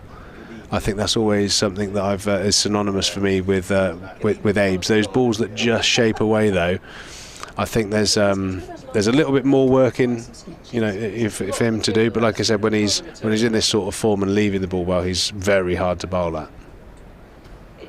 As Jamie steams in and bowls the first ball to Tom Banton, and it hits him right on the shoulder of the bat, and he gets away with it over third slip and races away to the vacant third man area for 4. That is a old teammate. Welcome to the crease, pal. Well, it was a good ball, wasn't it? It was just short of a length, and really reared on Banton. It certainly was. Not the sort of delivery you want when you're coming back from nursing a broken finger. That is definitely a set the tone delivery from Jamie Overton there, who will be steaming in for the next 5 balls at least to Tom Banton. And Banton, although he appears to be a laid-back character, his heart will be beating inside his chest at the moment. As Overton bowls that hard length, hits the stickers of Tom Banton's bat. Another thing, you know, that sets the tone as well when you're not finding the middle of the bat. The bowler splicing you, as they call it, you know, it's not a great feeling. And Jamie Overton's tails up after that magnificent delivery to dismiss Matt Renshaw. He will certainly want the scalp of his old teammate Tom Banton, that's for sure. Surrey sniffing an opportunity here. Somerset on 51 for 2. Jamie Overton picking his knees up, running in nice and hard. Back of a length into the thigh pad there. You say Surrey are looking like they're sniffing victory, but Hashim Amla there at mid-off looks very, very relaxed. He's got his hands in his pockets and his habitual white floppy sun hat. He's saving his energy for the batting, isn't he, this season? Yeah. But yeah, it'd be great to see Tom really unlock the key of 4-day cricket. He's such a talent, and certainly a needed talent in the Somerset lineup as Jamie runs into bowl again. Tom Banton leaves that one through to Ben Folkes. Yeah, he had a difficult season last year, Tom Banton, and I think it affected his confidence, and it's good to see him. Yeah, it seems to be synonymous with a lot of guys that are very, very good one-day players of the white ball. The white ball generally comes into you, doesn't often swing away, and the guys that are really strong playing that style of bowling really struggle with the red ball swinging away. It is kind of almost a different sport in some ways, as Jamie again returns to run into bowl, and that's a yard too quick for Tom Banton as he fails to drop the bat on that through to Ben Folkes. Jamie Overton's tail is certainly up at the moment. He can sometimes appear a little bit lackadaisical in his defensive shots, Tom Banton. I mean, I know he's got all the time in the world, but he didn't have all the time in the world. Yeah, I think there's that message in the back of their head, stick or twist, do I play, don't I play? And that's something that an attacking player will always struggle with when they transfer to 4-day cricket. Shall I play it, shall I not? As Jamie turns to run into bowl again to Tom Banton, as he wafts away another hooping away swinger through to Ben Folkes, narrowly missing the outer edge. A fantastic over there by Jamie Overton. He's doing a great job for his new teammates and giving a right working over to his old ones. Yeah, absolutely. 51 for 2 at the end of that over. And can you stay a little bit longer? I can stay a little bit longer if you want. Stay a little bit. I've been really struggling. I've been next door doing the IPL commentary, and I feel like a fighter pilot. I've got one eye on the cricket out here, one eye on the television screen. I'm getting a little bit dizzy. I nearly shouted yes for a wicket when it went for 6. Right, Reece Topley coming back into the attack to replace Jordan Clark. He's going to be bowling his left arm over the wicket. What was really good, Anthony, is I really enjoyed Peter Siddle getting the wicket success, because he's been under-wicketed. Yeah. Here's Topley in and bowls to Abel, who drives that back to the bowler, who doesn't field it cleanly. Yeah, he was very unlucky, I thought, against Essex, when he bowled superbly. Incredibly slow, and I believe it was the same case down at the Rose Bowl. He bowled very well down there as well, in a pretty poor Somerset performance overall. So it is true. Shoulders above the rest. Yeah, it is true. The swings and roundabouts theory does work, doesn't it? It does. But it's Topley in and bowls, full of length, and turned away nicely down to deep backward square leg for 4 runs by Tom Abel. That's a beautiful shot, that by Tom Abel. That is one very strong area, just that little clip off of the pads. You don't want to be bowling too many there to Tom Abel. Good to see Reece Topley back to full fitness. Very much part of the England setup now, alongside Craig Overton. And didn't Craig Overton bowl well against Essex? Very well. It was one of the best county spells I've seen, let alone one of Craig's, who did bowl beautifully. Topley in the bowls, and this again down the leg side, and that's helped on its way for 4 runs down to fine leg, so consecutive boundaries to Tom Abel, who moves on to 11. So important for Somerset, I think, that they bat well in this second innings, to the confidence of the whole group. Yeah, you feel like even though it's very early in the season, you kind of sense that this is quite a pivotal innings with, for the whole summer. I know it seems mad to say, but they really need to post a score here. Topley into Abel outside the off stump. Lets that go through to wicketkeeper. I was thinking I might talk to Lachlan Stevens, the new batting coach, at close of play today. Assuming he's here. Have you come across Lachlan? No, I haven't ever met him. Be nice to speak to him and introduce myself. Seems a very pleasant bloke, Yeah, I saw the interview you gave to him down at Somerset. He seems a nice chap. But he's not here to be a nice chap, is he? No, he's here to improve the batting. He's Topley in and bowls, and that's outside the off stump. And Abel lets it go through. That's the area Reece Topley wants to concentrate on, swinging just around the off stump. Shall I play, shan't I play? I think that'll be a really good line to bowl to Tom Banton, who will want to feel bat on ball. What do you make of the pitch and the way it's played? Yeah, I spoke to a couple of the lads. They said there was a bit of indifferent bounce, but I think, when you look at 337 plays 308, you'd say it's a pretty solid cricket pitch.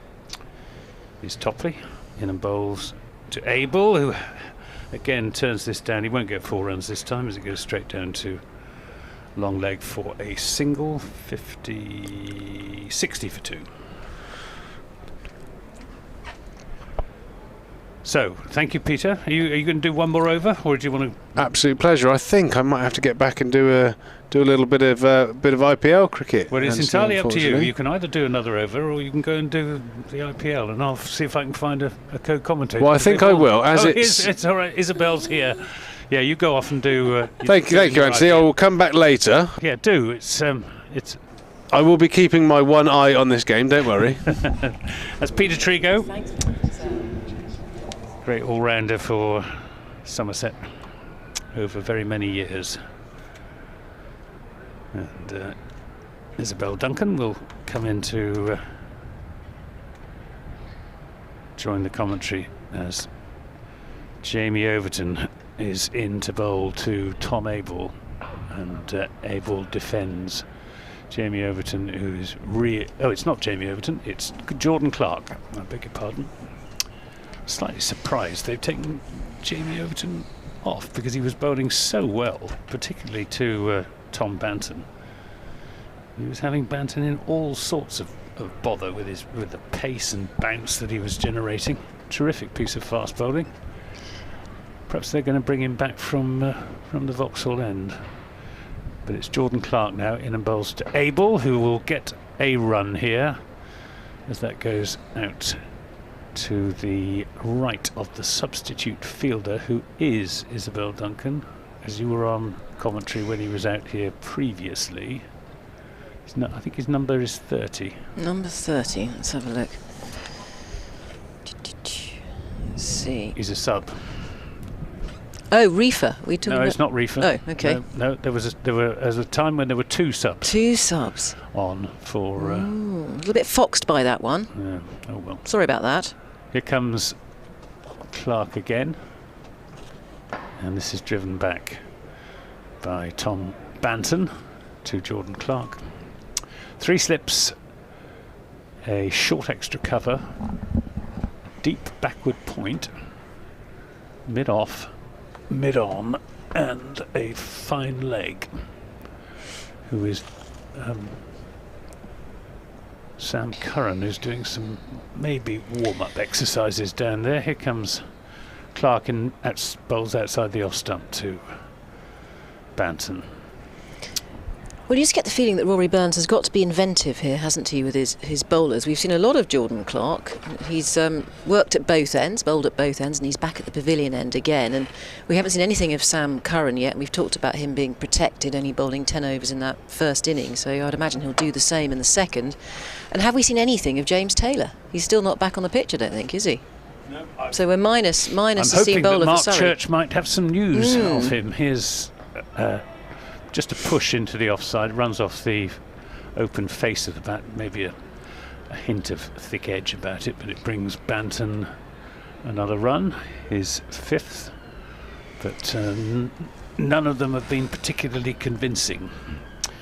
Tom Banton, he's a nervous starter, vulnerable early on in his innings, has obviously played a lot of white ball cricket, and I sometimes wonder whether a bit like Joss Butler, they get conflicted when they come to red ball cricket.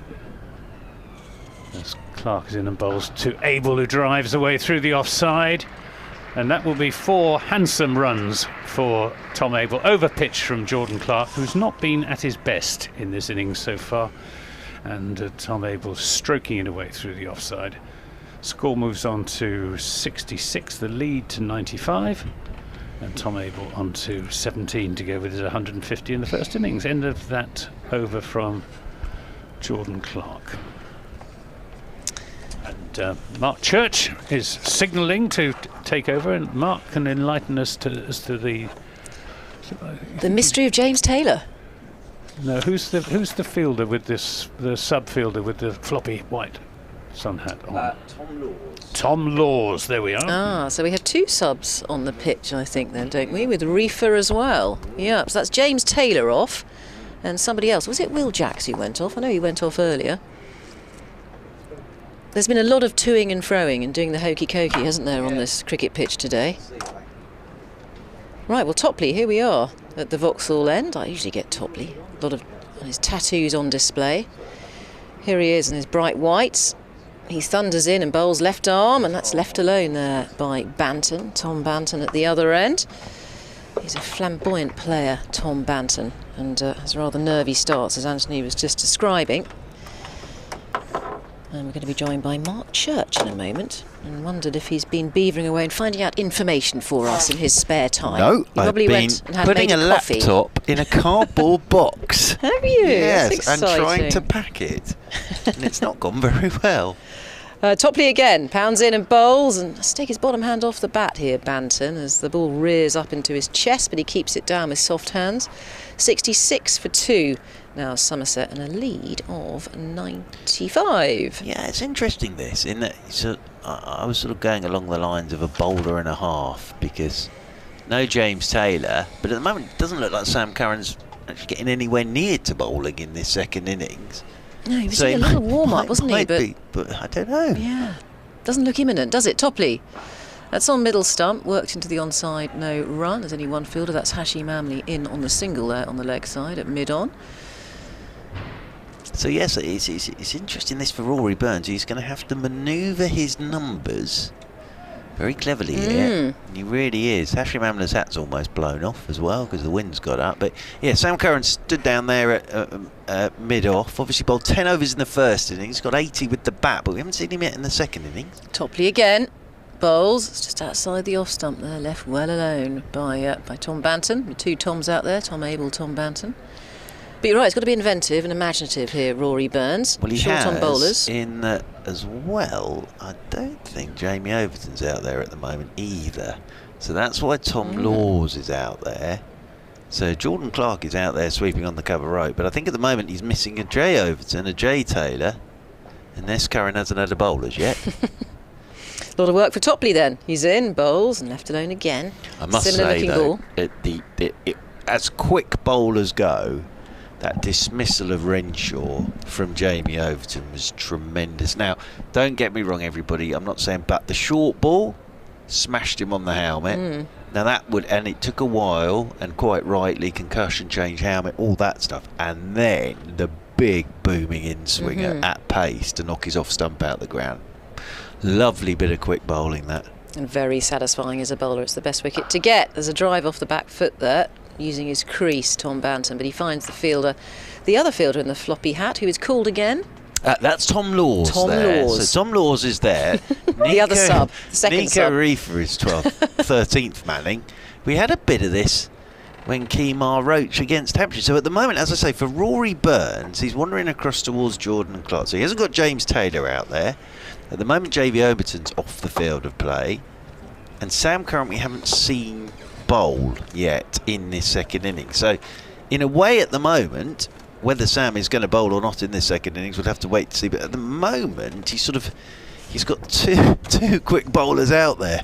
As Jordan Clark is into Tom Abel, and Abel is pushing this one up the ground towards mid-on, and Reece Topley comes round to do the filling. I do apologise, but yeah, as I say, I was packing a laptop for the BBC in a cardboard box while all that was going on, and I'm not... At Christmas, I'm always a disaster with wrapping, and just don't do it. Put things in bags. It didn't go very well. Much easier. You can buy lovely bags in the supermarkets. As in over the wicket again comes Jordan Clark. Up on his toes goes Abel. So the lead at the moment is 95 for Somerset. They want a few more than that, obviously, but they've got an opportunity here in the fact that, as I say, at the minute, the options for Rory Burns are fairly limited. Well, he hasn't called upon Will Jacks yet, as he feels it's a little bit too early for that, with this ball doing a bit of damage. The exchange ball, of course, exchanged during the 11th over. Yeah, we might see a bit more of Will Jacks. Did it? Over the wicket again comes Clark, and this is driven down the ground by Tom Abel. And that's going to race away over the boundary rope for 4 runs. So Tom Abel just lent on that, and that whistles off down to the boundary rope for 4. As I say, for Somerset, this is an opportunity here, because the only 2 quick bowlers he's got at the minute, from the looks of things, Rory Burns, are Jordan Clark and Reece Topley.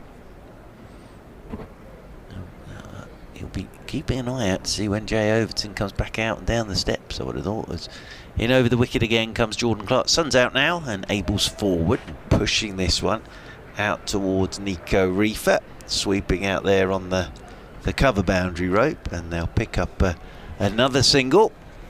So can Abel do it all over again, having glued that previous innings together for his 150 not out? He'd had a really lean run of it with the bat, his previous 14 innings averaging 7, but looks like a new man out there. A huge sigh of relief, having got some runs. Yeah, well, he's on 22 already in this second innings, so 172 so far in the game for Tom Abel. As a siren goes off, as in comes Clark to Banton. That's too short, and Banton will crash that one off the back foot. He's going to have to do some bowling here, Jordan Clark, and that whistles over the boundary rope and away for 4. Banton likes it there, and threw his hands through it, and that whistles off to the rope. Banton's on to 9, 75 for 2. Yeah, what do you think about the likes of Will Jacks? Do you think he'll step up and have to bowl? I mean, he's not a frontline spinner. We know that. It's what he'll do a job for him, but more at the moment. You know, Rory Burns' whole thought process would have been McQuickerman. Here comes Jamie Overton down the steps in the distance. As in over the wicket again comes Jordan Clark. This is pushed by Banton off the back foot into the offside, and they will pick up a single. So Tom Laws goes off. Jamie Overton comes back on. We haven't seen anything of James Taylor since the innings break, so there must be something there that's preventing him being out there to have a bowl. 76 for 2. Banton 10, Abel 22. Those 2 wickets to go.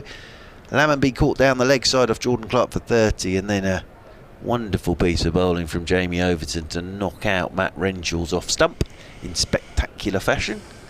But at the moment, Banton and Abel looking pretty comfy. Banton on 10, Abel on 22, 76 for 2. In the jolly odd IPL, as I was wrapping up my box, Virat Kohli was out first ball again.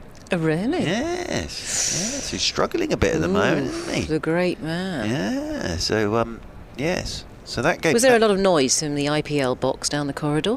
They're very loud the other day. More of very me, loud. My sellotape sort of coming... Sellotape your mouth up. Here we go, Topley again, Vauxhall End. That's clipped off the legs of Banton.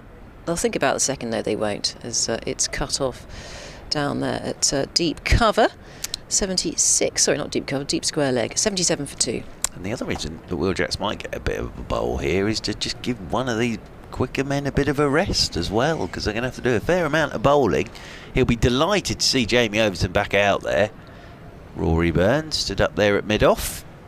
Exactly, these workhorses at the moment are Reece Topley and Jordan Clark, who are putting in the overs for Surrey at the moment. Here is Topley.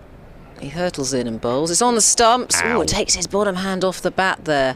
Abel. He might have been struck on the glove. Doesn't look in pain, though. Reared up on him. Wheeljack's got one of those this morning as well, didn't he?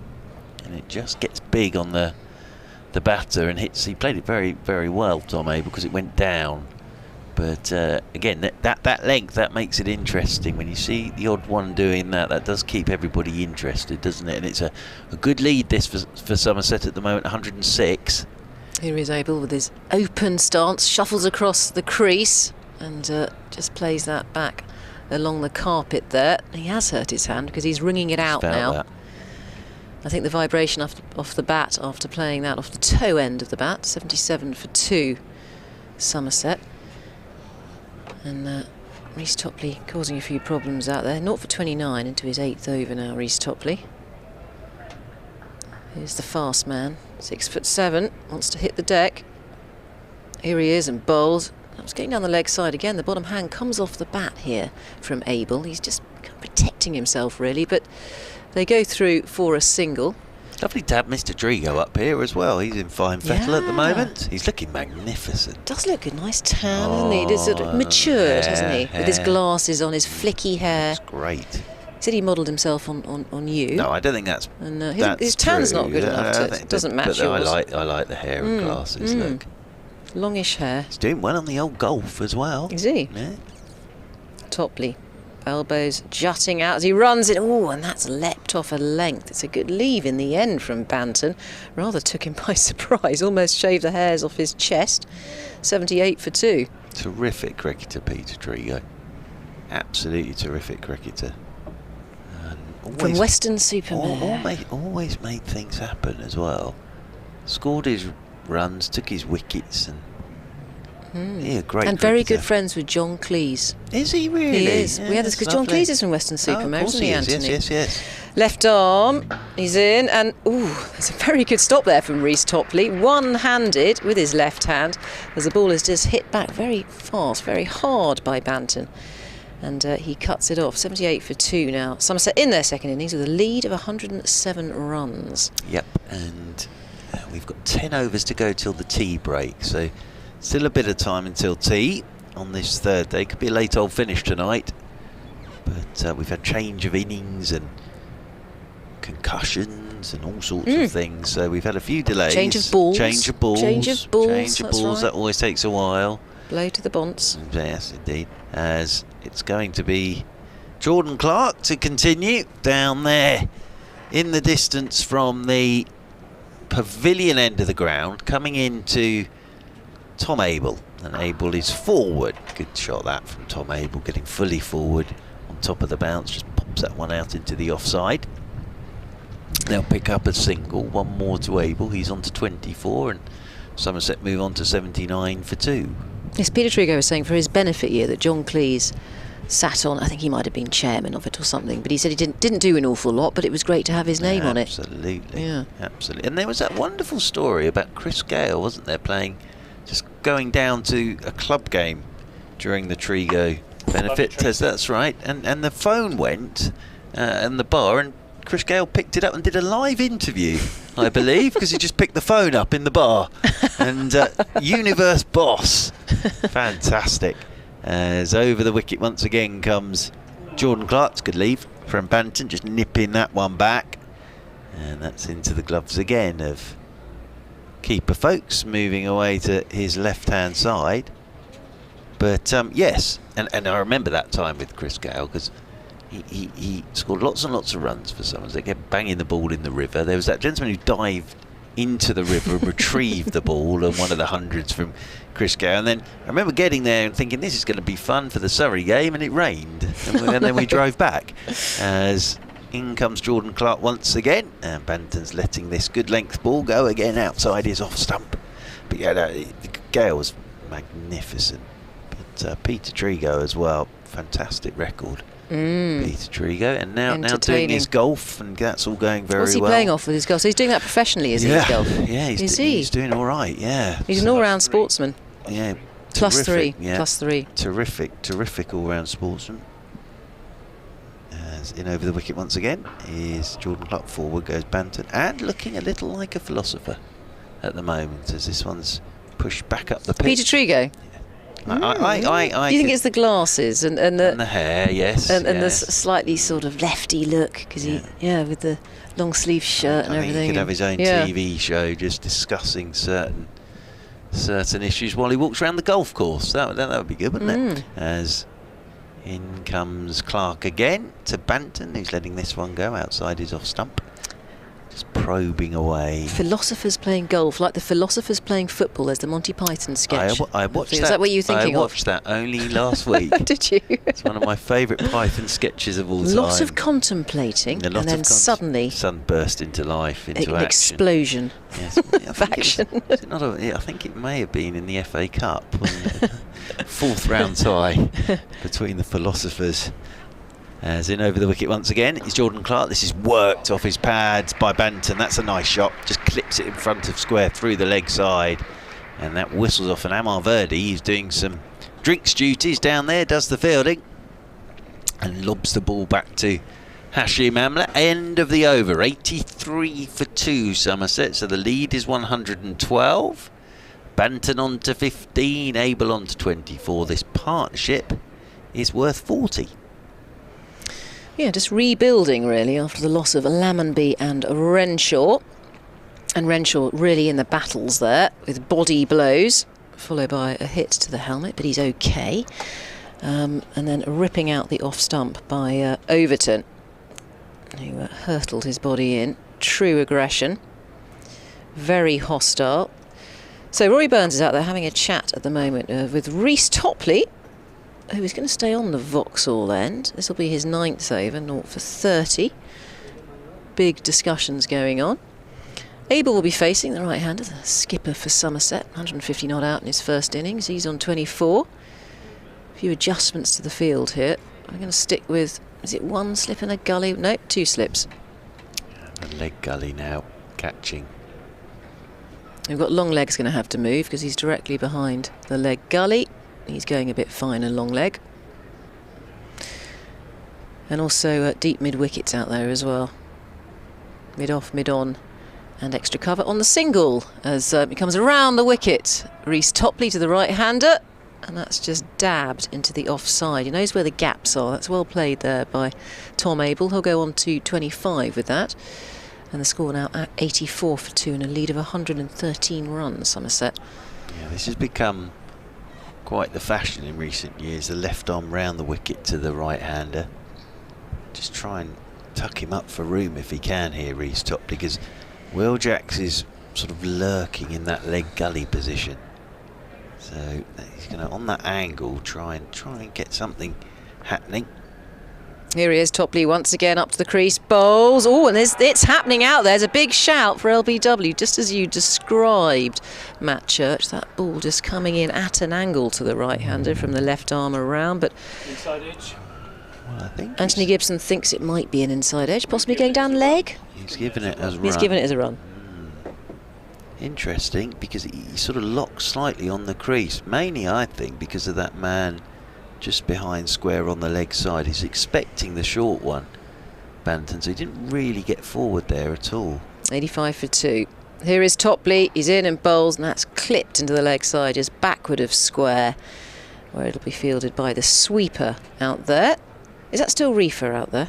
It's Ryan Patel out there. It's Ryan Patel. Yeah, right. Nico Reefer is down at long leg at the moment. He's at long leg down there. He's having a chat with Amar Verdi. So that was a single, 86 for 2 now. Banton facing, Abel on to 26.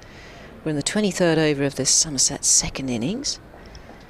And Topley, being a right old workhorse at the moment, filling in for other bowlers. Here he is, he bowls, and again, that's into the body. Difficult bounce to deal with there for Banton. He takes his bottom hand off, as Abel did in that previous over against Topley.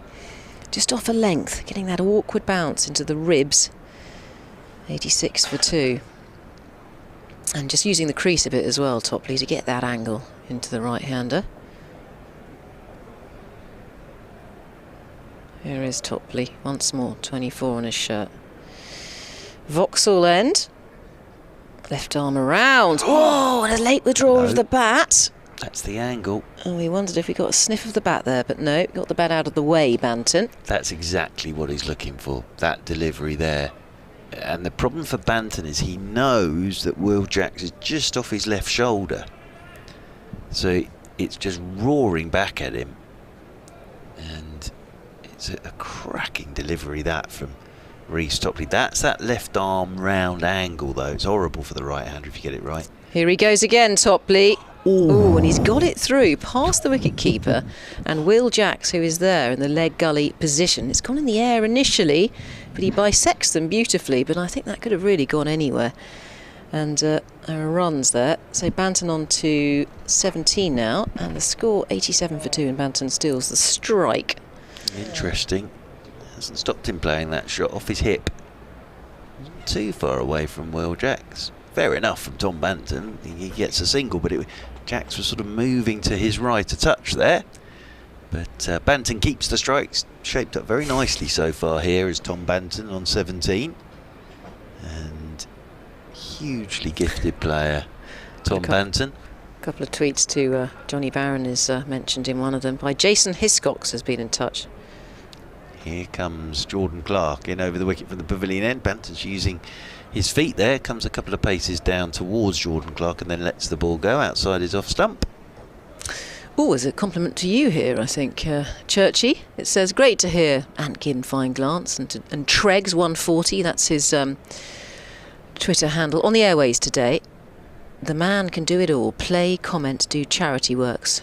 Is that right? Is that you, or do you think that's to... that's Peter Trigo, sorry, yeah, Churchy. But I mean, that's describing you as well. Not perfectly. Really, no. Well, I think it is. No, in a capsule. I've done some charity work. You've done all of those things. You can't play golf. Over that, well, over the wicket comes Jordan Clark, and this is left alone outside the off stump by Banton. Anthony Gibson says that because he absolutely stuffed me outside. Oh, really? Okay. Well, so he took me to his beautiful golf club that he's a member of, which is a links course, and it was very windy. Now, it's got large cats patrolling around. Yes, that as well, just to add to it. But oh, Anthony absolutely hammered me, and there was me trying to hit it as far as I could, and he was just knew the landscape, I think it's fair to say. As in over the wicket again comes Jordan Clark. Lovely day though, as this one's left alone by Banton outside his off stump. Sun was shining, beautiful views.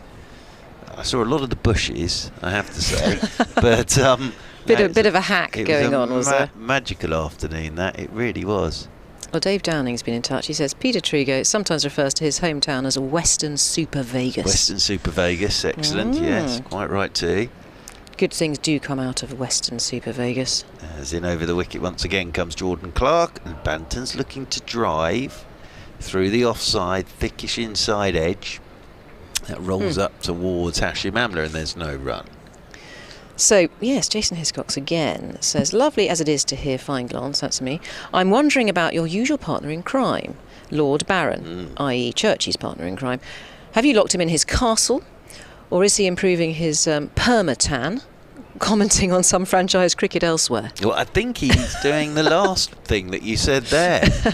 We saw an advert he'd done. We did see that. Which made us all smile. I thought it was a spoof. Yes. In over the wicket again comes Jordan Clark, and this one's left alone outside the off stump by Banton. That's better from Banton. Just walks off towards square leg. Sorry, just hanging that ball out there to him. Banton that time just let it go outside his off stump. So we're approaching 4 o'clock, 10 to 4 it is, and there is still after this over 7 to go in this afternoon session. Charging in again is Jordan Clark, goes wider of the crease this time. That's an absolute beauty to Tom Banton. goes wider of the crease, comes in on the angle and then just straightens up, goes past the edge. Lovely piece of bowling that from Jordan Clark. End of the over. See, there is still enough there. 87 for 2. Banton on 17 and Tom Abel on 26. So we're all wondering when Jamie Overton is going to come back into the attack. I think we're all wondering that. We've seen a lot of Jordan Clark. He's bowled well, and it's not easy out there for the batsman. There's certainly aggravating bounce, a lot of it into the ribs as well, just keeping this ball out and playing with soft hands. We've had 1 or 2 blows to the hands, the bottom hands. It's going to be Reece Topley to continue from the Vauxhall end. There's one slip and a gully, and we're back in that leg gully position again. Is that Will Jacks again in the leg gully position as Topley, here he is, arrowing in. Left arm around to the right. Oh, that bottom hand has come off again. This time it's Tom Abel. That hurt. He's going to take his glove off, I think. No, he's not. He's wringing it out. He looks agitated out there. Yeah, and it's that the angle there, coming left arm round. He's been hit there already. You can't get out the way of that. And he'll be fully aware there of Will Jacks. Again, he's played it pretty well, but that will have hurt. Here is the persistent Topley once again. He's in, and that's flicked straight along the ground. It's safe, it's along the ground, but it's straight to Will Jacks there in a leg gully position. There's also a long leg down on the ropes. Just trying to use the angle of the ball here, Tom Abel, to try and score runs and use the pace. Just finding the fielder. 87 for 2. Somerset here, a second innings. They started with a lean lead of 29. When they first came out. It's building on this. Topley again, bowling wide of the crease, and that's just poked into the onside well there by Abel. He saw the gap was going to be overthrows. They're not alert to it, the batsman. Well, I think actually it hit the bat of did it hit the bat? Banton with the throw from Ambler, but it's good batting from Abel, that quick single. Get himself up the other end, keep the school ball going round. Don't let Reece Topley settle at one of these two. Yeah, so 88 for 2 now. Abel goes on to 27, and Tom Banton, the other Tom, will be facing. They're a little bit twitchy out there, these two batsmen. Just very wary of that bounce. As Topley's in again. Oh, and he plays that well with an open face. He'll only get a single for it, Tom Banton. He goes onto the back foot, uses the depth of the crease, and guides that down towards third man. That's come off the meat of the bat. Great bit of fielding from Jordan Clark again. He is so athletic. Sprinted round, slid, picked up through it, winged it back in over the top of the stumps. That was hit hard. 89 for 2 now, Somerset. And Topley will continue with this angle. Left arm around to the right-handers as Abel is just looking for that gap where point usually is. There is a gap there. As we've got a deep backward point. That's Jordan Clark down there. So Abel on 27, facing in the 25th over now. I wonder whether we are going to see Sam Curran have a bowl in this second innings. Now they're at extra cover. Having a touch of his toes now.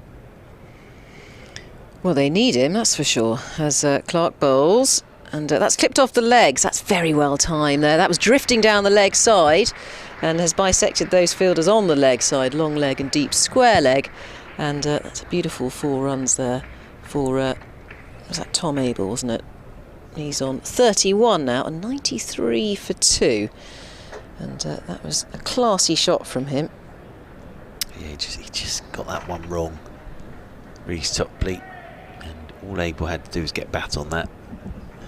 Just the angle of where the ball was coming from was going to take it down to the fine leg boundary. Ray's been in touch. Say P. Trigo, according to Wikipedia, also played football for Weston-super-Mare, Margate, Clevedon Town, Chippenham Town and Bath City. Wow. Wow. Was he a goalkeeper? Am I right in thinking that? He was a goalkeeper. Yeah. Is he? Very springy. More clubs than he's got in his golf bag, isn't it? That he's played football for. 93 for 2. And they're going to bring Jacks out from backward point into a gully position here. Nope, he's going into third slip for Jordan Clark. Banton on 18 as Clark is into him, and Banton lets this one go. It just stands up a touch outside his off stump, and Banton wanders off towards square leg. Elsewhere, Essex 184 for 6 in their second innings against Warwickshire, trailing by 33 runs. Hampshire having a lovely day, really, down there at There's some good pitches at Canterbury this season. Oh, I was there last week. Yeah, 652 for 6, Hampshire. Yes, they lead by 347. Cracking. Might need 800. There is. In over the wicket again comes Clark, left alone by Banton. Gloucestershire 252. Mohammed Amir, of course, will be making his debut, would have thought, next week against Surrey at Bristol. So that'll be interesting. And Lancashire 556 for 7. So they lead by 304. Some whopping scores out there for April, aren't there? There are indeed. We've finished with these green tops and these wibbly wobbly seamers. It's all changing this April.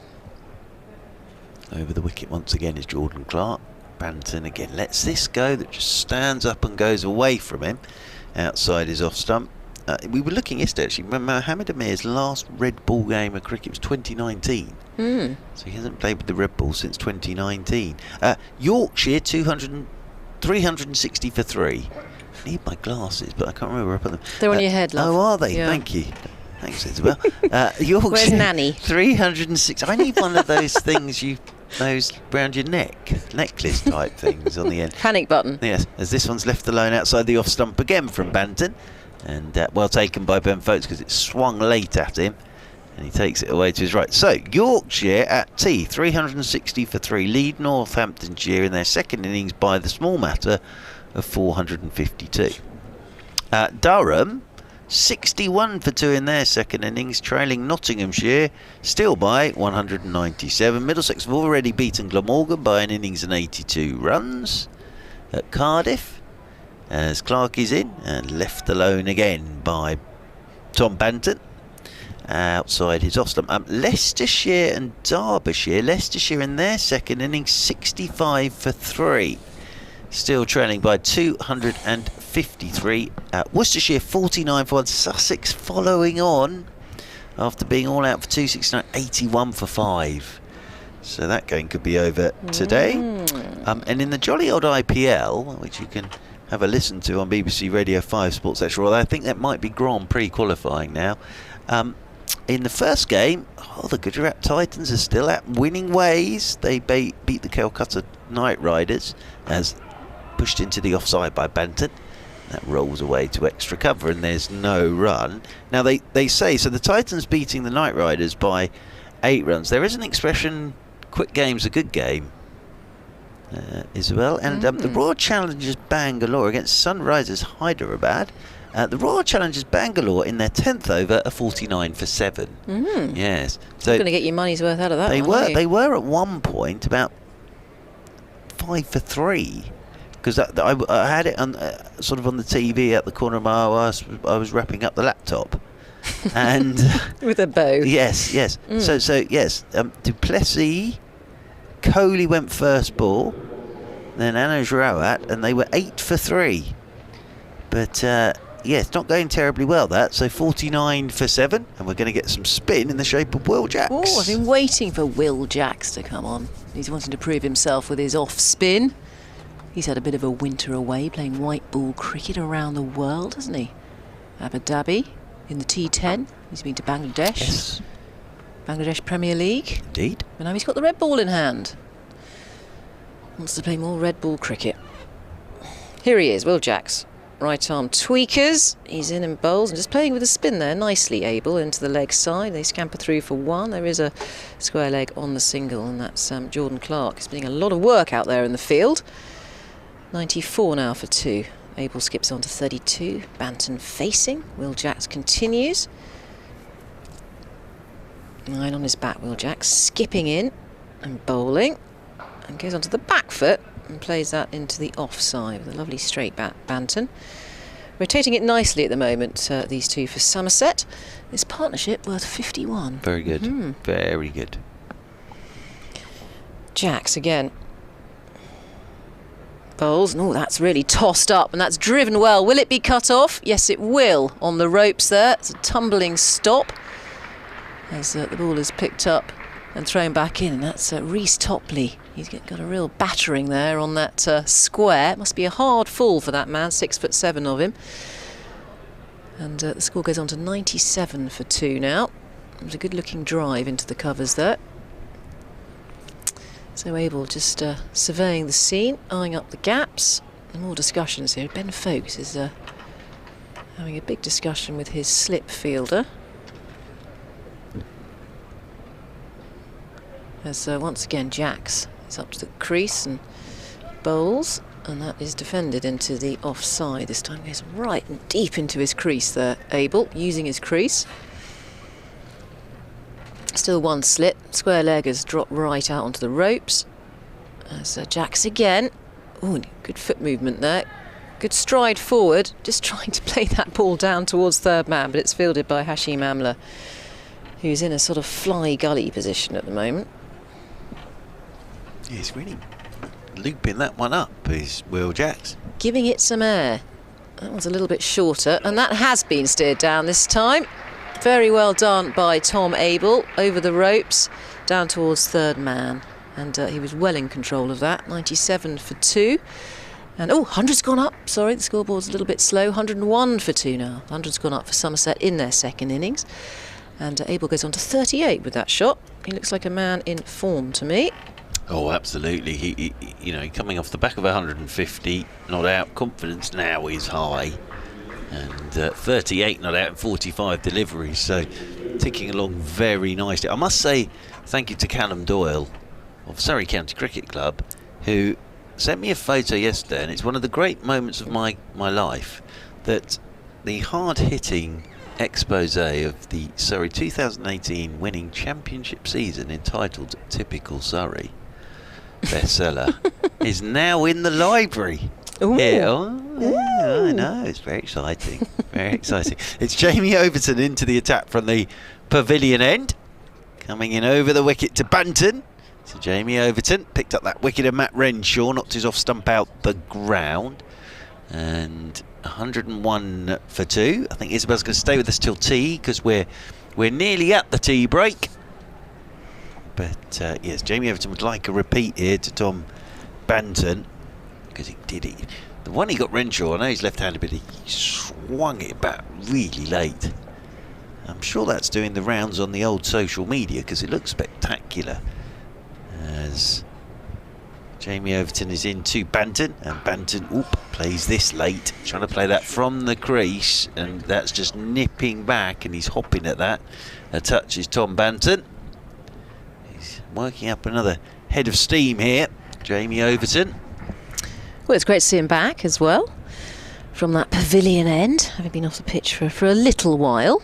Shortened up his run as Jamie Overton last couple of weeks. Certainly did the trick against Hampshire.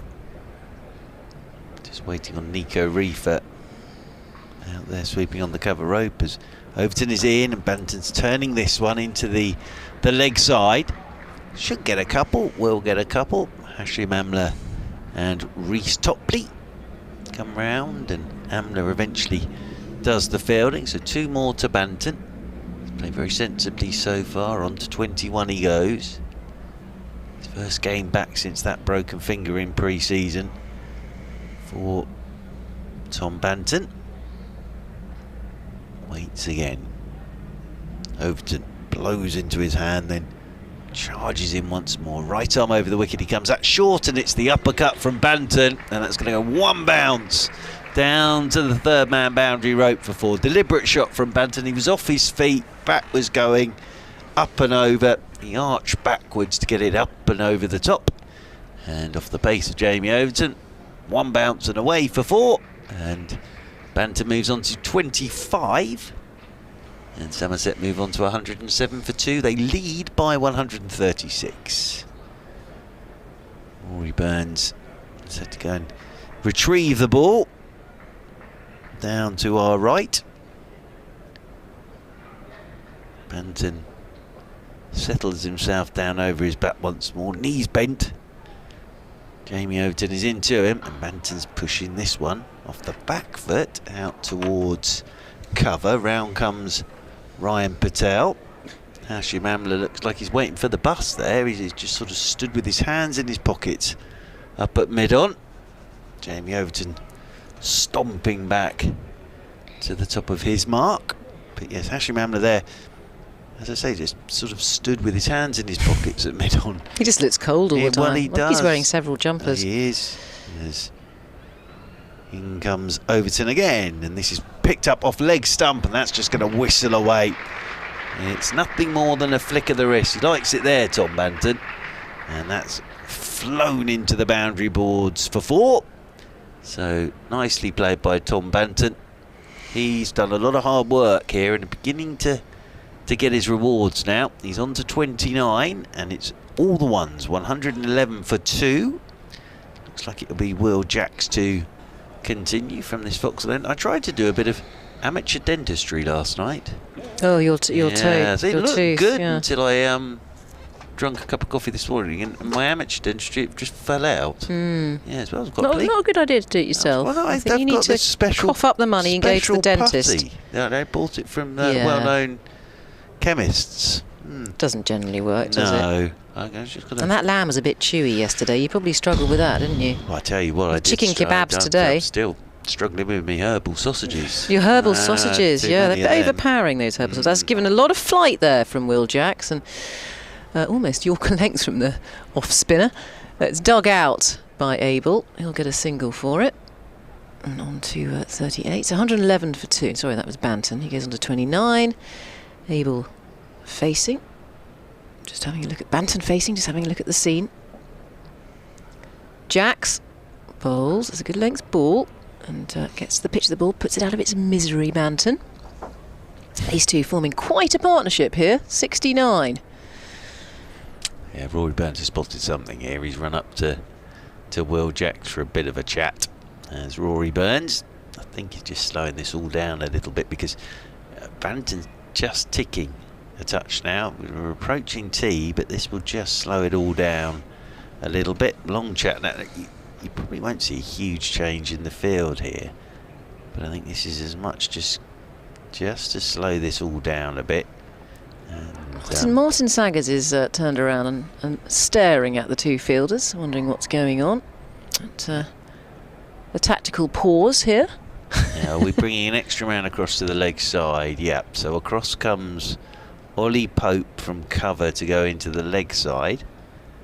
So they're leaving a huge gap for Banton through the covers to go against the spin if he wants to.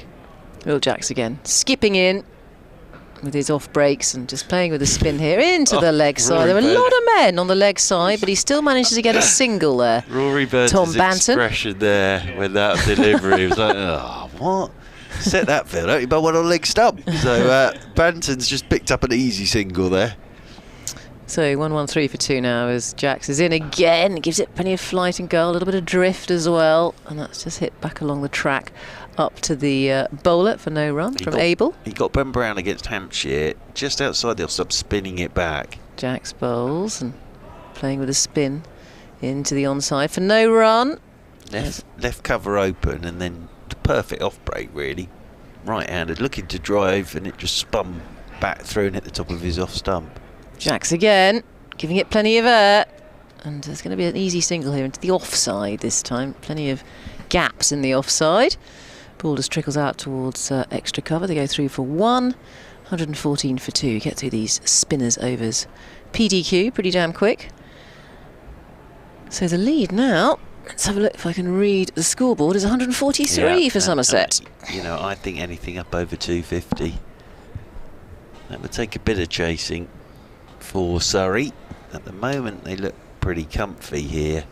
Messrs Banton and Abel doing a fair amount of work, the Surrey bowlers, being a bowler, well they're basically two bowlers light at the moment, aren't they? We haven't seen Sam Curran turn his arm over yet. He's fine, Sam, he's down there at fine leg, but this is all about bringing him back and I'm sure number of overs he's allowed and all that good stuff. Here comes Jamie Overton then to Abel, and Abel's just pushing off the back foot for a single out towards Nico Reefer, who's up to do the fielding. One more to the total. And Abel, nice solid innings this from the captain. He move on to 41. And it'll bring Tom Banton on to strike on 30. I think we're going to see a video at tea time on the Surrey live stream about the Surrey Cricket Foundation. Brilliant work that they're doing. A bit of the likes of Amar Verdi, Gus Atkinson, and Jordan Clark visiting the old Pride of Lions. And Sam Curran. So, yes, chance to shine as well. So, excellent stuff. As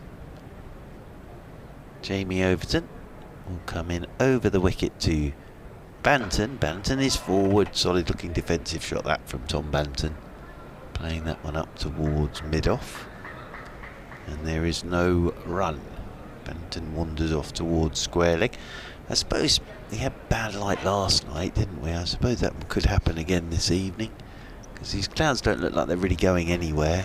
It's not a you know, gloomy day at the moment, but if the clouds don't sort of dissipate, I think is the technical term, as in comes Overton, forward again goes Banton, takes this up towards mid-on, and there is no run. It was pretty gloomy yesterday, on and off, wasn't it? And the lights all came on, and when we started to see those, you call it the starred shadows, the four-way shadows, and you have to be a bit careful as soon as it starts to take over the natural light, these weird rules that we have with the floodlights.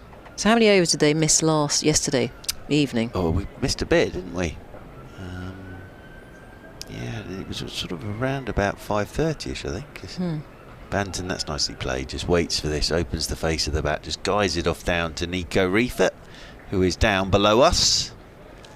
And the throw comes in from Reifert.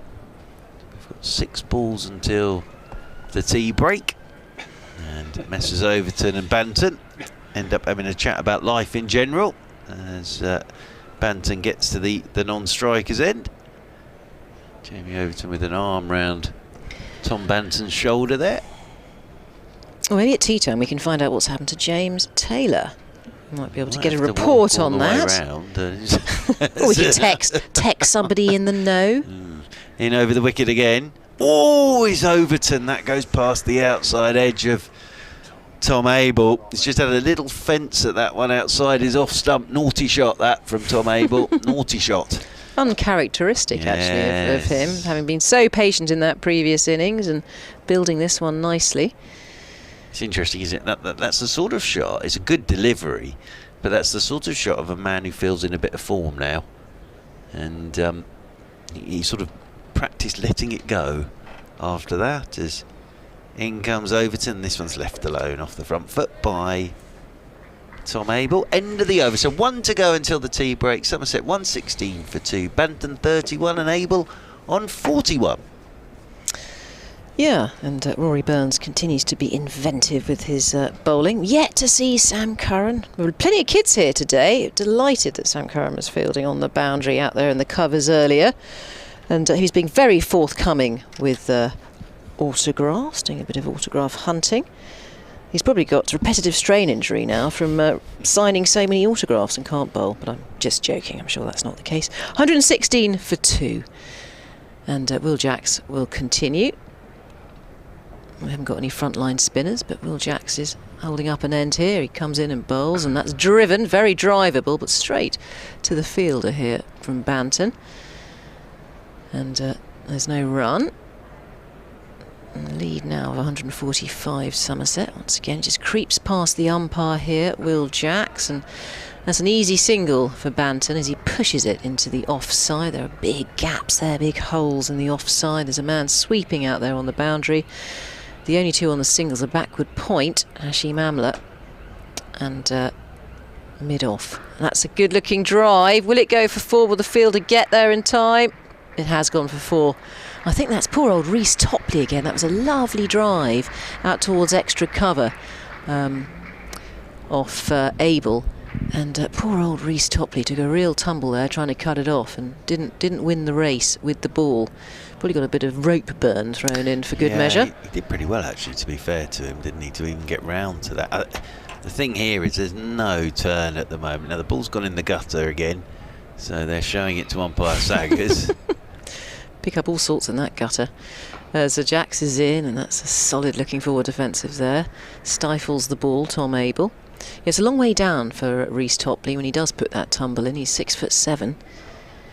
One slip in place, skipping in, jacks, and that's played with a spin. It's the onside. There's going to be a single. There's a deep square leg.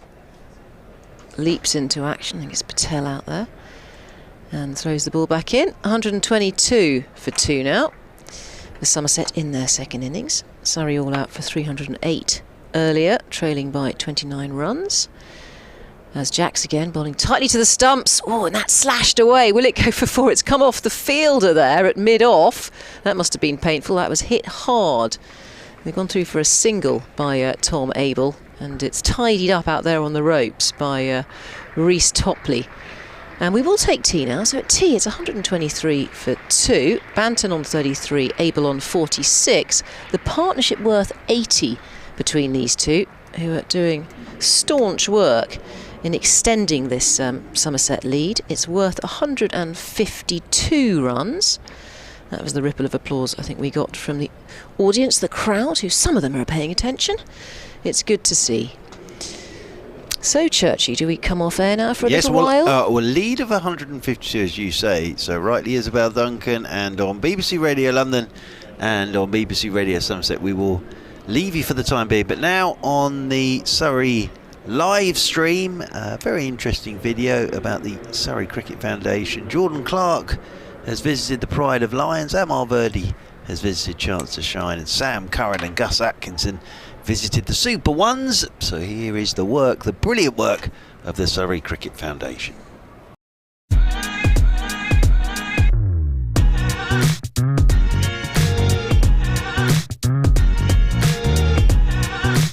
It's been a really nice day, really honoured and very thankful to be invited down, but it's great to see all the kids having lots of fun. So hopefully they keep it up and it keeps blossoming, really. Pride of Lions programme is an all abilities course which teaches children between the age of 4 and 16 core cricket skills, whether that's front foot batting or learning to become a spin bowler or a budding young wicketkeeper. And this is done through 2 core programmes, one that's pre-Christmas between October and December, the second which is 10 weeks after Christmas, which is January to March. Those 2 programmes are at weekends, and then we run holiday courses during the rest of the year, such as February half term, Easter, May half term, and a couple of courses over the summer, one of which is on the outfield at the Oval. Certainly recommend the programme, and it doesn't matter what ability the kids are at. Come into the programme, you notice that all the kids improve over 10 weeks. The individual coaching that they get is fantastic. We've got our standard 10-week course, which works on a ratio of 1 to 7 and has children from the ages of 4 to 16, so school years reception to year 11. And then our pro package course, which offers a more personalised experience, better coach to player ratio of 1 to 4. And the advantage of that is they can offer a more personalised experience, which helps bridge the gap between group and one-to-one coaching. So the Pride of Lions programme runs at a number of different venues.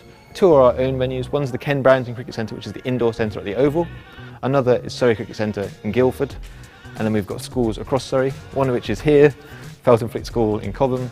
And we've got Downsend School in Leatherhead, Donator School in Reigate, York Castle School in Epsom, Wallington County Grammar School and Waden School in Farnham.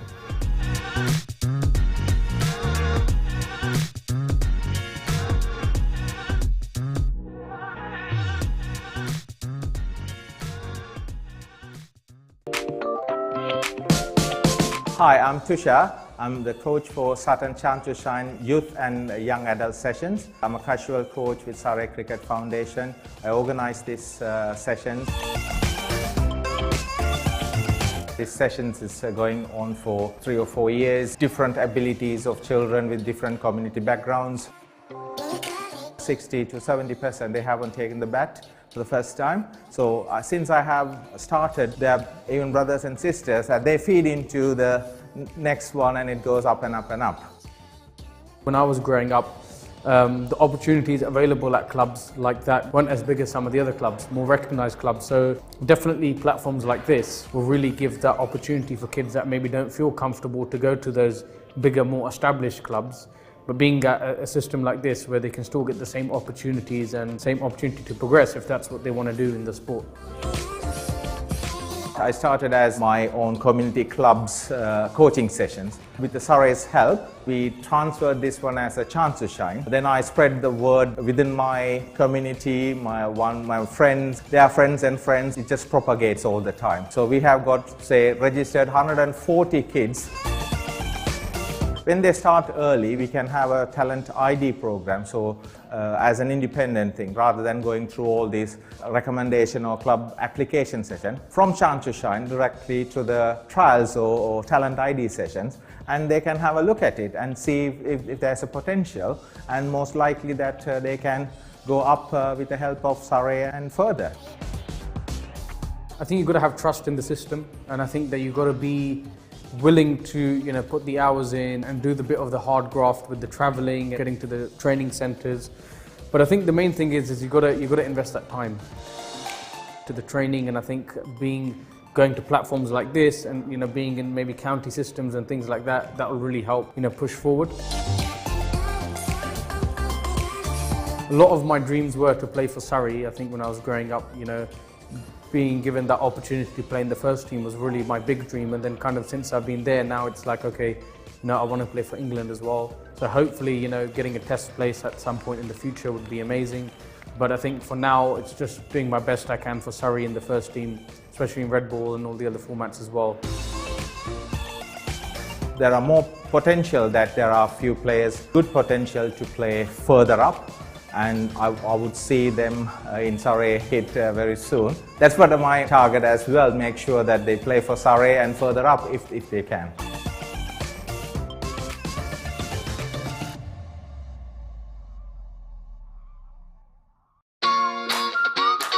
Fantastic to be here at Scarratt Park School today.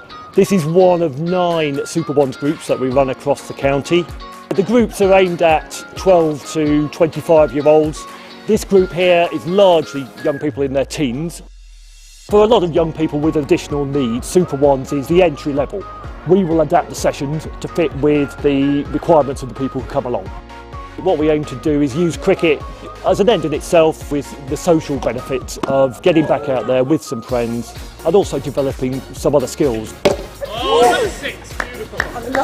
Sam and I have come down today just to play a bit of cricket with the kids. It was very interesting to see, and I had a lot of fun, and I hope the kids did as well. This is a fantastic opportunity, having 2 Surrey players, one of whom plays for England, visiting the group today. As soon as when we found out, me and Gus, that we were going to come down here, it was great. We jumped at the opportunity. We just popped in after training to see the Super Ones, these young kids with disabilities who, when they're growing up, might not have the opportunities that we did when we were young. It was so nice having those role models coming in, like professional cricket players coming in to visit the kids was fantastic. Our children don't often get those opportunities, so it's so nice that to happen. Nice bowling!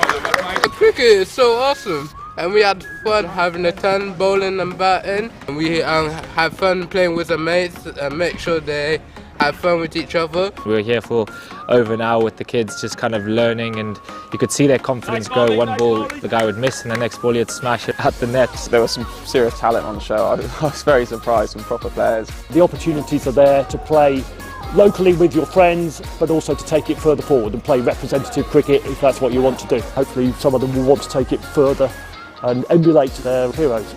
Hopefully the kids can sort of look at us and take some inspiration from us and get more into cricket, and sort of brought me back to when I was their age, just having fun with your mates playing cricket. So that's what it's all about, really. Very touched by coming down and seeing these kids with disabilities and now having that access and opportunity to kind of get involved in cricket, which is a sport we all love. It's expanding around the country, and I think it's an amazing thing that needs to keep being emphasised and keep building.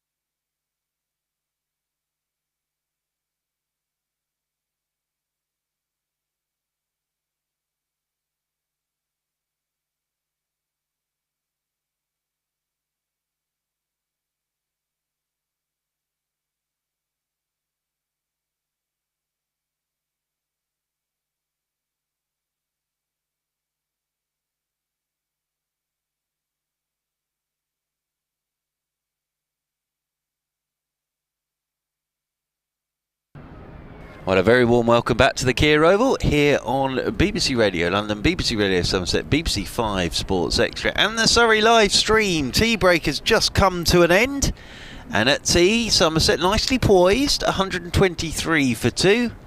That is a lead of 152 with Tom Banton on 33, Tom Abel on 46. The 2 wickets to go. Tom Lammonby caught down the leg side off Jordan Clark for 30, and then Matt Renshaw got a lovely delivery from Jamie Overton that knocked his off stump out the ground when he was letting it go, swung back late, and Renshaw going for 10. But Overton bowled nicely, Banton's batted nicely, Abel's looked in great nick off the back of his 150. Somerset will be quite pleased with where they find themselves. Surrey are a bowler light in James Taylor at the moment, and Anthony Gibson is alongside. Yeah, I think the partnership of 80 in, 17 overs between the two Toms has done a lot to settle Somerset nerves, because the nerves were jangling when Somerset lost those 2 quick wickets. Tom Lammonby caught down the leg side, and then Matt Renshaw clean bowled by a terrific delivery from Jamie Overton. And there would have been not panic in the dressing room, but maybe just a hint of sort of deja vu in terms of the number of batting collapses that Somerset have suffered in recent seasons. But Tom Banton, after a nervous start, has settled in quite nicely, and Tom Abel, as you were saying, Mark, looks in absolutely prime form. Yeah, he does.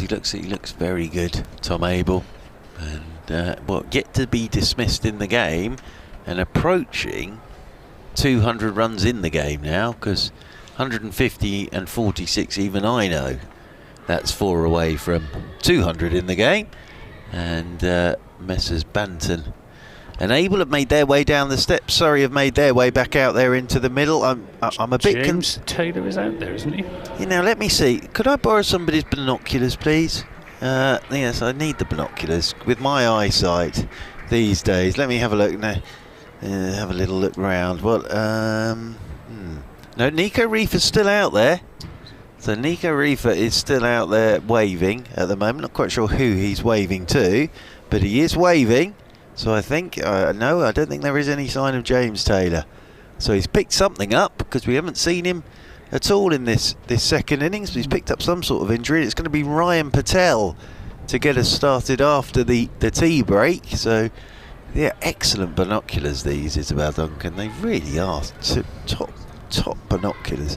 So yes, Rory Burns and Ryan Patel are out there having a bit of a natter, and it looks as if it's going to be Tom Banton on strike straight away after tea. And bit of a mystery over James Taylor, though, isn't it? Because he's picked up an injury. He didn't show any signs of it when he was batting, though, did he? He's picked up an injury. I suppose he could have a tummy upset or something along those lines. That sometimes happens as well. I remember when there was a game I did once where we were doing the tactics of that someone coming in ahead of somebody else who then got 60 odd or something, and then asked the question, and we were told that they were in the toilet at the time. So it could be something along those lines. I don't know, but It's not for his sake.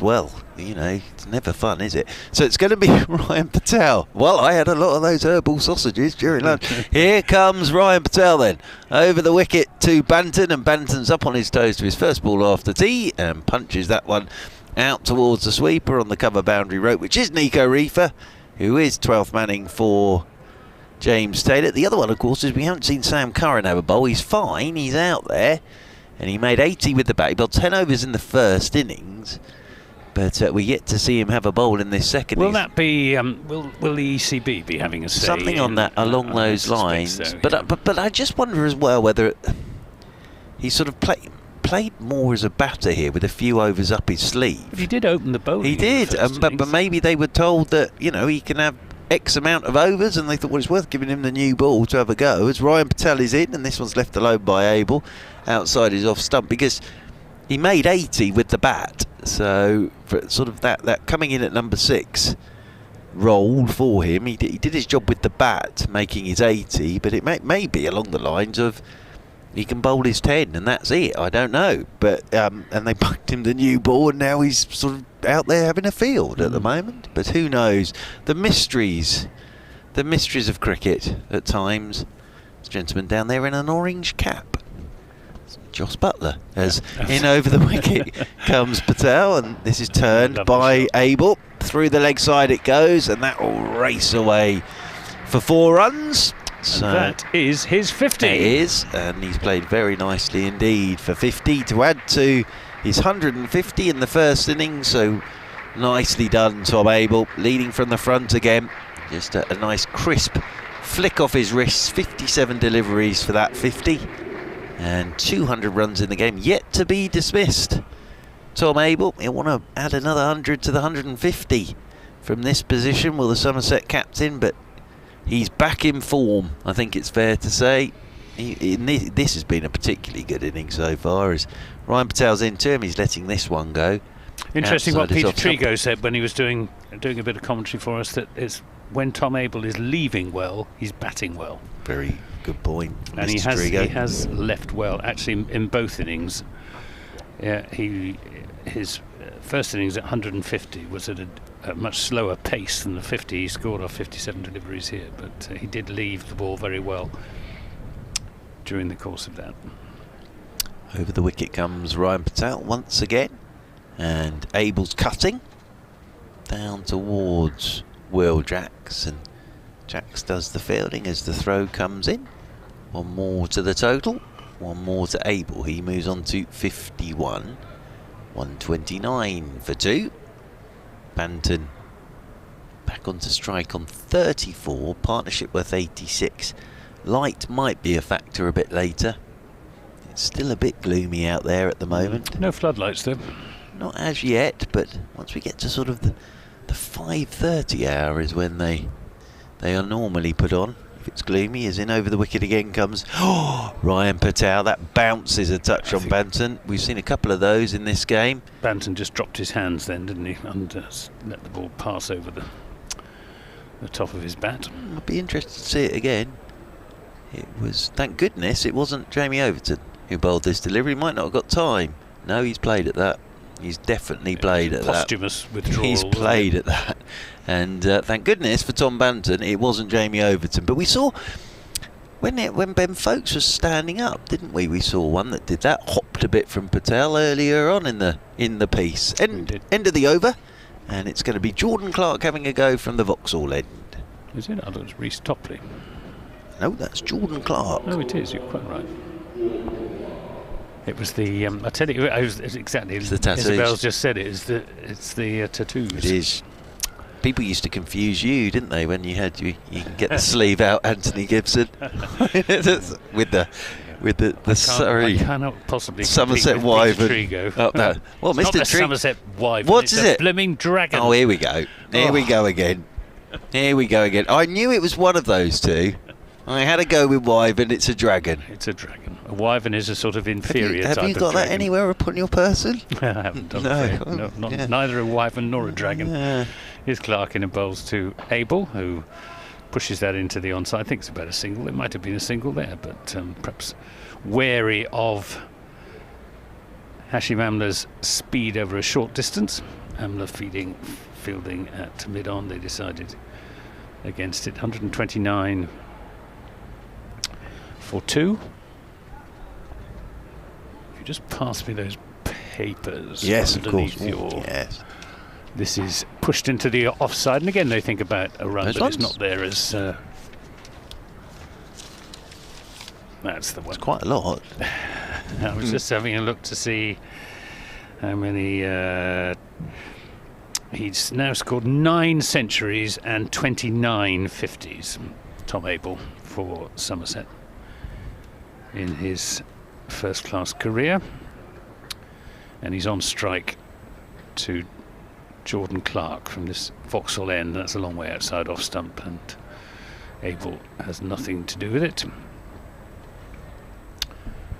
Jamie Overton is the lone close catcher at first slip, which suggests that Surrey are sort of going into run saving. Yeah, make it hard mode. Don't want Somerset to build too big a lead too quickly. Clark is in and bowls to Abel, who's punching that into the offside, and there's a misfield, but by Reece Toffley, but they obey the old adage, never run to a misfield, the adage that is most often completely ignored, particularly in white ball cricket, whereas the slightest hint of a fumble from a fielder and batsman will be off. Clark to Abel, there in bowls. Abel shoulders arms, lets it go through to wicketkeeper Folkes. I suppose, unless there is a batting collapse, Somerset will be looking to bat until about maybe 20 minutes, half an hour before lunch tomorrow. Yeah. Something like that. Yeah, with a lead of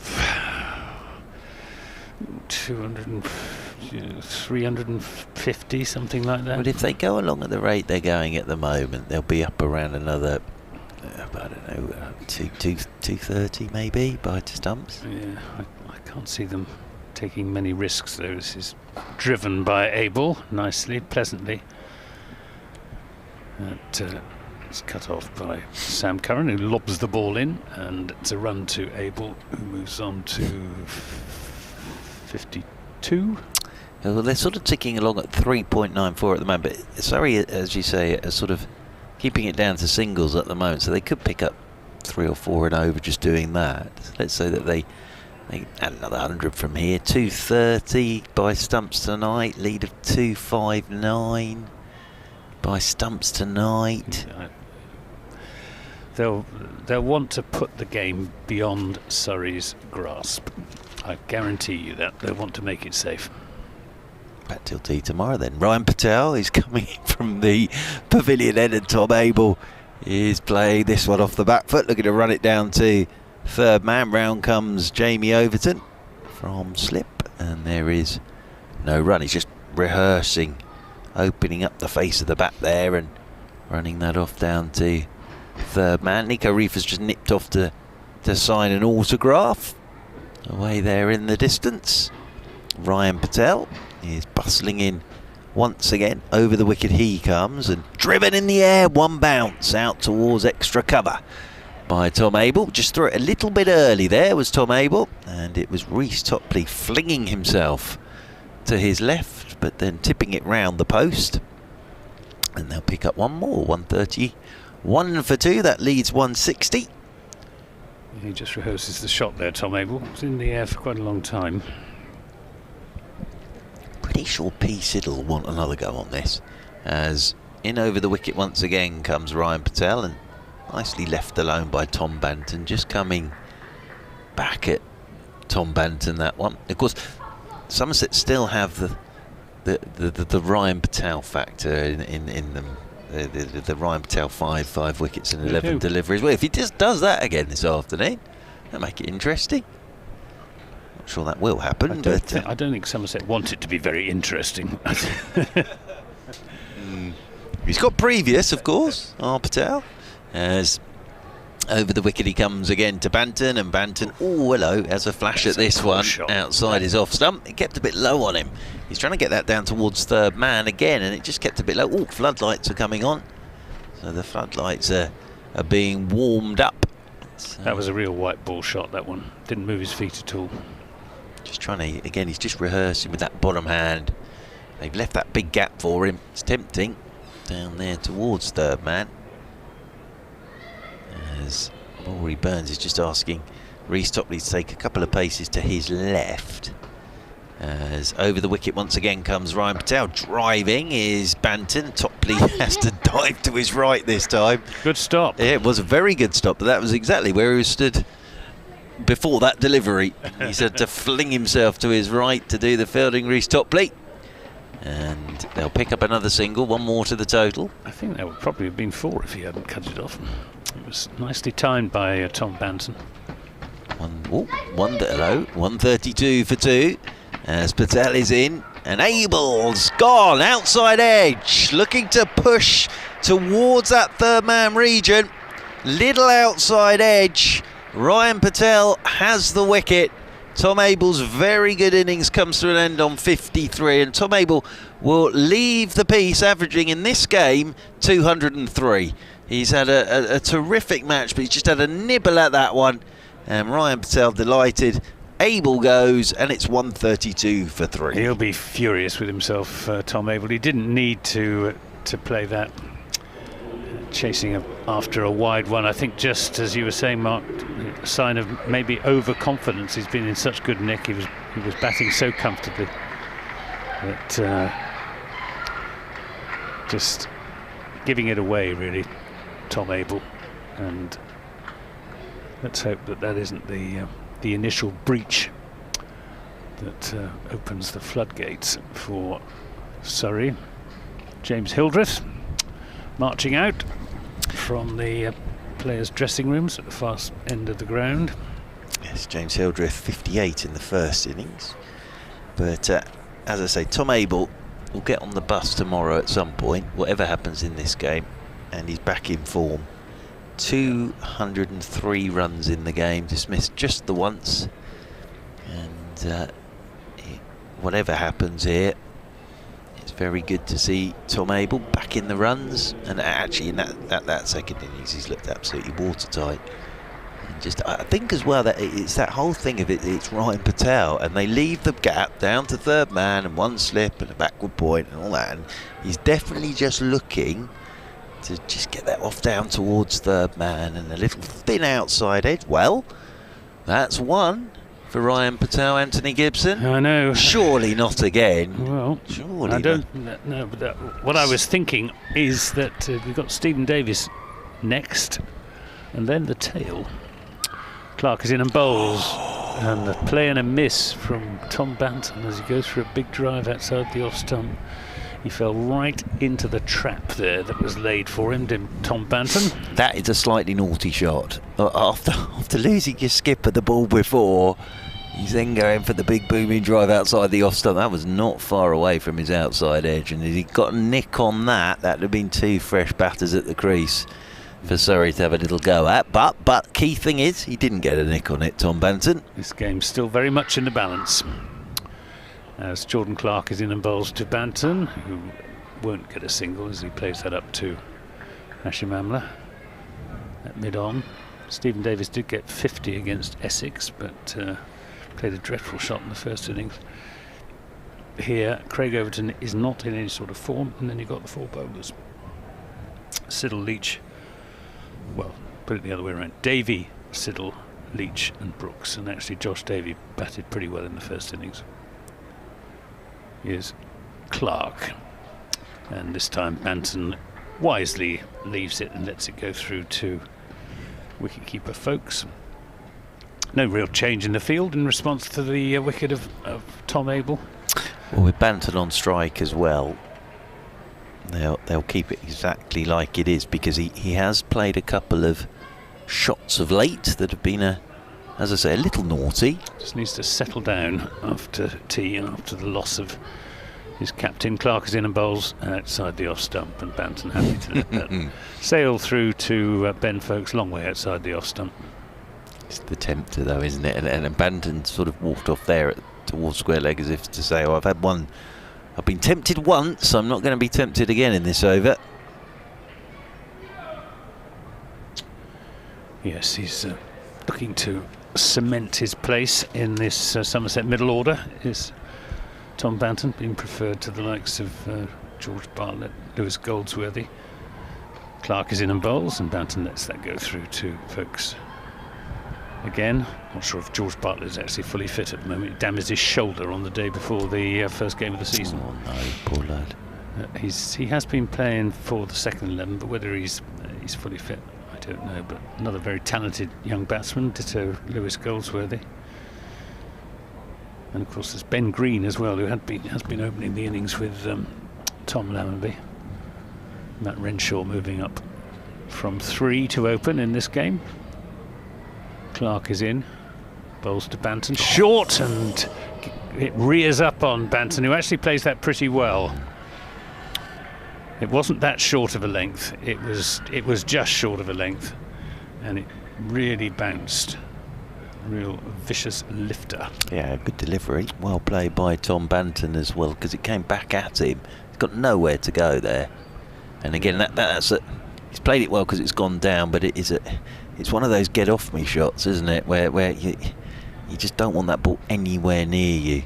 Good bit of bowling that from Jordan Clark. Ryan Patel will continue, and James Hildreth will be on strike. And I don't think the field will change a great deal for James Hildreth either here. I think Surrey will be quite happy just to sit in for a little bit here. So James Hildreth, as a survey of the field, it's just the one slip for James Hildreth, his first delivery. And Ryan Patel is into him, and Hildreth lets it go outside his off stump, and Ryan Patel thinks that's quite close. There's a tumbling take from Ben Folkes, and now James Hildreth just having a little check where Ben Folkes has ended up there. Elsewhere in the county championship, Kent 50 without loss. Hampshire declared at 652 for 6. There's some good pitches at Canterbury at the minute, isn't there? After Kent got 305 in their first innings, as in comes Ryan Patel and forward goes Hildreth. He'll get a run, just pops this one into the leg side. So James Hildreth off the mark. Simple single for him. 133 for 3. Essex 206 for 6 against Warwickshire. That's still trailing by 11 against Warwickshire. Gloucestershire 24 for 1, trail by 280, and that's against Lancashire. Just having a little look at who's bowling. James Anderson has his first wicket of the summer. Yeah. There you are, 1 for 9 for Mr. Anderson, as in over the wicket goes Patel to Banton. Banton's forward and plays a good length ball into the offside. Yorkshire 406 for 3 declared in their second innings. So Northamptonshire 13 without loss, still need 486. Durham in Division 2 85 for 5 now against Nottinghamshire. In their second innings, still trailing by 173. Powerful side Nottinghamshire, as in comes Ryan Patel. This is slapped off the front foot by Banton. Out towards Nico Reefer. Floodlight's just beginning to take hold here. That propeller and star shape at the bottom of the player's shoes beginning to happen. I know it's early days, but Notts and Middlesex look two very good sides in Division 2. Leicestershire 83 for 3. Trail Derbyshire still in their second innings by 235. Ryan Patel is into James Hildreth. Hildreth, inside edge, looking to drive. That's gone past his stumps. That wasn't far away. And James Hildreth there, looking to drive. This is why they're leaving the field exactly like it is at the moment for Ryan Patel. And that wasn't too far away from coming back onto his stumps there, James Hildreth. I'm not sure quite how that missed. Oh dear. Whistle's off for 4 though, and James Hildreth moves on to 5. Middlesex beat Glamorgan this morning by an innings and 82. And Sussex 107 for 6 in their second innings against Worcestershire, still trailing by 115. And in the IPL, Royal Challengers Bangalore 68. Yeah. As in over the wicket once again comes Ryan Patel. That one's left alone outside the off stump by Hildreth. And Sunrisers Hyderabad are 2 without loss in reply. But actually, RCB have been going pretty well in this tournament, but they've not had the best of days today. All out for 68. Those are all the other scores, not only from this country, but the world. I bet they're not. I bet there's more cricket going on. Oh, there is. There's lots more. The other day we were looking at the Super.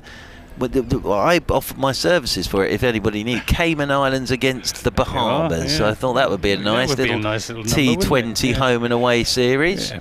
Quite like to be involved in that if at all possible. Elsewhere in the Women's Tri-Series, Namibia women 41, Zimbabwe women 45 for 1. That one's over already. Here's Jordan Clark in to bowl to Tom Banton, who comes forward to a good length ball on off stump and plays it quietly into the offside, where it's picked up by Reece Topley. Light just improving momentarily as the sun tries to break through the cloud cover above the oval. I haven't been outside today. It must be pretty breezy. Well, obviously I was outside walking to the ground this morning, but not since arriving at the ground. It's Clark in and bowls to Banton, who whips his bat out of the way of a ball, leaving him and lifting outside the off stump. It's without the sun, it's quite chilly. Still quite a decent crowd in here at the Oval though. There was large numbers of them out on the outfield at the far end of the ground during the tea interval, studying the pitch closely. Pretty good cricket wicket it's been too, as Clark is in and bowls outside the off stump to Banton. I think he's trying Tom Banton's patience. Is Jordan Clark. I think this is the plan. He reckons that sooner or later Tom Banton will be unable to resist the temptation of having a drive outside the off stump. He's got cover as well, with a sweeper on the cover boundary. Sam Curran out there as Clark is in and bowls. This is driven nicely, but straight to Hashim Amla at mid-on. Just needed to get that 5 yards to Amla's right, and that would have been 4 runs. I suppose this is, for Tom Banton, a good sort of test of this red ball stuff, in the fact 36, 74 balls. He's playing some nice shots, but not getting any runs for them at the moment. Yeah, he's just got to hang in there.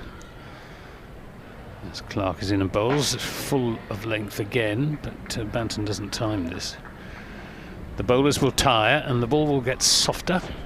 It's an opportunity, this, for him to build an innings if he can bat through to the close, preferably from a Somerset perspective, with James Hildreth for company.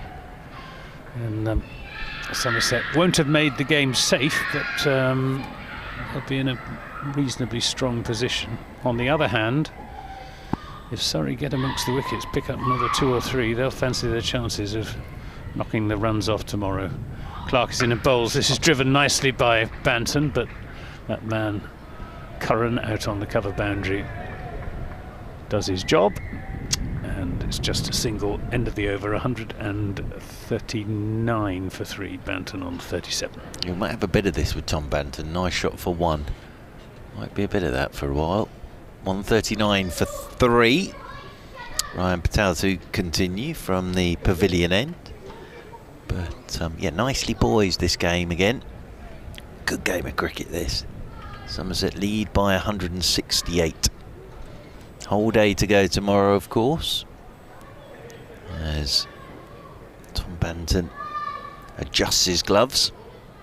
Forecast is good for tomorrow as well. Is it really? Excellent. Yeah. Lovely. No, lovely. No rain in the forecast as far as I'm aware. Super. As Ryan Patel is in, and he's trying to run that down to third man again. He's having a little nibble and a little inside edge, and bounces over his stumps. This is why they're keeping the field exactly like it is, because Tom Banton just can't help seeing the pace of Ryan Patel and just trying to nudge him down towards third man, and that's almost played back onto his stumps here.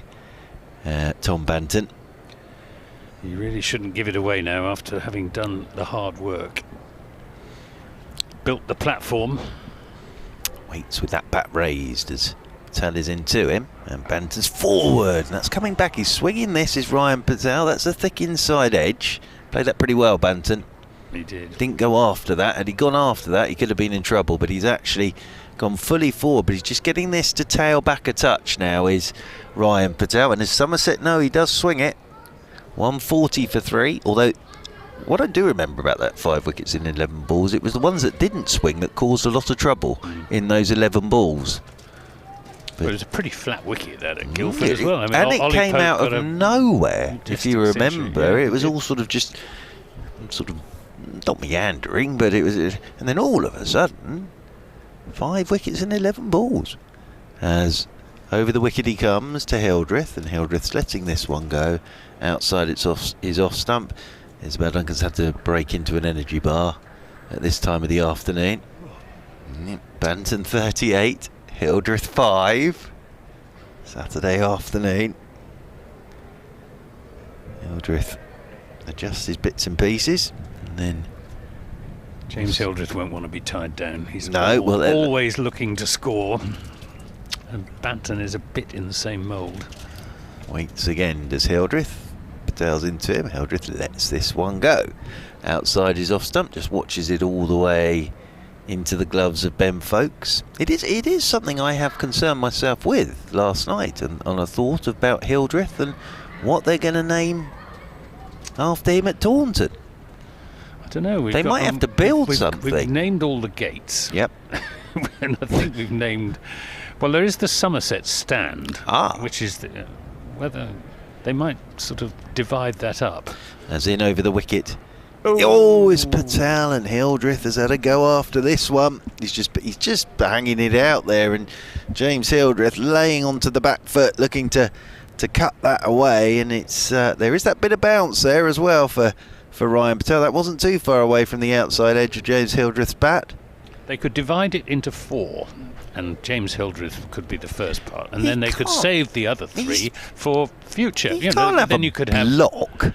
He's far too good to have a block named after him. It's a very big stand. In over the wicket comes Ryan Patel and pushes this one up towards mid-off, and there's no run. You can't have the Hildreth block. What happens when Tom Abel retires? Well, you'll have to build something else for Abel. You can't have the Hildreth block. You can't have your seat in there. Just call it the Hildreth stand.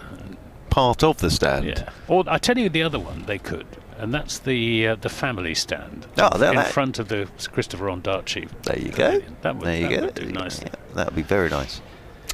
Because he deserves a stand. He's the Somerset's 3rd highest run scorer, behind Marcus Trescothick and Harold Gimlett. Before this game, he had 17,093 runs to his name. He can't have a block. He's got to have his own stand, hasn't he?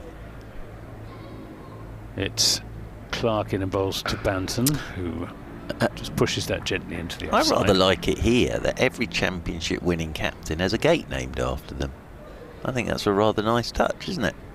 But you're going to run out of gates, aren't you? Well, they might have to sort of, I don't know, put a hole in the wall. But I spent 2 hours stood outside the Burns gate trying to get into the Test match this year. Oh, right. Yes, yeah. Well, I think all of our gates at Taunton are spoken for. Here's Jordan in and bowls. This is turned nicely into the onside for a single by Tom Banton. 141 for 3. We've got the Jack White gates after the great Farmer White. Slow left arm bowler. Somerset's leading wicket taker with 2,176 or so to his name. We've got the Brian Rose gates, and we've got the Joel Garner gates, and this Vivian Richards got something named after him. Blowed momentarily if I can remember it. And of course the Lord Ian Botham stand. Yes, I was thinking that. With the Marcus Trescothick pavilion. Is Clark into Hildreth, who plays that characteristic defensive prod into the offside. I've always thought it amazing to have a stand named after you, or gates named after you. I think to be able to say to someone, meet me at my gate, would be spectacular. I was thinking that when I walked in this morning through the Alex Stewart gates. Yes, he's very proud of his gates. Yeah, I'm sure he should. And so he should be. Absolutely. Apart from when he got stuck behind his dad in the car one morning. Here's Clark in and bowls, and Hildreth back on his stumps defending. Well, his dad, of course, has got the entire pavilion named after him. Quite rightly as well. Splendid character. I had the privilege of having lunch with him a couple of years ago when Lovely he was man. Well, this must have been 3 years ago now, because it was pre-COVID, when he spoke very, very well at the West of England Cricket Society, having been brought in at short notice because Mike Brearley, who was going to speak, was taken ill, not seriously ill, but couldn't speak. And that's caught at first slip by Jamie Overton, and that is the end of James Hildreth, who was looking to turn that ball into the onside, took the edge, and a very good catch by Jamie Overton, moving to his right, because he couldn't have anticipated that the ball was going to come his way, just looking at the replay. And yes, a very, very good catch by Jamie Overton, tumbling down to his right. And well, the alarm bells will be ringing in the Somerset dressing room now, with Hildreth having gone, and the score on 141 for 4, with the lead at only 170. I mean, 170 is still going to take a bit of getting, and there's no reason why Somerset shouldn't add a few more. But if Stephen Davis doesn't come up to snuff, there isn't much else left in the dressing room. Well, it's a good catch that from Jamie Overton, because as you say, with the shot that Hildreth was playing, his eyes would have been going off towards mid-wicket. It sort of almost came off the back of his bat, and he took it very nicely. So out comes Stephen Davis, and Jordan Clark will no doubt hang a couple outside his off stump for him. But yeah, interesting this, and Surrey, as I say, are doing this 2 bowlers short at the moment, so it's a good effort from Surrey. Wasn't a very good shot. It just swung late on him, didn't it? Just sort of, it was a good length, just swung late and looking just to help it through mid-wicket, and good catch from Jamie Overton. It really was, tumbling catch from Jamie Overton. So here's Stephen Davis, but you see it again, he's just trying to whip that leg, so that's almost come off the back of his bat. That is a very good catch from Jamie Overton, because as I say, eyes would have been heading off towards mid-wicket, then all of a sudden there's the ball, and nice catch from Jamie Overton. Very good in there, aren't they, the Overtons? Yeah, they're very good. And brilliant in the outfield as well. Got big hands. Yeah. Big hands, fast reactions. Always helps. Know what they say, big hands, large gloves. Is that true? Jordan Clark then, to bowl to Stephen Davis. Around, no, he's not going around the wicket, he's staying over the wicket to the left-hander. And he's angling that across Stephen Davis. And that's the end of a successful over for Jordan Clark, the wicket at James Hildreth. It means that Jordan Clark has figures of, can't find them there. I may be able to help here. I should be able to, sorry, first in Somerset. Here we go. 14 overs. Oh, that's out of date. Shall I? 15 overs, 4 maidens, 2 for 39. Well done. Well done, Jordan Clark. No, absolutely. Ben Folkes there, that one, as he went to take it, dipped on him. He just hit the end of his finger, the last ball of that over. It looked a bit painful. 141 for 4. Then Ryan Patel from the pavilion end comes in over the wicket to Tom Banton, who's just watching all of this very carefully from t'other end. Well, he's got an important role to play now, Tom Banton, has he not? I mean, he's got to show what he's made of in terms of making the best of what's now quite a difficult situation for Somerset. When he and Tom Abel were going along so comfortably, things were looking pretty good, but 2 quick wickets and Surrey right back in it. Ryan Patel is over the wicket again to Banton.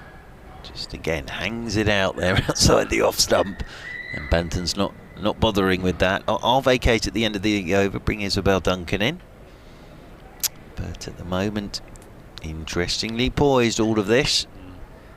Lead is 170 runs for Somerset. There is a whole day to go tomorrow. They're 4 down.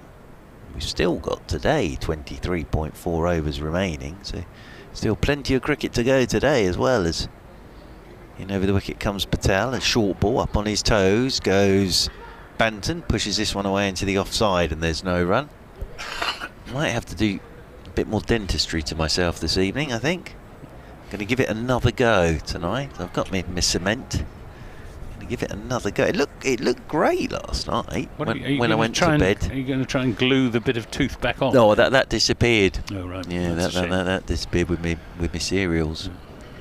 Because originally it was the dog, and then a bit more came off in my bran flakes. As in over the wicket once again is Patel, and this is nicely played by Tom Banton, just whipping into the leg side. Off goes Jordan Clark. Oh, good work from Jordan Clark. This is the bloke who's running in from the other end and taking wickets, and he's just sprinted round, dived full length, knocked the ball back inside the boundary rope, and saves a couple of runs there, does Jordan Clark. 2 more to the total. Banton's on to 41, 145 for 4. Great athleticism that from Jordan Clark. Superb piece of fielding, because that was timed beautifully by Tom Banton. And my money was on the ball. Ryan Patel is in again, and left alone by Banton. And just looks at the pitch and wanders off towards square leg. You can tell he's sort of talking to himself the whole time here, Tom Banton. As he walks towards square leg, he's just practising. Just not a big booming drive, just let the ball come to him. It's probably what he's saying to himself is, just let it come to me. The one that he's let come to him in this over, he's just clipped away for a couple of runs. He hasn't gone looking for it. But you know, someone who plays so much white ball cricket, the instinct absolutely is to look to score off every ball. Absolutely. Doing a good job here. As over the wicket comes Ryan Patel to him. There he is driving. He's picked the right one this time, but that's a good tumbling stop by Rory Burns. Running away to his left. Rory Burns. Looks to me like he's had a shave. And one more to the total. 146 for 4. Do with having a haircut? Not at all. You and I we don't disagree on many things, but that is one thing you and I do disagree on. Because you know, I like the old long locks as well. I don't know what JB Hobbs would. Well, yes, but they move with the times. Move with the times. As Stephen Davis comes on to strike to Ryan Patel. Yet to get off the mark. Stephen Davis still on a pair. As Patel is in and Davis is looking to work this, nudge this, leg side, hits the pad, rolls away. The end of the over, end of me for the time being, 146 for 4, Leeds 175, Bantam 42, Davis yet to get off the mark. And Anthony Gibson will be joined by Isabel Duncan. Thank you, Mark Church. Mark will be back with us in around about half an hour. If the light holds, how many overs have we got? Another 23 overs, I think it is, to 23 overs to be bowled this evening, so that's a good hour and it's an hour and a half really, so we could be going on until 6:45 if the light holds. It's Jordan Clark going to be bowling to Tom Banton on 42. He's in and bowls, and Banton defends into the offside. And Isabel has taken up her seat, but unfortunately forgot to bring her microphone and headphones with her, which that should be plugged in shortly. Rory Burns just having a chat with Hashim Amla. Tosses the ball to Jordan Clark. Rory Burns must be feeling a lot happier with the state of the game than at the tea interval, as Clark is in and bowls to Banton, who is slightly suspicious of that delivery, thinking it might bounce on him, and plays it with the bat angled down into the offside, plays it safely enough. We could be in, Isabel, for a very interesting and possibly decisive hour and a half's play between now and the close. Absolutely. With Abel and Hildreth both back in the pavilion following tea, things get quite interesting. Established batsman out there at the moment. Jordan Clark to Banton, that's short and wide down the leg side, and Banton has absolutely nothing to do with it. Practices his knees bend to duck underneath the bouncer, but he didn't need to bend his knees on that occasion. It was ill-directed from Jordan Clark, who's having a good bowl. He's in his 16th over. 2 for 39.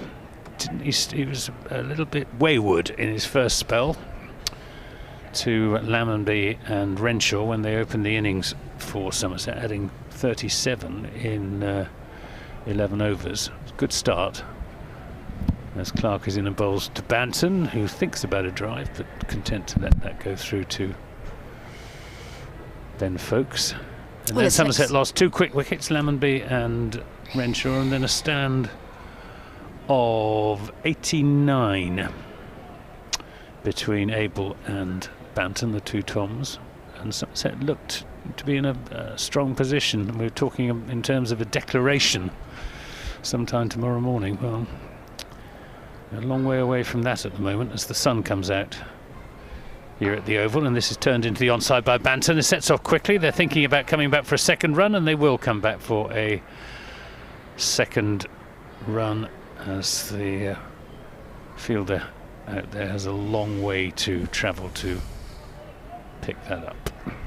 Well, it's a big workload, isn't it, on the likes of Jordan Clark at the moment, where they're lacking certain bowlers.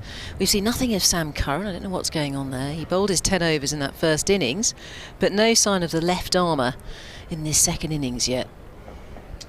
Here's Clark again to Banton, and Banton works this away down to deep backward square leg. and Ryan Patel does the fielding, and it's just the... No, it's not Ryan Patel, it's Nico Riefer down there. Riefer. 149 for 4 at the end of that over. 45 to Banton. Stephen Davis yet to score.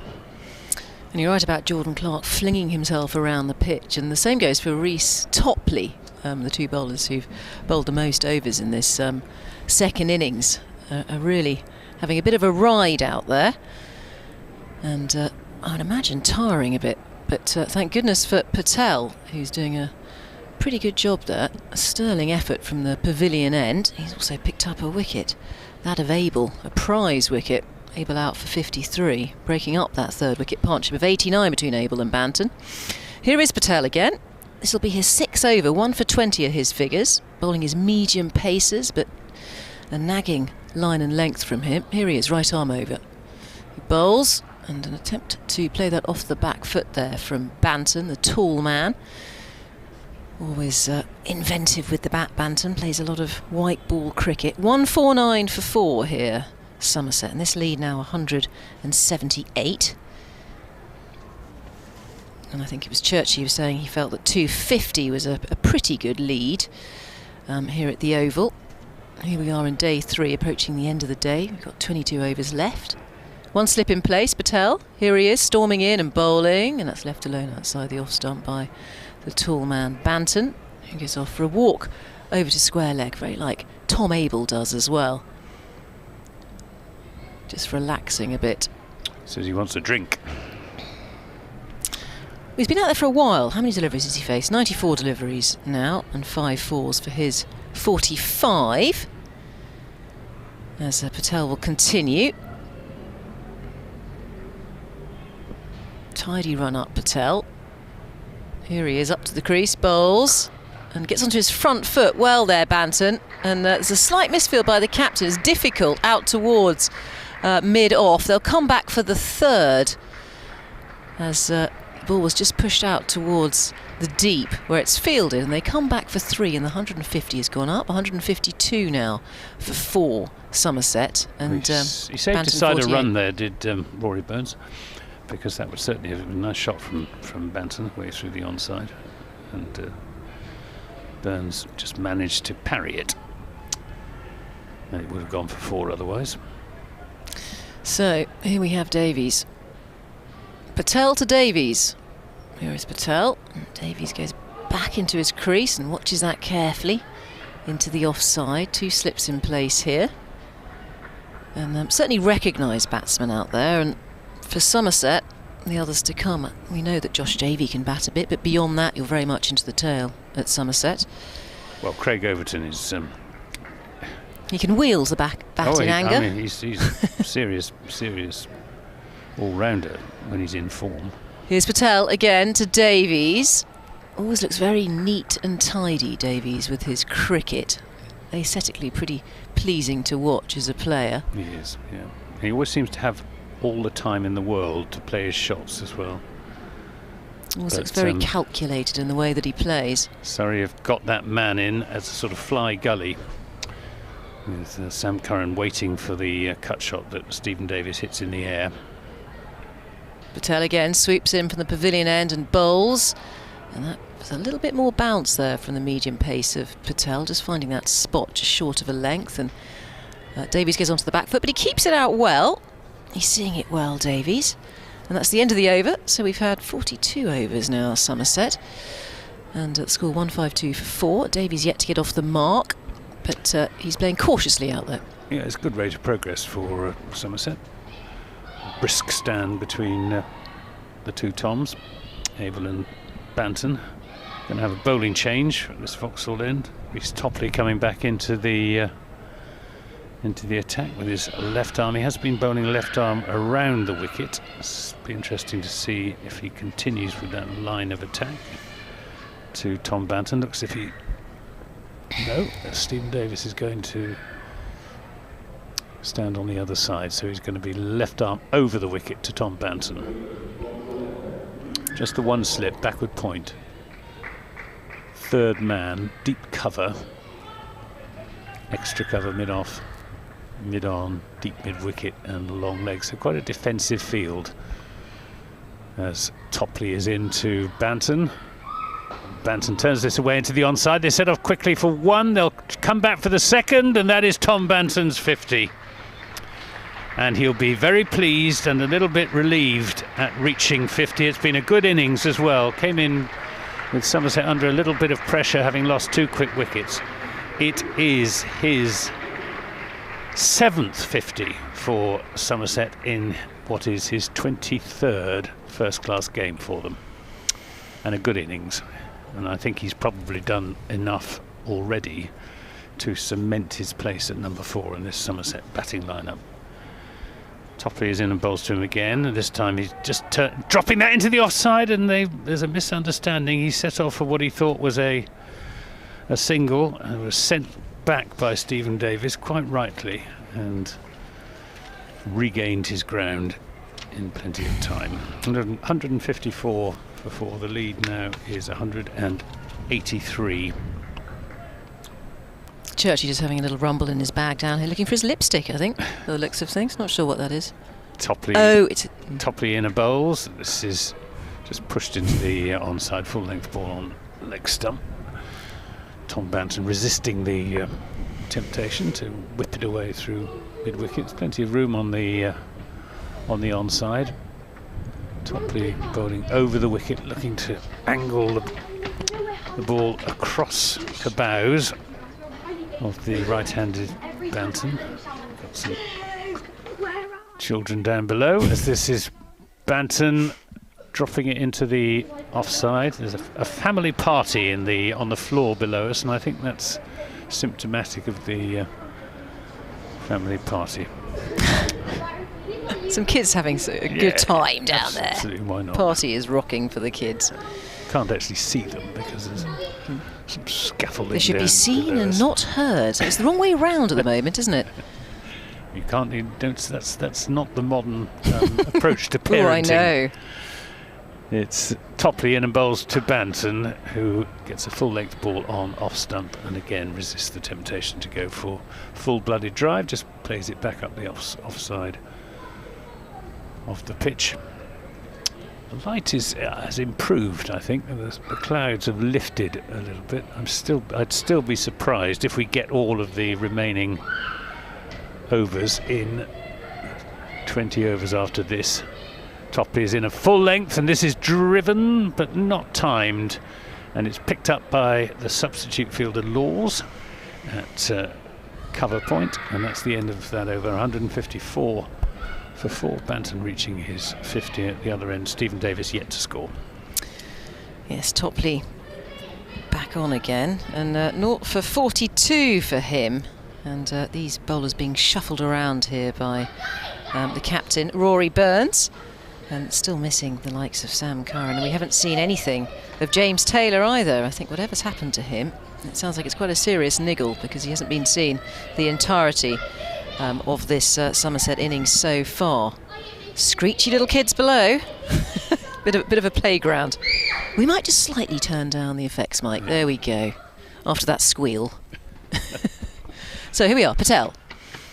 Ball in hand. He's trundling in and bowls the left-handed Davies, who watches that once again. Very carefully, watchful.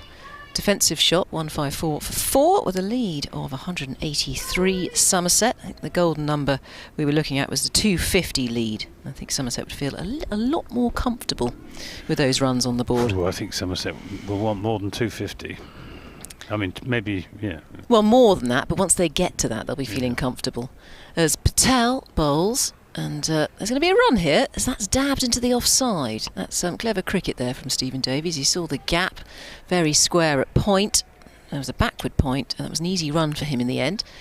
He goes on to 1. He's off the mark with that shot, 155 for 4. And that man Banton on exactly 50 will face the next delivery as Patel continues from that pavilion end. All those floodlights are on. Funny old day of weather, a bit of sunshine, bit of gloom. A little bit warmer though. Patel, here he is, right on medium, and that's driven straight to Reece Topley, which has hit him on the tips of his fingers as he wrings out his hands, but he has stopped it, and there is no run there for Banton. Very good test this of Tom Banton's abilities as a red ball cricketer. He's worked very, very hard on his red ball technique, but you can still sense there's a little bit of a conflict between his instinct and his sense of responsibility. Patel, and there's a drive, a little bit of a miss hit there from slightly mistimed from Banton out towards mid-off, with the captain Rory Burns gives the ball a jolly good shine. Somerset can ill afford to lose another wicket at this stage. So Patel now onto his 7th over, really holding up an end there, Patel, and doing a good job. Here he is, right arm over, and that's left alone outside the off stump. It's a good stride forward, positive stride forward from Banton, and leaves it well alone. Just one slip, and we have a point and an extra cover mid-off, mid-on, and a backward square leg on the ropes, also a deep mid-wicket down there, and a long leg, and a man out there in the covers, a deep cover. And it's Banton, waiting patiently, crouched in the crease, and that's left alone again. He doesn't have much of a trigger movement, Tom Banton. He looks very still when the ball... It's quite unusual not to have a trigger movement. Oh, golly, they're back again. Playground, still playtime. 155 for 4. Somerset keep this lead of 184 now. Tom Banton on 50 and Davies on 1. And 44 overs have gone. And to bowl, we have 19 overs remaining in today's play here at day 3 in the County Championship. Surrey versus Somerset. Somerset won the toss.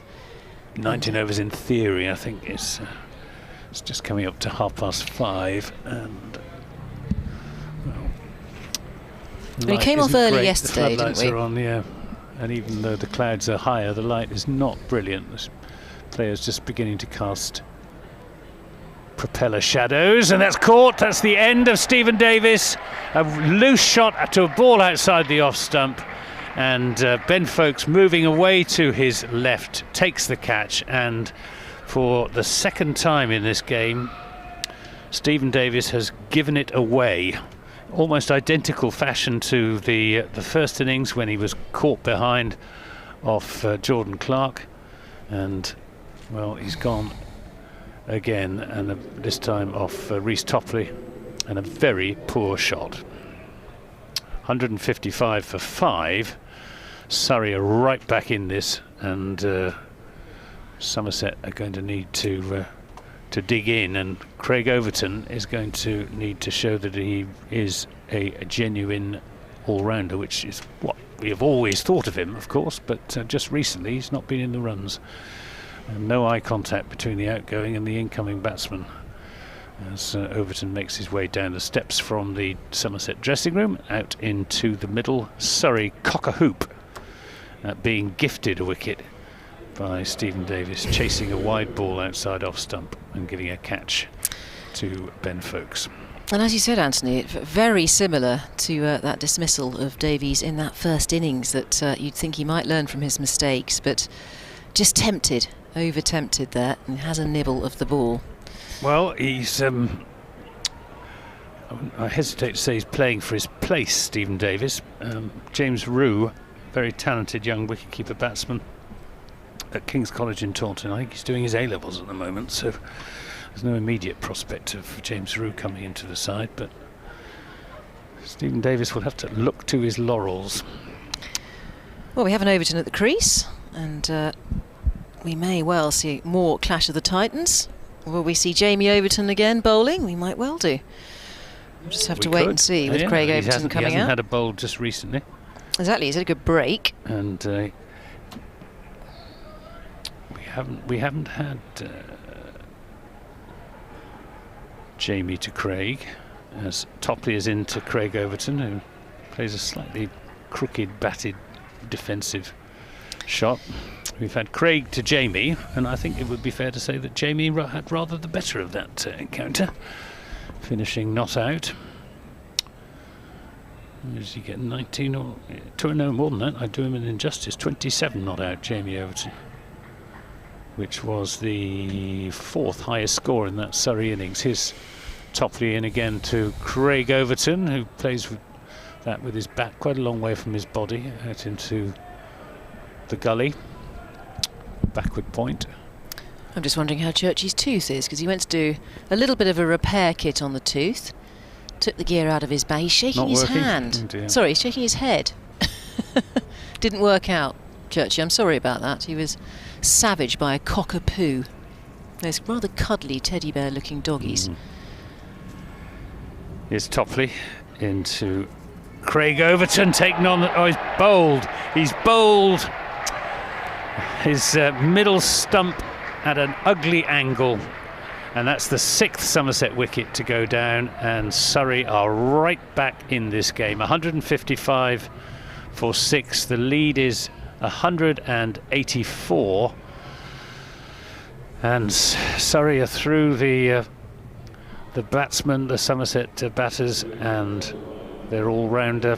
And now they've got a bowler who bats a bit in Josh Davey, and then a couple of out-and-out bowlers.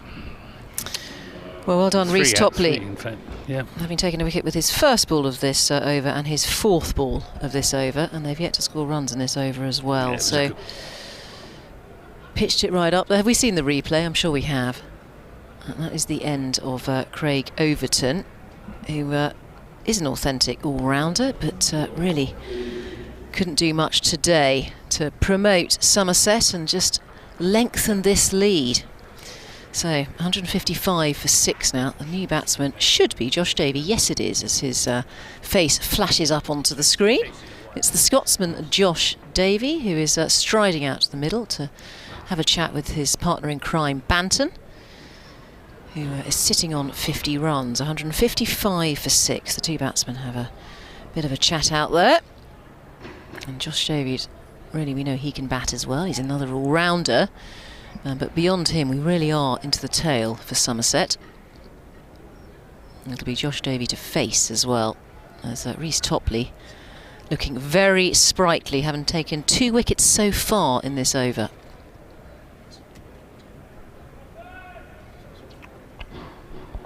Just twiddling his back and surveying the scene. Topley then to bowl to Josh Davey. Josh Davey has a job to do here. Topley's in and bowls, and Davey defends watchfully out into the onside. This mini collapse triggered by the wicket of skipper Tom Abel after tea. That was 132 for 3. Then Hildreth and then Hildreth 141 for 4. Davies 155 for 5. Craig Overton 155 for 6. As this is pushed into the offside by Josh Davey rather. So Somerset have lost 4 wickets in adding just 23 runs. And Peter Trigo is going to come in alongside Isabel. How lovely. To Western Super Vegas. We like that. He's going to join us. So we continue with Ryan Patel. Somerset now 6 down, and it's Banton who's facing. He's the man in form at the moment and needs to keep this innings going for Somerset. I just want to extend this lead. It's worth 184 as Patel steams in and bowls, and that's driven. Well, it's a very good stop. I think that's Reece Topley who's got on top of that, the towering Topley. Peter Trigo is sitting next to me. Hi, Izzy, how are you? We're off duty from the IPL now. Yes, the game that probably was finished a little early, did it? That was a very disappointing game. The Royal Challengers versus the Sunrisers Hyderabad. Sunrisers Hyderabad chased the total in about 7.5 overs. So you had a lovely easy day then. Very nice day, boss. Tough watching because I've unfortunately been bowls, watching. And that's just blocked there by Banton. No run. As I said earlier, I've been watching at the corner of my eye what's been unfolding here, and this has turned into a very, very critical last session for Somerset. Exactly. Since tea, I don't know what happened at tea time. They ate too much cake or something, but Those 4 wickets have fallen for 23 runs. Abel, Hildreth, Davies and Overton back in the hutch there. So Patel, here he is, running towards us. Very tidy little run up, medium paces, bowls, and that's steered down to third man. They'll get a run for it, just one for Banton. He goes on to 51, and the new fresh batsman Davey will take guard. I think this is what happens when, I think the word momentum used quite often in sport, isn't it? And I think Somerset being on the wrong side of momentum at the moment, that 1 wicket falls and then this, the shakes, the dressing room goes a little bit quiet, and everyone going in can feel the pressure that they've been feeling for the last few weeks, and those clusters of wickets can come. And Ryan Patel is a very, very wily bowler. Here he is again. He's been very useful today. They've been down a bowler or two. He bowls, and that's driven. It's pitched up and driven there by Davey, but just finds the fielder. That's Rory Burns, the skipper, who cuts that off. Yeah, I don't know much about Ryan Patel, but I think he exploded onto the scene with a 5 for 6, didn't he? He got 5 wickets and... Yeah, against Somerset as well. I don't know if I was one of the 5, but I was definitely at the other end watching the 5 go, and it just happened in a blur. He pitches the ball up, he swings it, he gives the ball a chance. Here he is again. From the pavilion end, he bowls, and Banton drives that. He will get a single for it again. That's Rhys Topley, who's dived on top of that big tall man. It's like a great big Canadian tree coming down, and manages to cut it off. They do go through for a single, so Davey off the mark. Banton now facing 157 for 6. This lead, 185. We were talking about right sort of lead here. We think 250 plus. But not looking so promising at the moment for Somerset, as Patel is in and bowls, and driven again by Banton, and they go through for 1. I would have said the nature of a normal oval pitch that's already yielded 750 runs. I think even 250 might be a little bit light. So it's certainly a very, very much a crunch last hour here at the Oval, and obviously maybe or hopefully going into the morning session, Somerset really have got some batting to do to put this game anywhere near safe at this stage. As Rhys Topley gets to the end of his mark, he is quite a man. And I think that's an interesting combination. Ryan Patel, probably about a foot shorter than Rhys Topley. The trajectory is very different. You've got one swinging it away, him swinging it in, so really good combinations here, and a real challenge for the Somerset batters. As Topley runs into bowl, and Banton nicks through to Ben Folkes, who's taken a magnificent one-handed catch, and in the middle of doing that, he has dived headfirst into his first slip, and they've collided heads by the look of it. We hope Ben Folkes is okay, but he's taken a magnificent catch. But he's taken one hell of a knock to the head from his first slip. Who is that? Is he at first slip? At first slip, that could be... Is it Overton? I think it might be.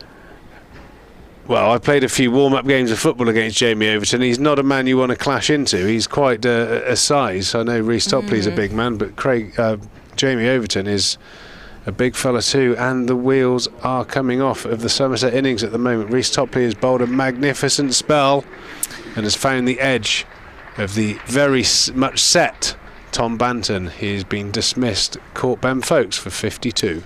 Yes, poor old Ben Folkes. That's not looking good for him, but we'll wait and see. It's just a clash of heads down there. We don't want to speculate on particularly on what has happened, but we're just going to see. But certainly, he took the catch. It was an amazing catch, one-handed. In the end, but has paid the price a little now. It's just down on the floor. And the new batsman in should be... Is it Brooks who's in next? Let's have a look. That looks to me like the... Or is it Siddle? No, that is the scorer of the most famous single run in English cricket's history. That, I believe, is Jack Leach. It is Jack Leach. There we go. We know that Jack Leach is certainly capable of hanging around. So Ben Folkes may well be taken off at this stage. I think that's been a nasty blow to the head. So we'll see what happens for him. There's going to be a big pause here as the new batsman comes on, and he's just being dealt with. It was quite unfortunate, really, because normally your first slip will be stood 2 or 3 yards behind the wicketkeeper, but because Jamie Overton was at what I would call a 1.5 slip, he was actually in front and actually very much alongside Ben Folkes, and they've both gone for the catch. It was a fantastic grab, actually, from Ben Folkes. He stuck out the right hand. The ball nestled into it, as it always does with Ben Folkes. But Jamie Overton has also tried to complete the catch, and they've clashed. I don't know if they clashed heads, but certainly Ben Folkes has come off the worse. Yeah, and that caught the outside edge there of Tom Banton's bat. And he was out for 52. I can just talk you through his innings here. 131 minutes, faced 110 balls and 5 fours in amongst his 52. So we will have a little bit of a pause as the wicketkeeper Folkes. It's incredible after that blow that he actually took the catch. I mean, what a great cricketer he is, and we do wish him well. I mean, I'm sure we'll get a substitute wicketkeeper on. I'm not sure who the substitute wicketkeeper is. It'll be Ollie Pope, who's disappeared off to grab some gloves. I'm sure we'll do an able job. Yeah, it does look like he's taken a nasty knock. It looks like the physios are sort of supporting his neck area. I think it was more of I think he dived into maybe Jamie Overton's thigh and maybe cricked his neck or something like that. We obviously hope he's not too badly hurt, but he's certainly taken a bit of a knock there. And the fantastic staff here at the Oval are looking after him. The physios from Surrey and all the paramedics that are around are looking after him at the moment. Yes, but that saw the end of Banton anyway. And so, Peter, yes, you've had a busy day, and the IPL next door. Are we going to see you tomorrow as well? I'm not due to come here tomorrow. I think I've travelled the length and breadth of the country to be here today, and I think I might have to take a much needed day off. Back to Weston-super-Mare, and certainly your golf is going strong, I hear, with a handicap of +3, is that right? Yeah, well, I was +4 when I turned pro. I don't play in any competitions that require handicaps. I'm just trying to fight against the courses at the moment, but it's going pretty well. I was in really good position in the Cornish Festival, run by the PGA. Until the last 5 or 6 holes, and things unwound a little bit, but has still had a really strong finish in a really good field. So things are on the up in that respect. That's great. You're one of these genuine all-rounders. Turn your hand or your foot to almost anything. You played a lot of football as well, because you took a little bit of time off at one point from the cricket professionally to go and have a dabble at some football, didn't you? Well, it was more enforced time off, really. No one would have me. So I played a bit of non-league football for a few years. Played for Weston-super-Mare, Margate. Played at I think it's. Is it the Southern League, Vanarama South, or whatever it's called now? So I played at that sort of level for a while, probably 300 or 400 games, which was brilliant. Wow, that's a lot. Yeah, that was great. I prefer to describe myself as average at a lot of things. That's well, I think that is a slight understatement there. There's a huge amount of talent in this room, and most of it is focused on you. I don't know about that, but no, it's been marvellous, and I think I got towards the end of my cricket career. My body was failing, and I was massively desperate to keep that competitive games or whatever you want to call it in my life. And through the COVID period, I had a lot of time to work on the golf. The short game in the back garden started to tighten up a little bit, and when golf reopened, I was lucky enough to play with a few friends preparing for some European Tour events, and shot some good numbers, and they sort of planted the seed about 3 years ago. Why don't you give it a go? And 3 years later, I'm very much down the golf rabbit hole, trying to groove my swing. Yeah, well, good reports, successful reports on your golf. But Ben Folkes is down there. He's still being tended to.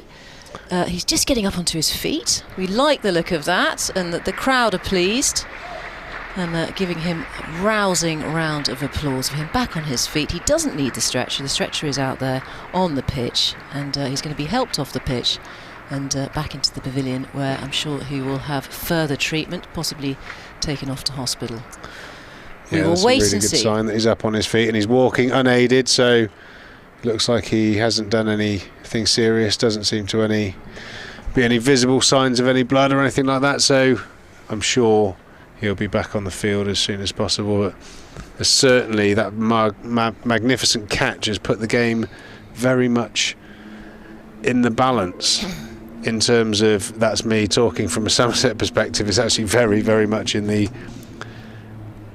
Surrey half at the moment. So Somerset have really got some battling. These last 3 wickets have got to last an awfully long time to put this game safe. It has not been the start to the 2022 championship season that the Somerset fans or players were hoping for.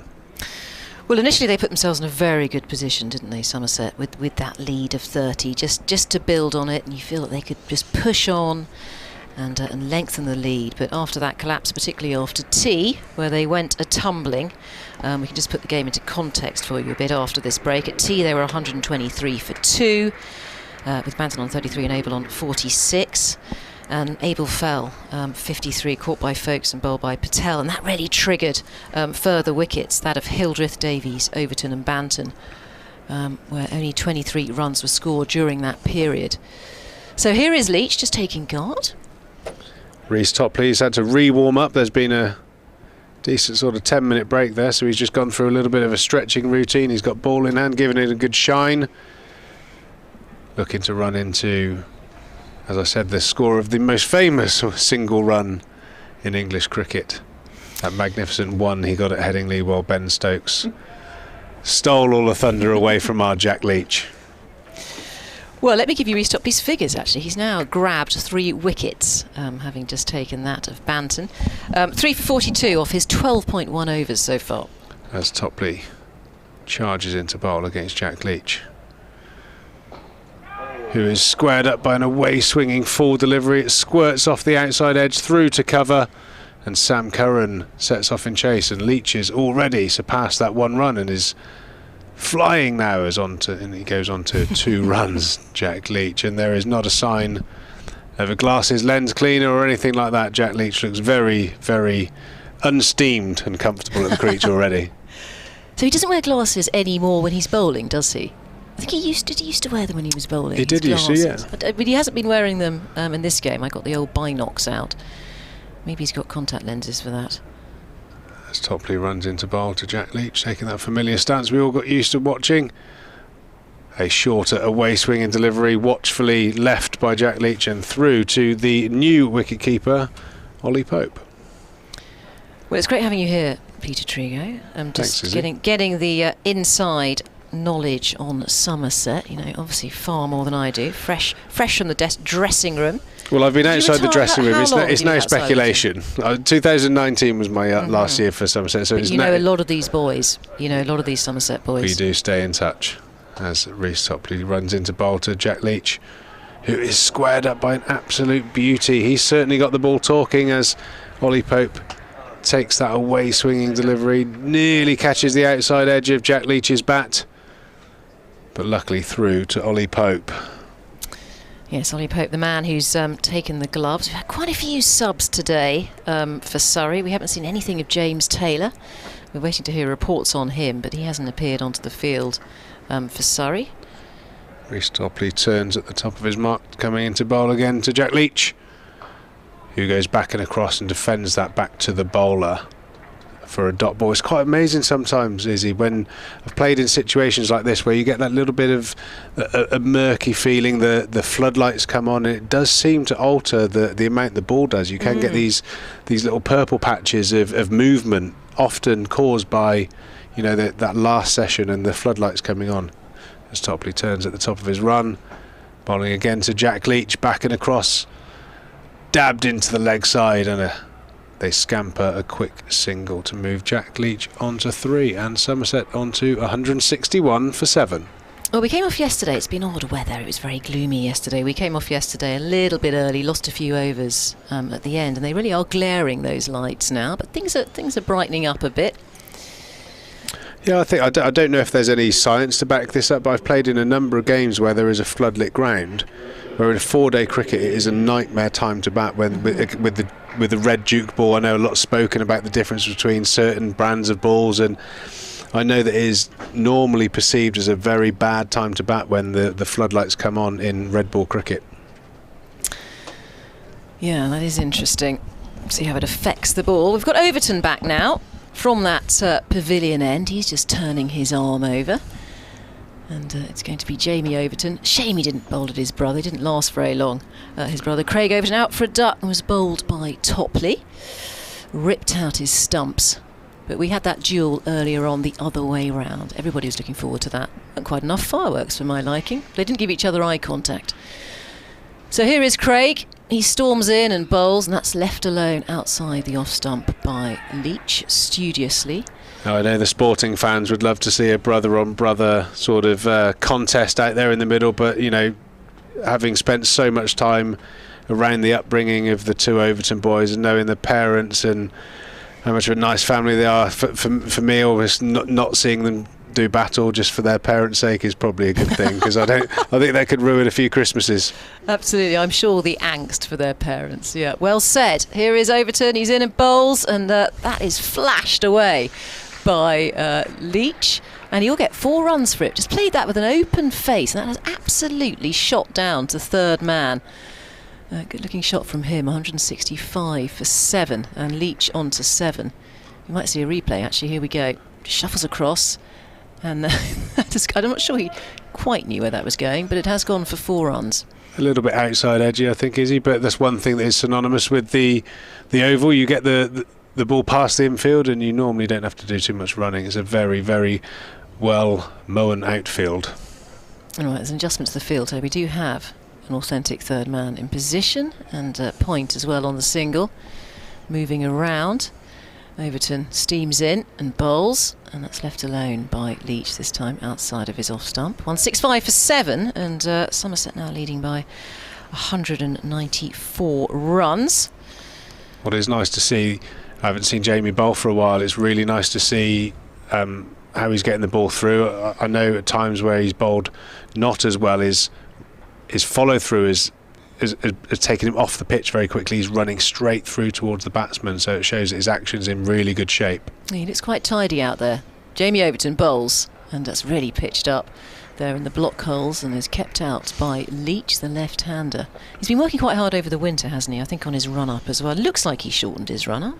Yeah, I mean, it was always more efficient. Looks more efficient. Yeah, he's such a powerful lad. I mean, both the Overton boys are fantastic athletes, and you know, Jamie, he's got a big old carcass to carry around, and he used to run in from about 40 metres, and you know, how many times can you do that a day? I think it's definitely a bit more condensed. Here he is, Jamie again. He's coming right arm over to the left-handed Leach, who watches that carefully. Keeps it out, 165 for 7, as he stalks back to his mark. Jamie Overton. Bit of a workload though for these seam bowlers for Surrey, with missing bowlers off the pitch, and we haven't seen anything of Sam Curran, have we, in this innings? It's a bit of a surprise to me. He bowled 10 overs in that first innings. He's been protected because of his back. He had that stress fracture and he's been on the bench a long time, but we've seen nothing off him so far in this innings. Overton again bowls, and Leach just shuffles across his stumps once again and leaves that well alone. Leach on 7, Davey on 1, and the score 165 for 7. Here for Somerset, with Peter Trigo next to me. Should we do some Twitter handles? Shall we? Shall we? Are you prepared to give out your Twitter handle? Oh, of course. On air. So I'm Isabel Duncan at Fine Glance, and Peter, what's yours? Mine is at Treegs140, TREGS 140. Fire away. Let's hear from you. News and views, moans and groans, please, from the general public to G.R. Parday, at Ant Gibb, and at Back and Across. That's Mark Church. So we'd love to hear from you. As Reece Topley is at the top of his mark, preparing to bowl to Josh Davey, who has got himself with a single run so far. Josh Davey goes back to a full swinging delivery from Reece Topley, and he's failed to get the bat down on that, and how that didn't bowl him is anyone's guess as it goes through to Ollie Pope. I think the batsman would have been expecting the sound of leather on timber then. I don't know how that missed. That was a fantastic swinging delivery. Should have gone forward, went back, got himself into a right tangle. Into a right kerfuffle. That was definitely a kerfuffle as Topley goes back in to length, a little bit shorter that time. Davey goes half forward, half back, plays with a nice straight bat, but a lot safer that time. Patted back towards the bowler. Really crucial for Josh Davey and Jack Leach to play straight against this swinging ball. Reece Topley with that extra bounce as well. He's a very, very tall man. Probably, what is he, 6'6", 6'7"? 6'7", yeah, right. He's a big lad as he comes into bowl again to Josh Davey. Swinging on a full length, watchfully left by Josh Davey and through to the stand-in wicketkeeper Ollie Pope. And he loves a Yorker as well, doesn't he, Reece Topley? Likes to pop that in, the fearsome Yorker. So, Somerset here with a lead of 194. Just looking to add to this, Somerset, running out of wickets. Reece Topley turns at the top of his mark, strides into bowl to Josh Davey, back and across, and that ball has leapt up. He's left that and it's gone under his right armpit through to Ollie Pope. It really is quite a challenge. I spoke to a few of the lads on the way in, asked them about the wicket. They said there's a bit of indifferent bounce, and I don't know what it is. Maybe these lights have made a difference, but the ball is certainly talking for Reece Topley at the moment. I was wondering what you thought about the Sussex sea fret, if that meant anything to you. They talk about that, whether it's coming in or out and how it affects the ball. Topley turns, charges in again. Hard length, away swinging delivery, well defended by Josh Davey, just bats it back to mid-off to the Surrey skipper Rory Burns. Well, I know I used to play club cricket down in Truro, and they always used to say if the tide's in, make sure you bowl first. So is there a similar thing? The tide, the fret, the atmosphere must affect the swinging ball? Do you think it does, or do you think it's just a myth and it's talked up because when opposition come they wonder about it and sort of planting seeds in minds? Topley gets to the crease and bowls to Josh Davey, who's beaten again on the inside edge and narrowly misses the stumps, maybe just over the top. Somerset finish that over 165 for 7. Jack Leach on 7. Josh Davey narrowly surviving 2 very close calls there, has made it 2-1. Reece Topley is bowling very, very well, and maybe that is a conversation for the people of Twitter. Is there a scientist out there following us and watching today that can send us in some answers to these much needed questions? Does sea fret, does mist, do floodlights affect how much a cricket ball can swing? I'm just about to swap over, and Churchy's about to join me. I'm sure he's got some scientific answers for me when it comes to swinging balls and sea frets. Fremantle doctor. The Fremantle Throw doctor. that one in there. The urban heat theory round here as well. That's a goodie. As in over the wicket comes Jamie Overton, and looking to force off the back foot is Leach. That bounces, goes past the outside edge, taken by Ollie Pope. The urban heat theory around here is that sometimes the clouds, when there's rain, miss the ground because due to the heat from the buildings in central London, they follow the tide of the Thames. There you are, you see, there's another bit. And there'll be a lot of cricketers that sometimes when there's a long fielding stint coming up would be trying to hoover the clouds back over the ground to try and get a bit of rain out of them. I've seen a few disappointed looking cricketers with the urban heat theory over the years, I have to say. Now, we're just now getting a helmet out there because there might be a bit of short stuff. Just on the Ben Folkes, what a catch, number one. Number two, thank goodness he's all right, and Alex Tyso, the Surrey physio, did a brilliant job with him and taking him off. It looked as if he was looking a bit dazed. I just wonder if he might have a bit of concussion where he's sort of his head's gone into Jamie Overton. So yeah, we'll probably find out a bit more about that either tonight or tomorrow. But the most important thing is he walked off, because and how he hung on to the ball is beyond me.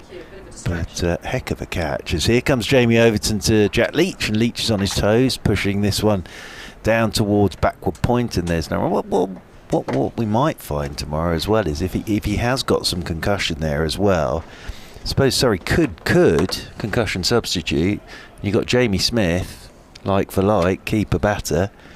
But we'll find out more about that tomorrow. But the most important thing is that he got up and wandered off, because it was diving full length to his right, and his head sort of went straight into Jamie Overton, which would be like diving into an oak tree, because Jamie Overton is a solid unit. Absolutely, it's not the greatest of ideas, but it came up with the ball, which was extraordinary, really.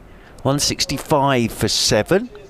As in over the wicket comes Jamie Overton to Leach, and Leach just lets that go, and it climbs and bursts through the gloves of Ollie Pope, who's out there doing the keeping. But that took off like the old aeroplane on the runway there to Ollie Pope, he's just got out there, had to go and get the gloves. Ollie Pope for Ben Folkes, and that just kept going upwards at him. Good pace that from Jamie Overton. That was a quick delivery straight through the gloves of Ollie Pope. Yeah, that was climbing, and Ollie Pope's a good sort of 25 metres back as well, so some serious pace being generated by Jamie Overton, even though he was headbutted by Jamie. That is, just give you insight into Jamie Overton, he will blame Ben Folkes for headbutting him in the leg. It won't be Jamie's leg was in, it will definitely be Ben Folkes' fault. Oh, yeah. Well, he's bowling quickly again tonight off this new shortened run-up of his. As in over the wicket he comes, Jamie Overton to Davey. That's down the leg side. That's taken by Ollie Pope, moving away to his left. After this over, we've got 13 left tonight, and actually the weather is all right at the moment. The floodlights are on, but the sun's out as well, so where myself and Mr. Trigo sat at this Vauxhall end, there is the shadow of the roof of the stand taking up about 3/4 of the ground, and that will sort of just slowly head towards the pavilion as the evening wears on. But all the crowd have migrated to the sunny end, I've noticed. They have indeed. That's where Very I would wise. be, most definitely, is sat in the sun. Ashley Mamler's moving in there at a straightish mid-wicket, as this one's just hitting the thigh guard of Davey, gets up on his toes. That runs away down towards fine leg. It's been a great spell, this, from Reece Topley, though. I just had to stand on the balcony, and he's getting that to, I know the breeze as well, but he's getting that to hoop back at the moment. Yeah, it certainly does make me think that the lights coming on has created some sort of effect. Like I said, I'm waiting for a engineer or a scientist or someone with a lot more intelligence than me to explain why floodlights would make a ball swing. As I wouldn't know, Anthony Gibson, whether they're LED, ELO, EMF, as this is pushed off the back foot by Jack Leach out there towards cover. He'll get a couple of runs here. They might be light emitting diodes. Is that what LED stands for? Halogen, xenon. That's a couple. All sorts of bulbs. I can remember having them in me Go Faster car back in the day. I'll just answer a couple of questions I've had here via Twitter. Yes. This is about the floodlights, is it, or just ginger? No, this was Izzy's idea. A few Twitter questions. Who's the better Overton brother? I think it's hard not to say that Craig Overton has probably got the edge, but they're both extremely talented. And if you add control to Jamie Overton, you've got maybe a faster bowling Craig. They're both very talented with the bat. Craig is in a bit of a lean patch at the moment as Topley runs into bowl to Josh Davey, looking to swing the ball back into the pad, and he's done so. Is that too high? I think the benefit of the doubt's gone to the batter there. A little bit too high, but plumb in front of all of them. It's a good shout, isn't it? Reece Topley has both hands on hips. He has the double teapot out, but I think at 6'7" there's a good chance that might have been rising above the stumps, but a very good shout. Possibly pitching outside as well. I think the benefit of the doubt, quite rightly so, has gone to Josh Davey. Will I be playing any club cricket this season? I will be playing for Weston-super-Mare. Super, excellent. Do we think Will Smead should get a go in the red ball stuff? Fella. He looks a good player in the PSL. Yes, he's a very talented player. I'm sure we will see him in whites before the end of the season, especially if these 3 wickets don't last at least another hour and a half to 2 hours. In fact, I think I might have to get mine out of the boot if it goes really south. As Topley runs into bowl to Jack Leach. A full swinging delivery, a massive drive from Jack Leach, and that ball seemed to really sort of leap out of the footholes and bounce over Ollie Pope's head. I know he's not quite a 6'7" like Reece Topley, but that's gone miles over Ollie Pope's head for 4 byes. It's not easy this for Ollie Pope at the moment, because that kept climbing at him. He's only just got out there, and I think he got gloves to it, but sort of tipped it over the crossbar. But yeah, Reece Topley is really getting this ball to talk at the moment. terrific spell of bowling. It's that period of the game where if they get it right, they can have a nice rest tomorrow morning. That'd be a massive incentive to the fast bowlers out there, as Reece Topley turns once again to bowl to Jack Leach. Jack Leach seems to be playing quite a few shots, which is a bit of a surprise. Reece Topley coming in, swings the ball just outside off stump. Leachy back and across, dabs it into extra cover, and they swipe a single, which takes Jack Leach onto double figures. Yeah, well, it was a big booming drive, wasn't it, outside the off stump? The previous delivery, nowhere near it, and then Ollie Pope tipped it over the crossbar, but that was more Jack Leach, wasn't it? Solidly in behind that and taking a single. Yeah, well, Jack Leach is obviously famous for his rearguard action, but he does play some quite expansive shots. I'm not sure this is the situation for them, but runs are a premium as Topley comes into bowl to Josh Davies, swings it back onto a great length. Davey back and across and plays that really nicely.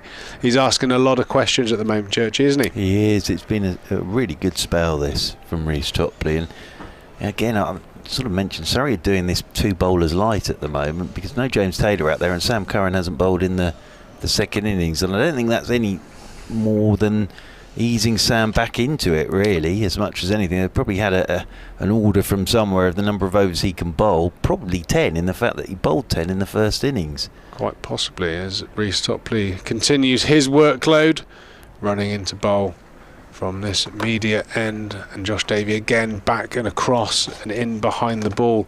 That's the length that I think the batsmen are quite comfortable in facing, that short of a length, back of a length delivery. As soon as Reece Topley goes a little bit fuller, I think there's a lot of questions to be answered by the batter. Reece Topley will be striving to try and pitch it up a little bit fuller. Very hard for a guy of his height to get that fuller length, but he certainly looked deadly when he's executed that, as he turns to run in again. Seam up, away swinging delivery, beautiful cover drive by Josh Davey, and nicely fielded by Rory Burns, sporting that rather fantastic man bun. It is magnificent, isn't it? You could do that now, Mr. Trigger, with the hair. I don't think I'm going to quite develop the man bun, but I was trying to look like you. I know the live stream as a feed here. I don't know if we could get a actually, that's not a bad idea. Because what I don't want to happen, is this situation where we get. I know who the better looking one is, and it's certainly not me. But there you go. You see, if we both look at the camera at the same time, it's just there. You can see it is like. What I don't want anyone to say is, have you seen Mark Church and Peter Trigger in the same room? So I want to clarify that we are not the same person. Okay. Peter Trigger, what an absolute joy. When you walked in this morning, it was, wow. It was just magnificent. I woke up this morning, that was all I wanted to do, was to light your day up, my friend. As in over the wicket then is Jamie Overton to Leach, who's pushing this one down towards backward point. Nico Reefer in there to do the fielding. And that shadow, as I say, of the roof of the stand is just slowly creeping towards the pitch at the moment. Ryan Patel's under the helmet at short leg. Ollie Pope's got the gloves on because Ben Folkes had to leave the field of play after taking a wonderful catch to get rid of Tom Banton. But how long until Darren Vaness gets the whites on? Well, that would be something to see, I tell you. As in over the wicket comes Jamie Overton, and Leach is helping this one down towards third man, and it's a good bit of work down there by Jordan Clark. Didn't have too much room to work with. I know where they'd stick him, being there at short leg, because he'd take up a fair amount of that area, wouldn't he? He'd be a blocker. He would be. I saw him this morning. He was in good form this morning. Darren Vaness, Surrey in England and Somerset strength and conditioning coach. A man you know very, very well. Yeah, we did a few bench press sessions in the past, myself and the Dazzler. Certainly a great man and a great asset to Surrey County Cricket Club. Waiting now is Davey, as Jamie Overton is in, and Davies on the back foot to a short length delivery, just popping that one down the ground. Hashley Mamla comes up. We'll bring back Anthony Gibson at the end of this over, Mr. Trigo, but thank you so much for joining us. It's been an absolute an absolute pleasure to be with you, twin. We will do battle again, no doubt. We will, absolutely. I know. I do actually know who the better looking one is, and the cooler one, but I'll take it. As in comes Jamie Overton again. Forward goes Davey, pushes this one down into the leg side. That rolls up there towards Hashley Mamla mid-on. So lovely to have Peter Trigo here with us today. He's been doing a bit of IPL stuff as well, so he sort of doubled up, which is very good of him. And Isabel Duncan as well. Isabel will be back with us tomorrow. And we've got a very interesting final day on our hands tomorrow either way at the minute. As Jamie Overton charges in once more, comes in over the wicket, and looking to drive is Davey, but fielding done up there at mid-off. So, as I said, the most important thing was seeing Ben Folkes walk off. That was the most important thing, but he did look a bit dazed, I have to say. And you just wonder whether... We'll find out more about this tomorrow, but you just wonder whether he'll be okay to bat tomorrow. And if not, that concussion substitute comes in, and Jamie Smith would be the like for like. As in over the wicket comes Overton, and pushing this one is Davey back up the pitch. Welcome back, Anthony Gibson. End of the over, and 176 for 7. So interestingly poised with 11 overs to go tonight. Yep, you probably made this point, but this latest batting collapse by Somerset could actually be their best chance of winning this game. Because I think if they hadn't collapsed, I think they'd probably have batted on until lunchtime tomorrow to make the game safe and avoid the possibility of losing 7 in a row. On the other hand, as I tweeted just now, I think 200 is going to take a bit of getting on this track, which is offering increasingly unpredictable bounce. Absolutely. I think what's been impressive here from Surrey today, and they did it against Hampshire last week, is to sort of do this with 2 bowlers down, really. Here's Topley then to bowl to Jack Leach in and bowl, and Jack Leach just angles his bat and runs it down to third man for a single. 177 for 7. Leach on to 12. I don't know what the instructions are with Sam Curran, but it's obviously a number of overs that he can bowl. He's had a stress fracture of the back. Well, I can't imagine he wouldn't have bowled at all if there hadn't been some sort of embargo on him. Yeah, absolutely. But he's really played as a batter who could bowl you a number of overs. Topley's in and bowls, and Davey just drops that into the offside. So it's been Jordan Clark, Jamie Overton, Reece Topley, Ryan Patel and a bit of Will Jacks that have done the trick here for Surrey so far. So we haven't had James Taylor out there at all for this second innings, and this has been a terrific spell from Reece Topley. It has, but some fairly hapless batting from Somerset again. Topley in the bowls to Davey outside the off stump. They've collapsed from 132 for 2 to 177 for 7, so they've lost 5 wickets in adding 45 runs, which is not great. Stemmed the tide a touch here, haven't they? But by 19 these two have put on. Came together in the 47th over. We're now in the 53rd. Just calmed it down a touch of Messrs Davey and Leach. It's Topley again. He's in and bowls to Davey, who plays that calmly and quietly from the crease up to Rory Burns. I was so pleased to hear that Peter Trigo is not planning to go for the man bun. I don't know, there's still time. Still, that's the modern way, you see. Or indeed the hairband. That's the modern way. The Alice band. Topley in to Josh Davey. Davey again. The ball seem, just the odd delivery, isn't it? That really does something. Either swings extravagantly or sharp lift from just short of a length. Well, Tim sent us a lovely picture from Dubai, where he's listening in from. Night time there in Dubai, so thank you, Tim. Topley to Davey, down the leg side, and neatly taken by Ollie Pope. Surrey have got plenty of options for replacement wicketkeeper. We've got Ollie Pope, we've got Rory Burns, who's kept wicket for Surrey in the past. Yeah, he has. Jamie Smith. I think it would have to be, last person on the deck for Rory Burns to take the gloves these days. But I've had a couple of questions about why Ben Folkes isn't out there keeping. He took a wonderful catch to get rid of Tom Bantam, but as he dived, his head collided with Jamie Overton at first slip, well, sort of a second slip, and he was down for a while, but thankfully he made his way off, but he did look a bit dazed. Hence, Ollie Pope is out there with the gloves on. And it's not easy this for Ollie Pope, because he's only got out there with the gloves, and this ball's flying through from Jamie Overton. Overton is in to Jack Leach, and Leach is letting this one go outside his off stump. That is taken neatly and tidily by Ollie Pope, moving away to his left-hand side. But as I say, the most important thing was that Ben Folkes made his way off with Alex Tyso. Did an amazing job as always, Alex Tyso. He's had a few things to deal with over the years, Alex Tyso, and he is absolutely brilliant at what he does. And Ben Folkes made his way off, so fingers crossed for Ben.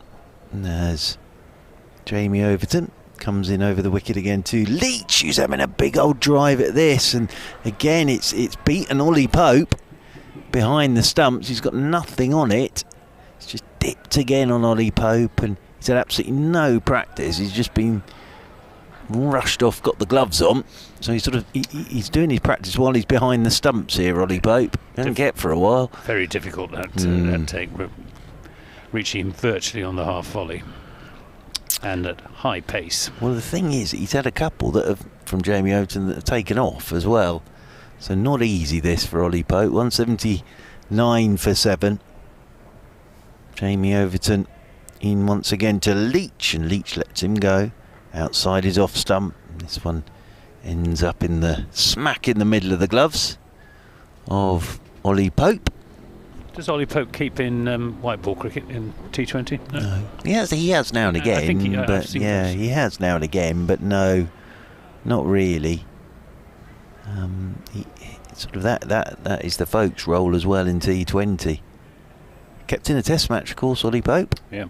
As Leach is just waiting, because Ollie Pope's just flicked the bowling disc away from behind him, because he wants Rory Burns a little finer.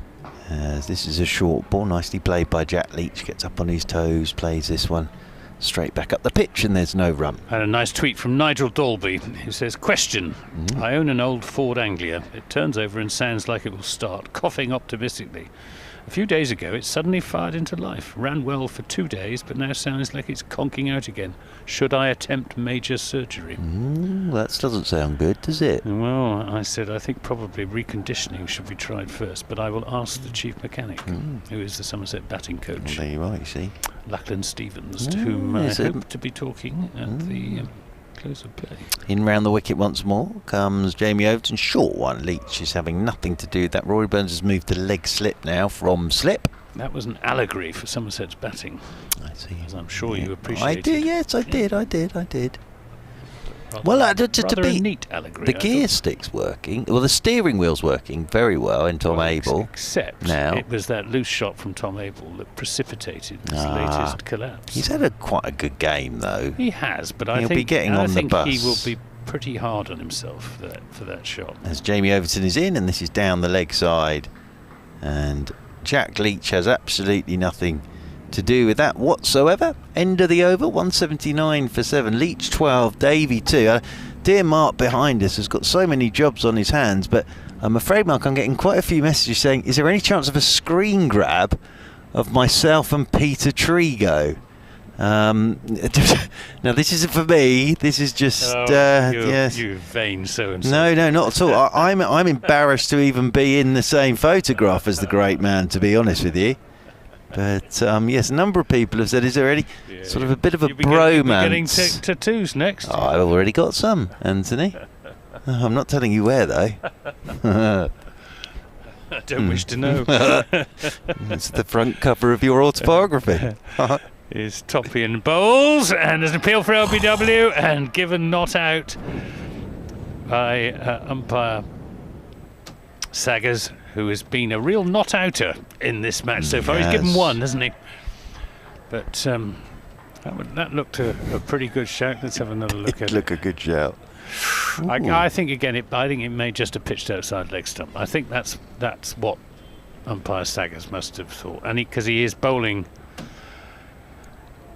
over the wicket to the right-hander, so he's got to be bringing it back from out, from off stump towards Midland leg.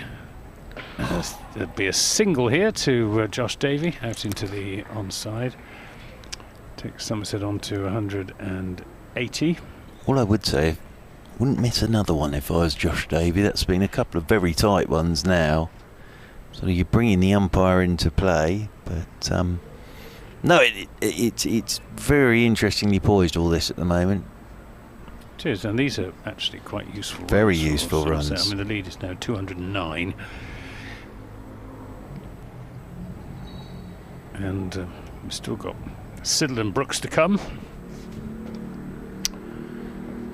Topley is in to the left-handed Leach, who plays that characteristic chop down to third man. Best way of describing it.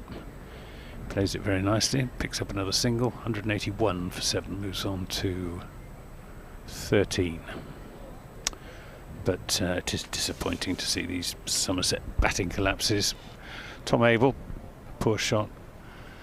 Tom Banton, more excusable in the sense that he was batting with the tail and he chased a wide one from Reece Topley. Topley in and bowls to Davey, who covers up and plays up to Hashim. The dreadful shot from Stephen Davis, and not much better one from James Hildreth, looking to turn a straight ball through mid-wicket, and either taking a thick edge, very good catch at first slip by Jamie Overton, and Craig Overton bowled neck and crop by Reece Topley. This is playing a miss for Josh Davey to a swinging delivery outside his off stump. Reece Topley is, as Peter Trigo was making his point, he's looked really good when he's pitched the ball right up and given it that chance to swing, which for a tall man is not an easy thing to do. But both he and Jamie Overton, when they've bowled at that full length at pretty high pace, have been asking all sorts of difficult questions of the Somerset batsman. Here he comes again into Davey, swinging that one back into the right-hander. He is getting the ball to go, and it's got quite a few overs on it now. The 55 overs have been bowled with this ball, and you wouldn't expect any reverse swing on this quite lush outfield that we've got here. 181 for 7 at the end of the over. The lead is 210. Yeah, and these are very valuable runs. These 23 runs, very valuable so far from Leach and Davey. As I say, each run's going to be vital, and it's just calmed it all down for Somerset a touch, as Jamie Overton will continue from that pavilion end. Amar Verdi's out there now, so Amar Verdi's at mid-on. Surrey might have a completely new 11 out there by stumps tonight, as in over the wicket comes Jamie Overton, and Leach up on his toes to a short ball, pushes this one away out towards cover. And we'll pick up one more to the total, one more to Jack Leach. Grockles reminding me of previous incarnation of Peter Trigo, with the tinted long hair, Alice band and goatee. Well, that was stylish. I do Magnificent. Remember that. Magnificent. He's a dedicated follower of fashion. He can pull off any look, I think it's fair to say. Is in over the wicket once more is Jamie Overton. We've gone up for an appeal there for leg before. I think I was to try and stop Davey taking the leg by, but he's scampered through for it. I think that gets the prize for the most optimistic appeal of the match so far. Yes. So Leach comes back on to strike once more. Nice to see Amar Verdi out there, and Nico Reefer out there as well. Who's the other? Laws? Tom Laws. Tom Laws. Out there as well. So, yeah, those three are doing their 12th, 13th, 14th man duties at the minute, because, of course, Ben Folkes is off. And James Taylor's off. As in comes Jamie Overton. Oh, shout for LBW. That might have pitched outside leg. Looking to flick through the leg. So Jamie Overton's almost fallen over the ball as it rolls back up the pitch to him. He's trying to whip that. He cannot believe it. Trying to whip that Jack Leach through the leg side. The only thing this can be is pitching outside the leg stump.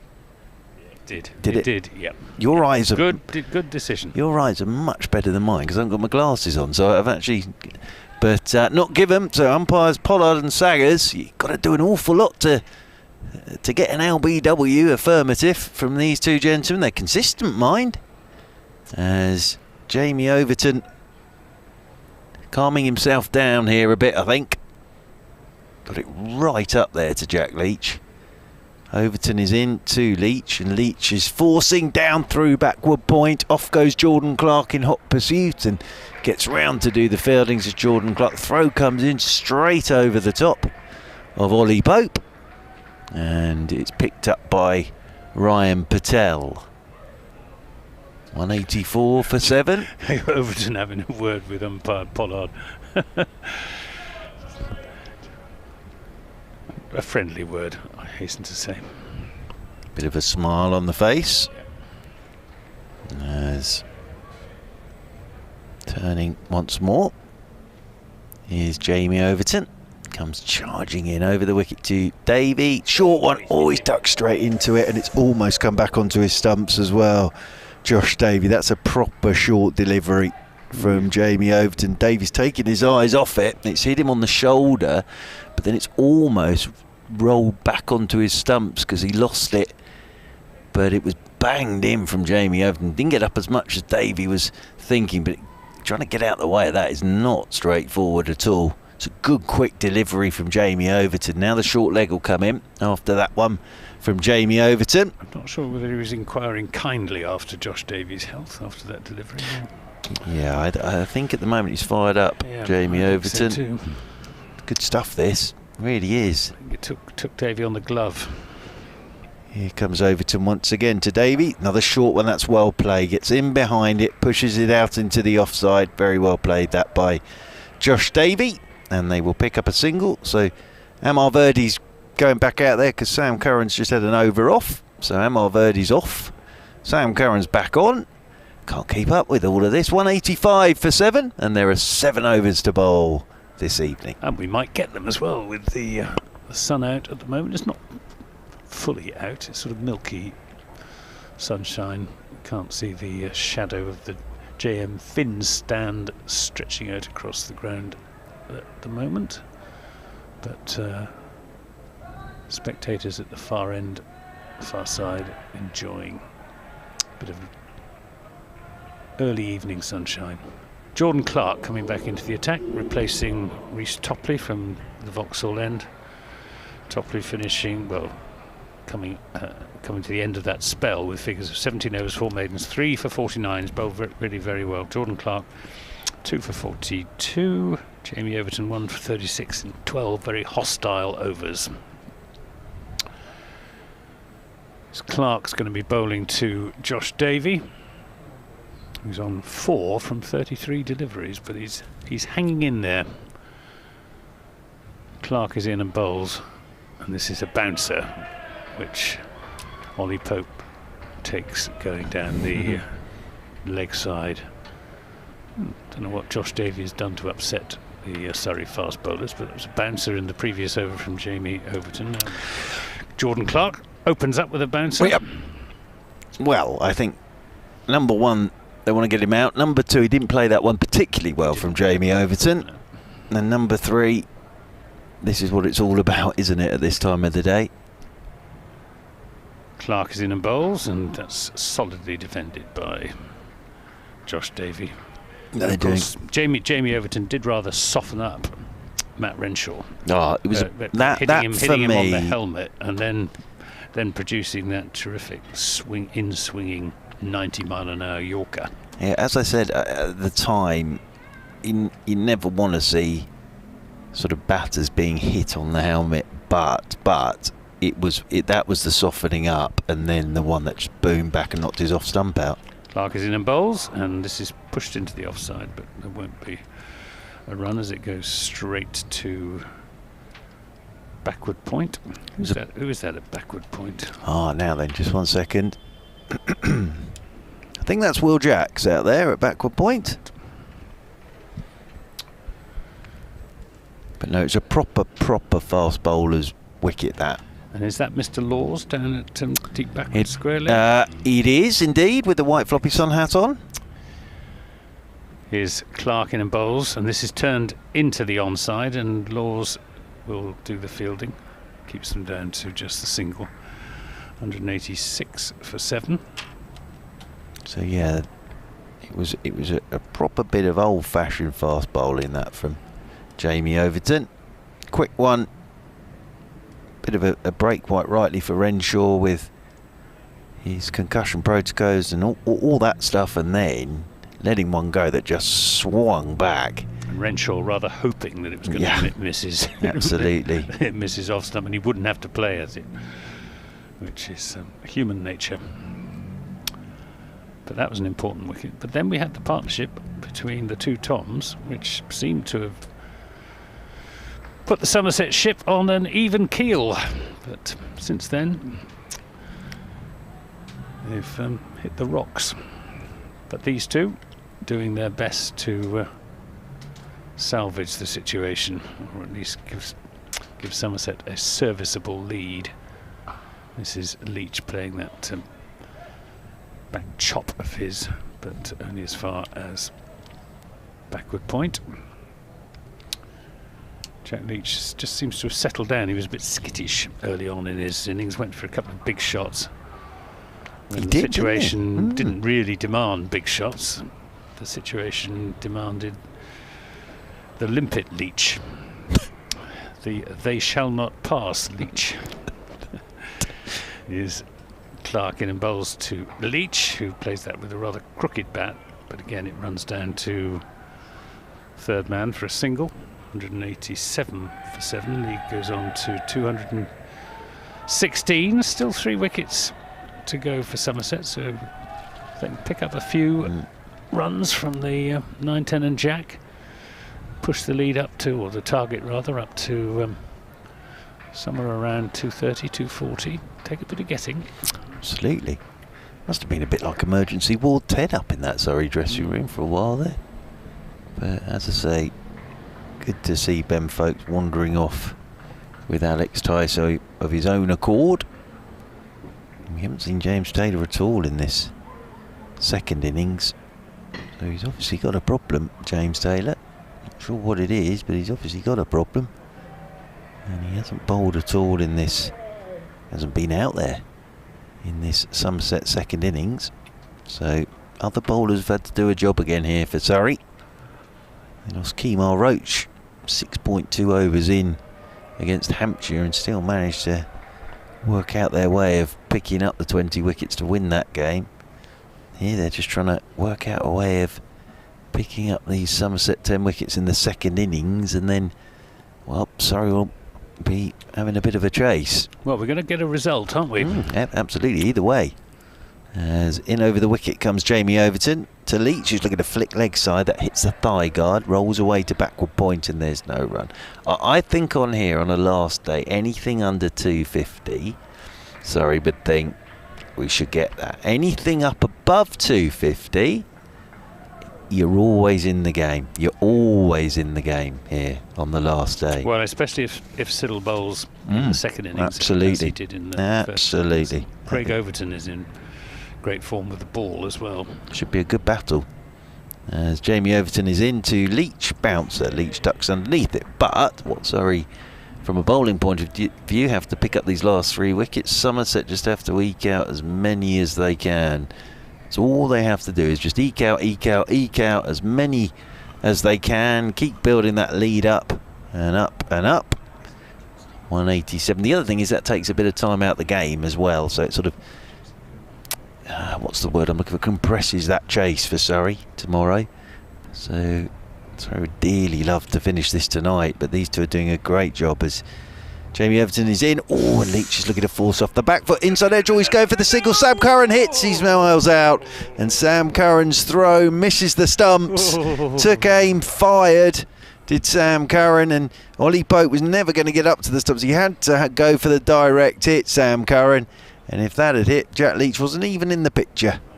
It was a horrible single. Sam Curran cursing his luck, slapping the turf as he gets to his feet. Yep, got round, picked up, took aim, fired, And I think from his reaction, it probably wasn't too far away either. But Leach survives. As Overton's into him, and Leach is opening the face of the bat here, guiding it down to Jordan Clark at third man. One more to the total. One more to Jack Leach. He moves on to 17. The lead's 217. 188 for 7. Back onto strike comes Josh Davey. He will get a short one here. With the 2 balls left, you would think one of these is going to be the short one to Josh Davey from Jamie Overton. Yeah, it doesn't need to be too short either. He's got Ryan Patel under the helmet at short leg. Overton then. Over the wicket he comes to Davey, and that's on the thigh guard. He kicks the ground in frustration there, does Jamie Overton, because it's going to run off down towards long leg. 189 for 7. That will be with the leg by, and Jack Leach will come back on to strike. Yeah, if one has any criticism of Jamie Overton in this spell, he has let a few drift down leg side. Jack Leach. Got a very strange configuration in the slips. Yeah, they're very wide. Well, that's Leach has been opening up and guiding down there. So that's where Rory Burns has plugged that gap now. Oh, bowled him off the inside edge. Jack Leach again looking to force through the offside, thick inside edge. And it's gone straight back onto his stumps, and Jack Leach goes. Overton has his man, and it's 189 for 8. Yep, it's that Jack Leach chop that he plays, and this time he chopped it onto his stumps and departs crestfallen for the dressing room. But still, he's done a valuable job for his side. 17 from 37 deliveries, and a partnership of 31 with Josh Davey. Well, this makes this last 5 overs very interesting now, because as I say, the neat and tidy thing from a bowling point of view would be finish this tonight and come back tomorrow knowing what you're chasing. From a Somerset point of view now, it's as much get through these 5 overs and get back tomorrow still with bat in hand. Absolutely right. Absolutely. Because you take a bit more time out the game, you take a bit more out the chase. But as I say, Surrey will just be desperately keen here to get this done tonight, and then they can go to bed this evening, come back tomorrow. They know exactly what they're up to tomorrow, as do Somerset as well, but Somerset would want to be batting in the morning. Well, a man marching out from the dressing room has got all the experience in the world. Peter Siddle, first class century to his name. He's having a long chat with Josh Davey, who, as in the first innings, has looked reasonably secure. But not easy for tail-enders against high pace from Jamie Overton's. And here comes Jordan Clark to bowl to Josh Davies in and bowls, and Davey defends up to mid-on, getting solidly behind that, having survived 2 or 3 very close calls for LBW. Yeah, and also a couple of short ones as well that's hit him, but he's doing a fine job here for his side is Josh Davey. He's a fearsome sight, isn't he, Jordan Clark, with that beard and those tattoos. Shock of dark hair. He's in bowls. This is driven shot down the ground by Josh Davey. It'll just be a single. That's his signature shot. He didn't time that very well, Josh Davey, but he does hit the ball well down the ground. Another run goes on the board. 189 for 8. Every run. I know it's a silly thing to say, but in a situation like this, you do feel that every run is counting. In fact, it's 190 for 8. So lead goes to 219. It'd be interesting if I do talk to Lachlan Stevens, the Somerset batting coach, what he's made of Somerset's batting over the last 3 days. Certainly it's been an improvement, but it's also, I fear, a work in progress. Siddle is on strike because Clark is in and bowls to him, and that's down the leg side. Siddle happy to watch it sail into the gloves of Ollie Pope. We've got 2 slips in Craig Overton and Will Jacks. Here comes Clark again. He's in bowls to Siddle. Will pick up his first run as he just nudges that into the offside. 220 is now the lead, 191 for 8. Yeah, he's just a natural athlete, Jordan Clark. Just a naturally strong bloke. And, he was the one who took that remarkable hat-trick, wasn't he? Yep. Of Root, Williamson and Bairstow. And Josh Davies looking for a single into the offside, but it's not there, and Sam Curran just not quite sure what he did there. Just hopping around for a moment, but recovers himself. He's a captain's dream, Jordan Clark, in the fact that it will just keep going for you whenever you want. And whenever you want to bung him the ball, when Rory Burns needs him, he's always turning up. And you know, he's picking up his wickets again this season. Big, strong workhorse of a fast bowler. He's there now and bowls down the leg side, and Josh Davey misses out there. He was thinking that if he could just get something on that, it would run away down to the fine leg boundary, but he didn't. And 191 for 8 is the score at the end of the over, and 4 overs remain in the day's play, and I think we'll probably get all of them, which means that play isn't going to finish much before 7 o'clock. Oh, it's going to be a latish finish tonight. All being set up for a very interesting day of cricket tomorrow, though. Great game, this. Really good game of cricket. Somerset lead by 220. And it's going to be Jamie Overton down there in the distance to come in once again. Just waiting for Nico Reefer to come up to his fielding position at cover point. Jamie Overton. In over the wicket he comes to Siddle, who's ducking a short one. Picked up 6 for today. Peter Siddle, outstanding figures from him. Didn't seem remotely phased by that, Peter Siddle, did he? Well, he's been just sort there. of nodded his head out of the way. He's sort of been there, done that, and got the T-shirt, hasn't he, exactly, Peter Siddle? Yeah. And this won't bother him at all, to be fair. That don't impress me much. To quote the immortal Shania Twain. Was that I was going to say Celine Dion. Shania Twain. Fan of Shania, are you, Mr. Gibson? Yes, quite. In over the wicket. Oh, is Overton. That did impress us up here, because that's nipped back and hit Siddle amidships. And that rolls away down towards backward point, and there's no run. I like a bit of the old country and western, I have to admit. This is really nipped back at Siddle, though. Ooh, it's quick as well from Overton. He has bowled quickly tonight. Just gives Peter Siddle a look, which Peter Siddle ignores.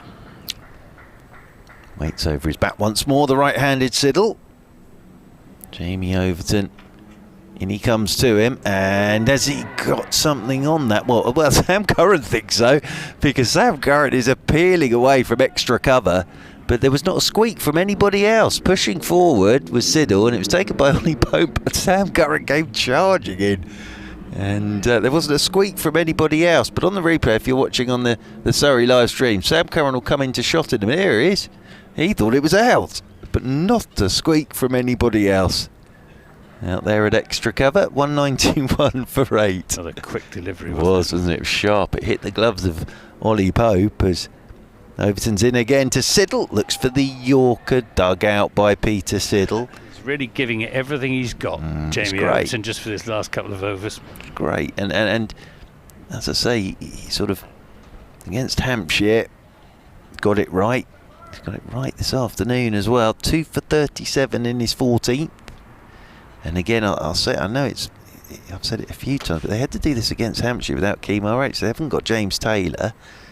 And I think Sam Curran's bowled his overs for the game now, so in over the wicket again. Is Overton, and he's almost just spooned that in the air to backward pointers, Peter Siddle. Just trying to give himself a little bit of room there, sort of heading off towards square leg, which I don't blame him for at all, to give himself some room in case he's going to try and get out of the way of it. He fenced that. Yeah, he did, and he almost just, as I say, spooned it up in the air straight to backward point. That's how I might play Jamie I'd be Overton. playing him from the Peter May stand at the moment, I can tell you.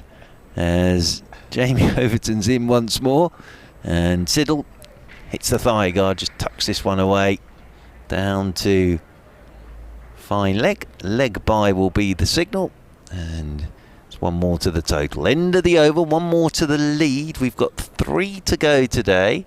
I'm just going to quickly nip for a call of nature, Mr. Gibson. I'm not going to lie. I'm not sure I can hang on in there for 3 hours, but I'll be back. Right, well, we're going to have another over from Jordan Clark from the Vauxhall end. It's been an eventful day's cricket, with Surrey being bowled out this morning for 308, 6 wickets for Peter Siddle, 6 for 51. And then Somerset, decent opening partnership between Lammonby and Renshaw of 35. Then Somerset lost 2 quick wickets. Good partnership of 83 between the 2 Toms, Banton and Abel, and then the batting collapse. This is defended by Siddle into the offside, the habitual Somerset batting collapse. We didn't really have one in their first innings, but from 132 for 2, they subsided to 158 for 7. Then there was a bit of a recovery in a partnership, useful partnership of 31 between Leach and Josh Davey, as Clark is in and bowls, and this is helped on its way down to long leg by Peter Siddle, and he'll pick up a single. Moves on to 193 for 8. Yeah, so it's been a good day. Yeah, Really it's been good a great cricket, game, hasn't it? Really good, really good. And I think tomorrow will be exciting as well. Either way, I think it'll be exciting tomorrow. Somerset did well to pick up those 5 Surrey wickets, the 5 remaining Surrey wickets this morning. Clark is in and bowls. This is driven off a thick inside edge by Josh Davey. That wasn't. It's gone to wide mid-on. That wasn't where he was aiming the shot. A little bit of late swing from Jordan Clark. Can I just say as well that my new favourite team in the IPL have won again, the Gujarat Titans. Bikram Solanki. I'm a Rajasthan Royals man Are myself. you? Yeah. No, Gujarat Titans for me now. They're going very well, aren't they? It was another win today against KKR. New franchise and all that. Jordan Clark in and bowls outside the off stump, a long way outside the off stump, and Josh Davey has nothing whatever to do with it. Davey on 6, and he's been out there 44 deliveries, 75 minutes, hour and a quarter. Yeah, great effort. Really important, actually, this from Josh Davey. It is. Might not look important, but it actually has been very important, because Surrey could have been batting tonight, actually, on the chase. It's Clark again in bowls, and Davey again stoutly defending up to Hashim Amla at mid-on. Yep. 1 ball and 2 overs remain in the day's play. There's so many bits at play here in these last 2 overs, in that the bowlers as well, from a Surrey perspective, would dearly love to not have to come back tomorrow and try and pick up a couple of wickets. From a Somerset point of view, they dearly want to come back tomorrow with the bat and take as long as they can. Jordan Clark is in and bowls. Full toss. Attempted Yorker, which is worked away into the onside by Josh Davey, just for a single. As the substitute. Is it Tom Laws? Yes, indeed. Tom Laws does the fielding. What does he do? Bat, bowl, both? Bit of both. Yep. He's on a sort of rookie contract. Right. Yeah, End of the over, 194 for 8, lead 2-3. So 2 overs to go tonight.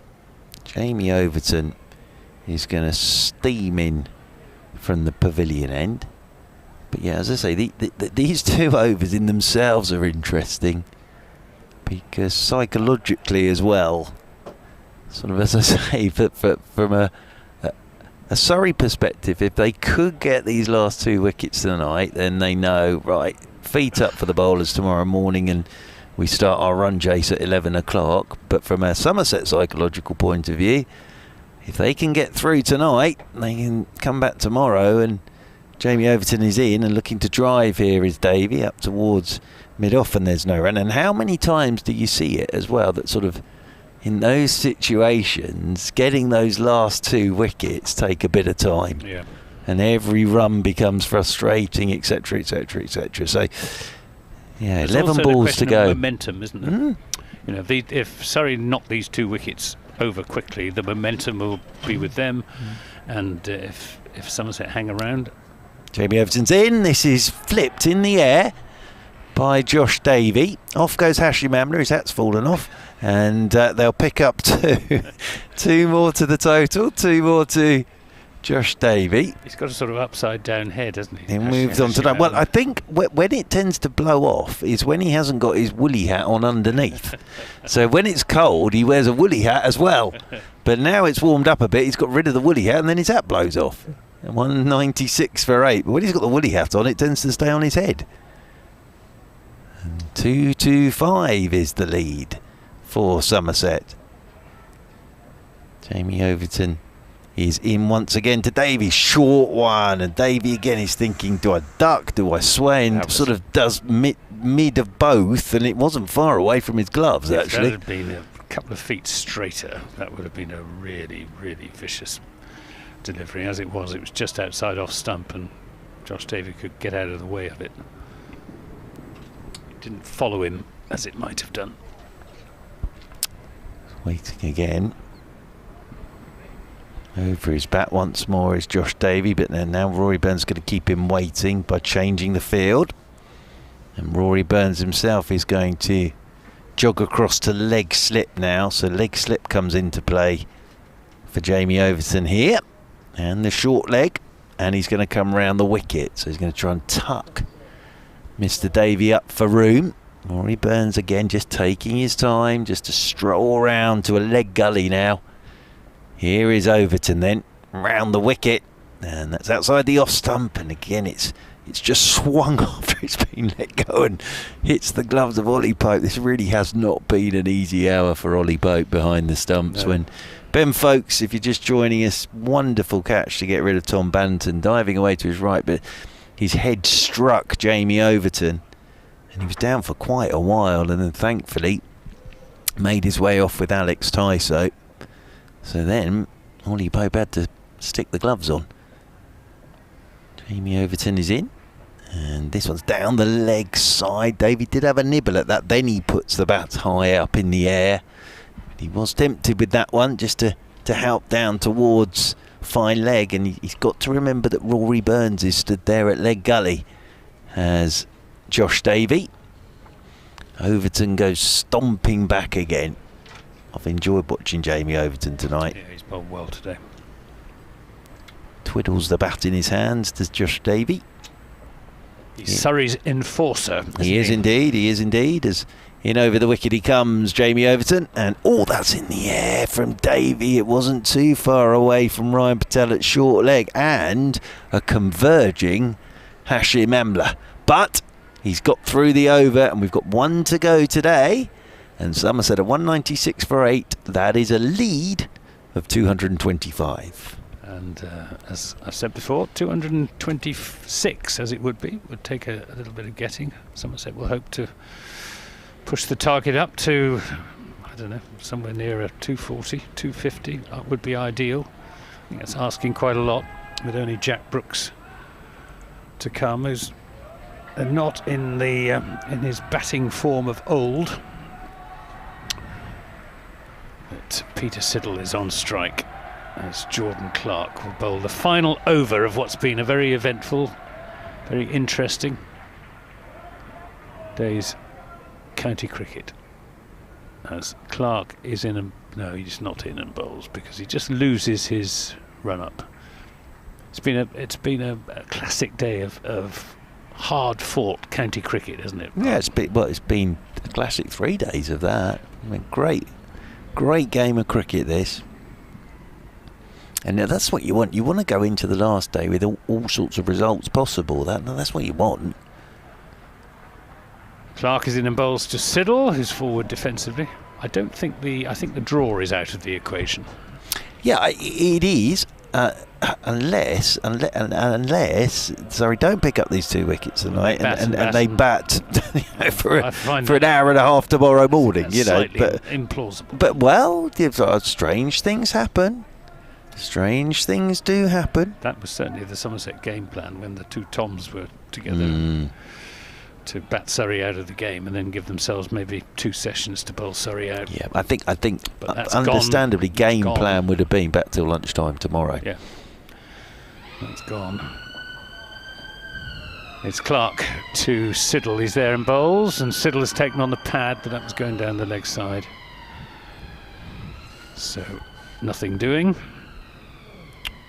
Great fun though today, and yeah, we've seen some fine bowling from Peter Siddle, some excellent stroke play from the 2 Toms. The other thing I'd point out as well is we have seen some brilliant slip and keeping catches in this game, haven't we? We have. From both sides, they've been absolutely outstanding.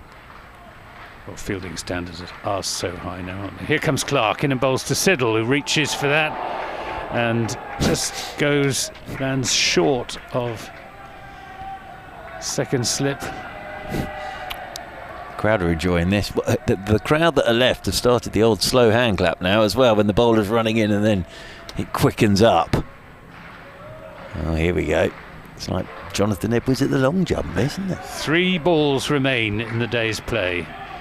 Peter Siddle doing his utmost to keep Jordan Clark at bay. Clark is in and bowls, and there's he plays and misses. He just has a little dabble at that one outside the off stump. And the wicket-keeper and slips went up as one in the hope that he might just have got a nick on it, but he didn't. But it wasn't a very great shot, it has to be said. It was a sort of reflex jab. It's a good ball though at this stage. It really is. Siddle with a big grin on his face. At this stage, that's a pretty good ball to get. The slip cordon is reinforced with 2 balls to go. 4 of them. Clark into bowl to Siddle, and he's edged and he's caught. And Jordan Clark has his man. It's the 9th Somerset wicket to go down on 196. They lead by 225, and that, I think, will be that for the day's play. 196 for 9. Peter Siddle failed to survive. Joy unconfined in the Surrey ranks. The close catches leaping around all over the place. Terrific delivery from Jordan Clark. Nothing really that Peter Siddle, batting at number 10, could do about it, except maybe withdraw his bat.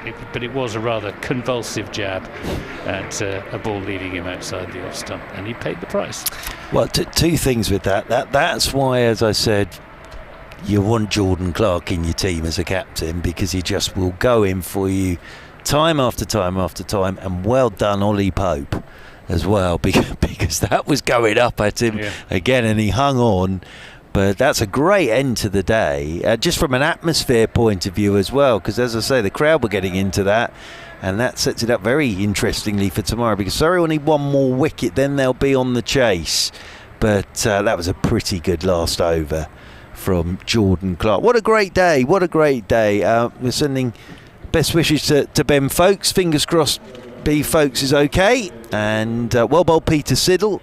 And well bowled the Surrey pacemen there. They have stuck at their job brilliantly again this afternoon. They really have, and it sets it all up tomorrow, because Somerset have a lead of 225. Surrey need 1 more wicket tomorrow morning, and Jordan Clark's got a ball left in the over, so Jordan Clark will get the first delivery at Jack Brooks tomorrow to try and finish it all off in 1 ball. We'll all be back with you tomorrow, of course, from 11 o'clock, but from Isabel Duncan, Peter Trigo, Anthony Gibson and myself this evening, it's a very, very good night to one and all.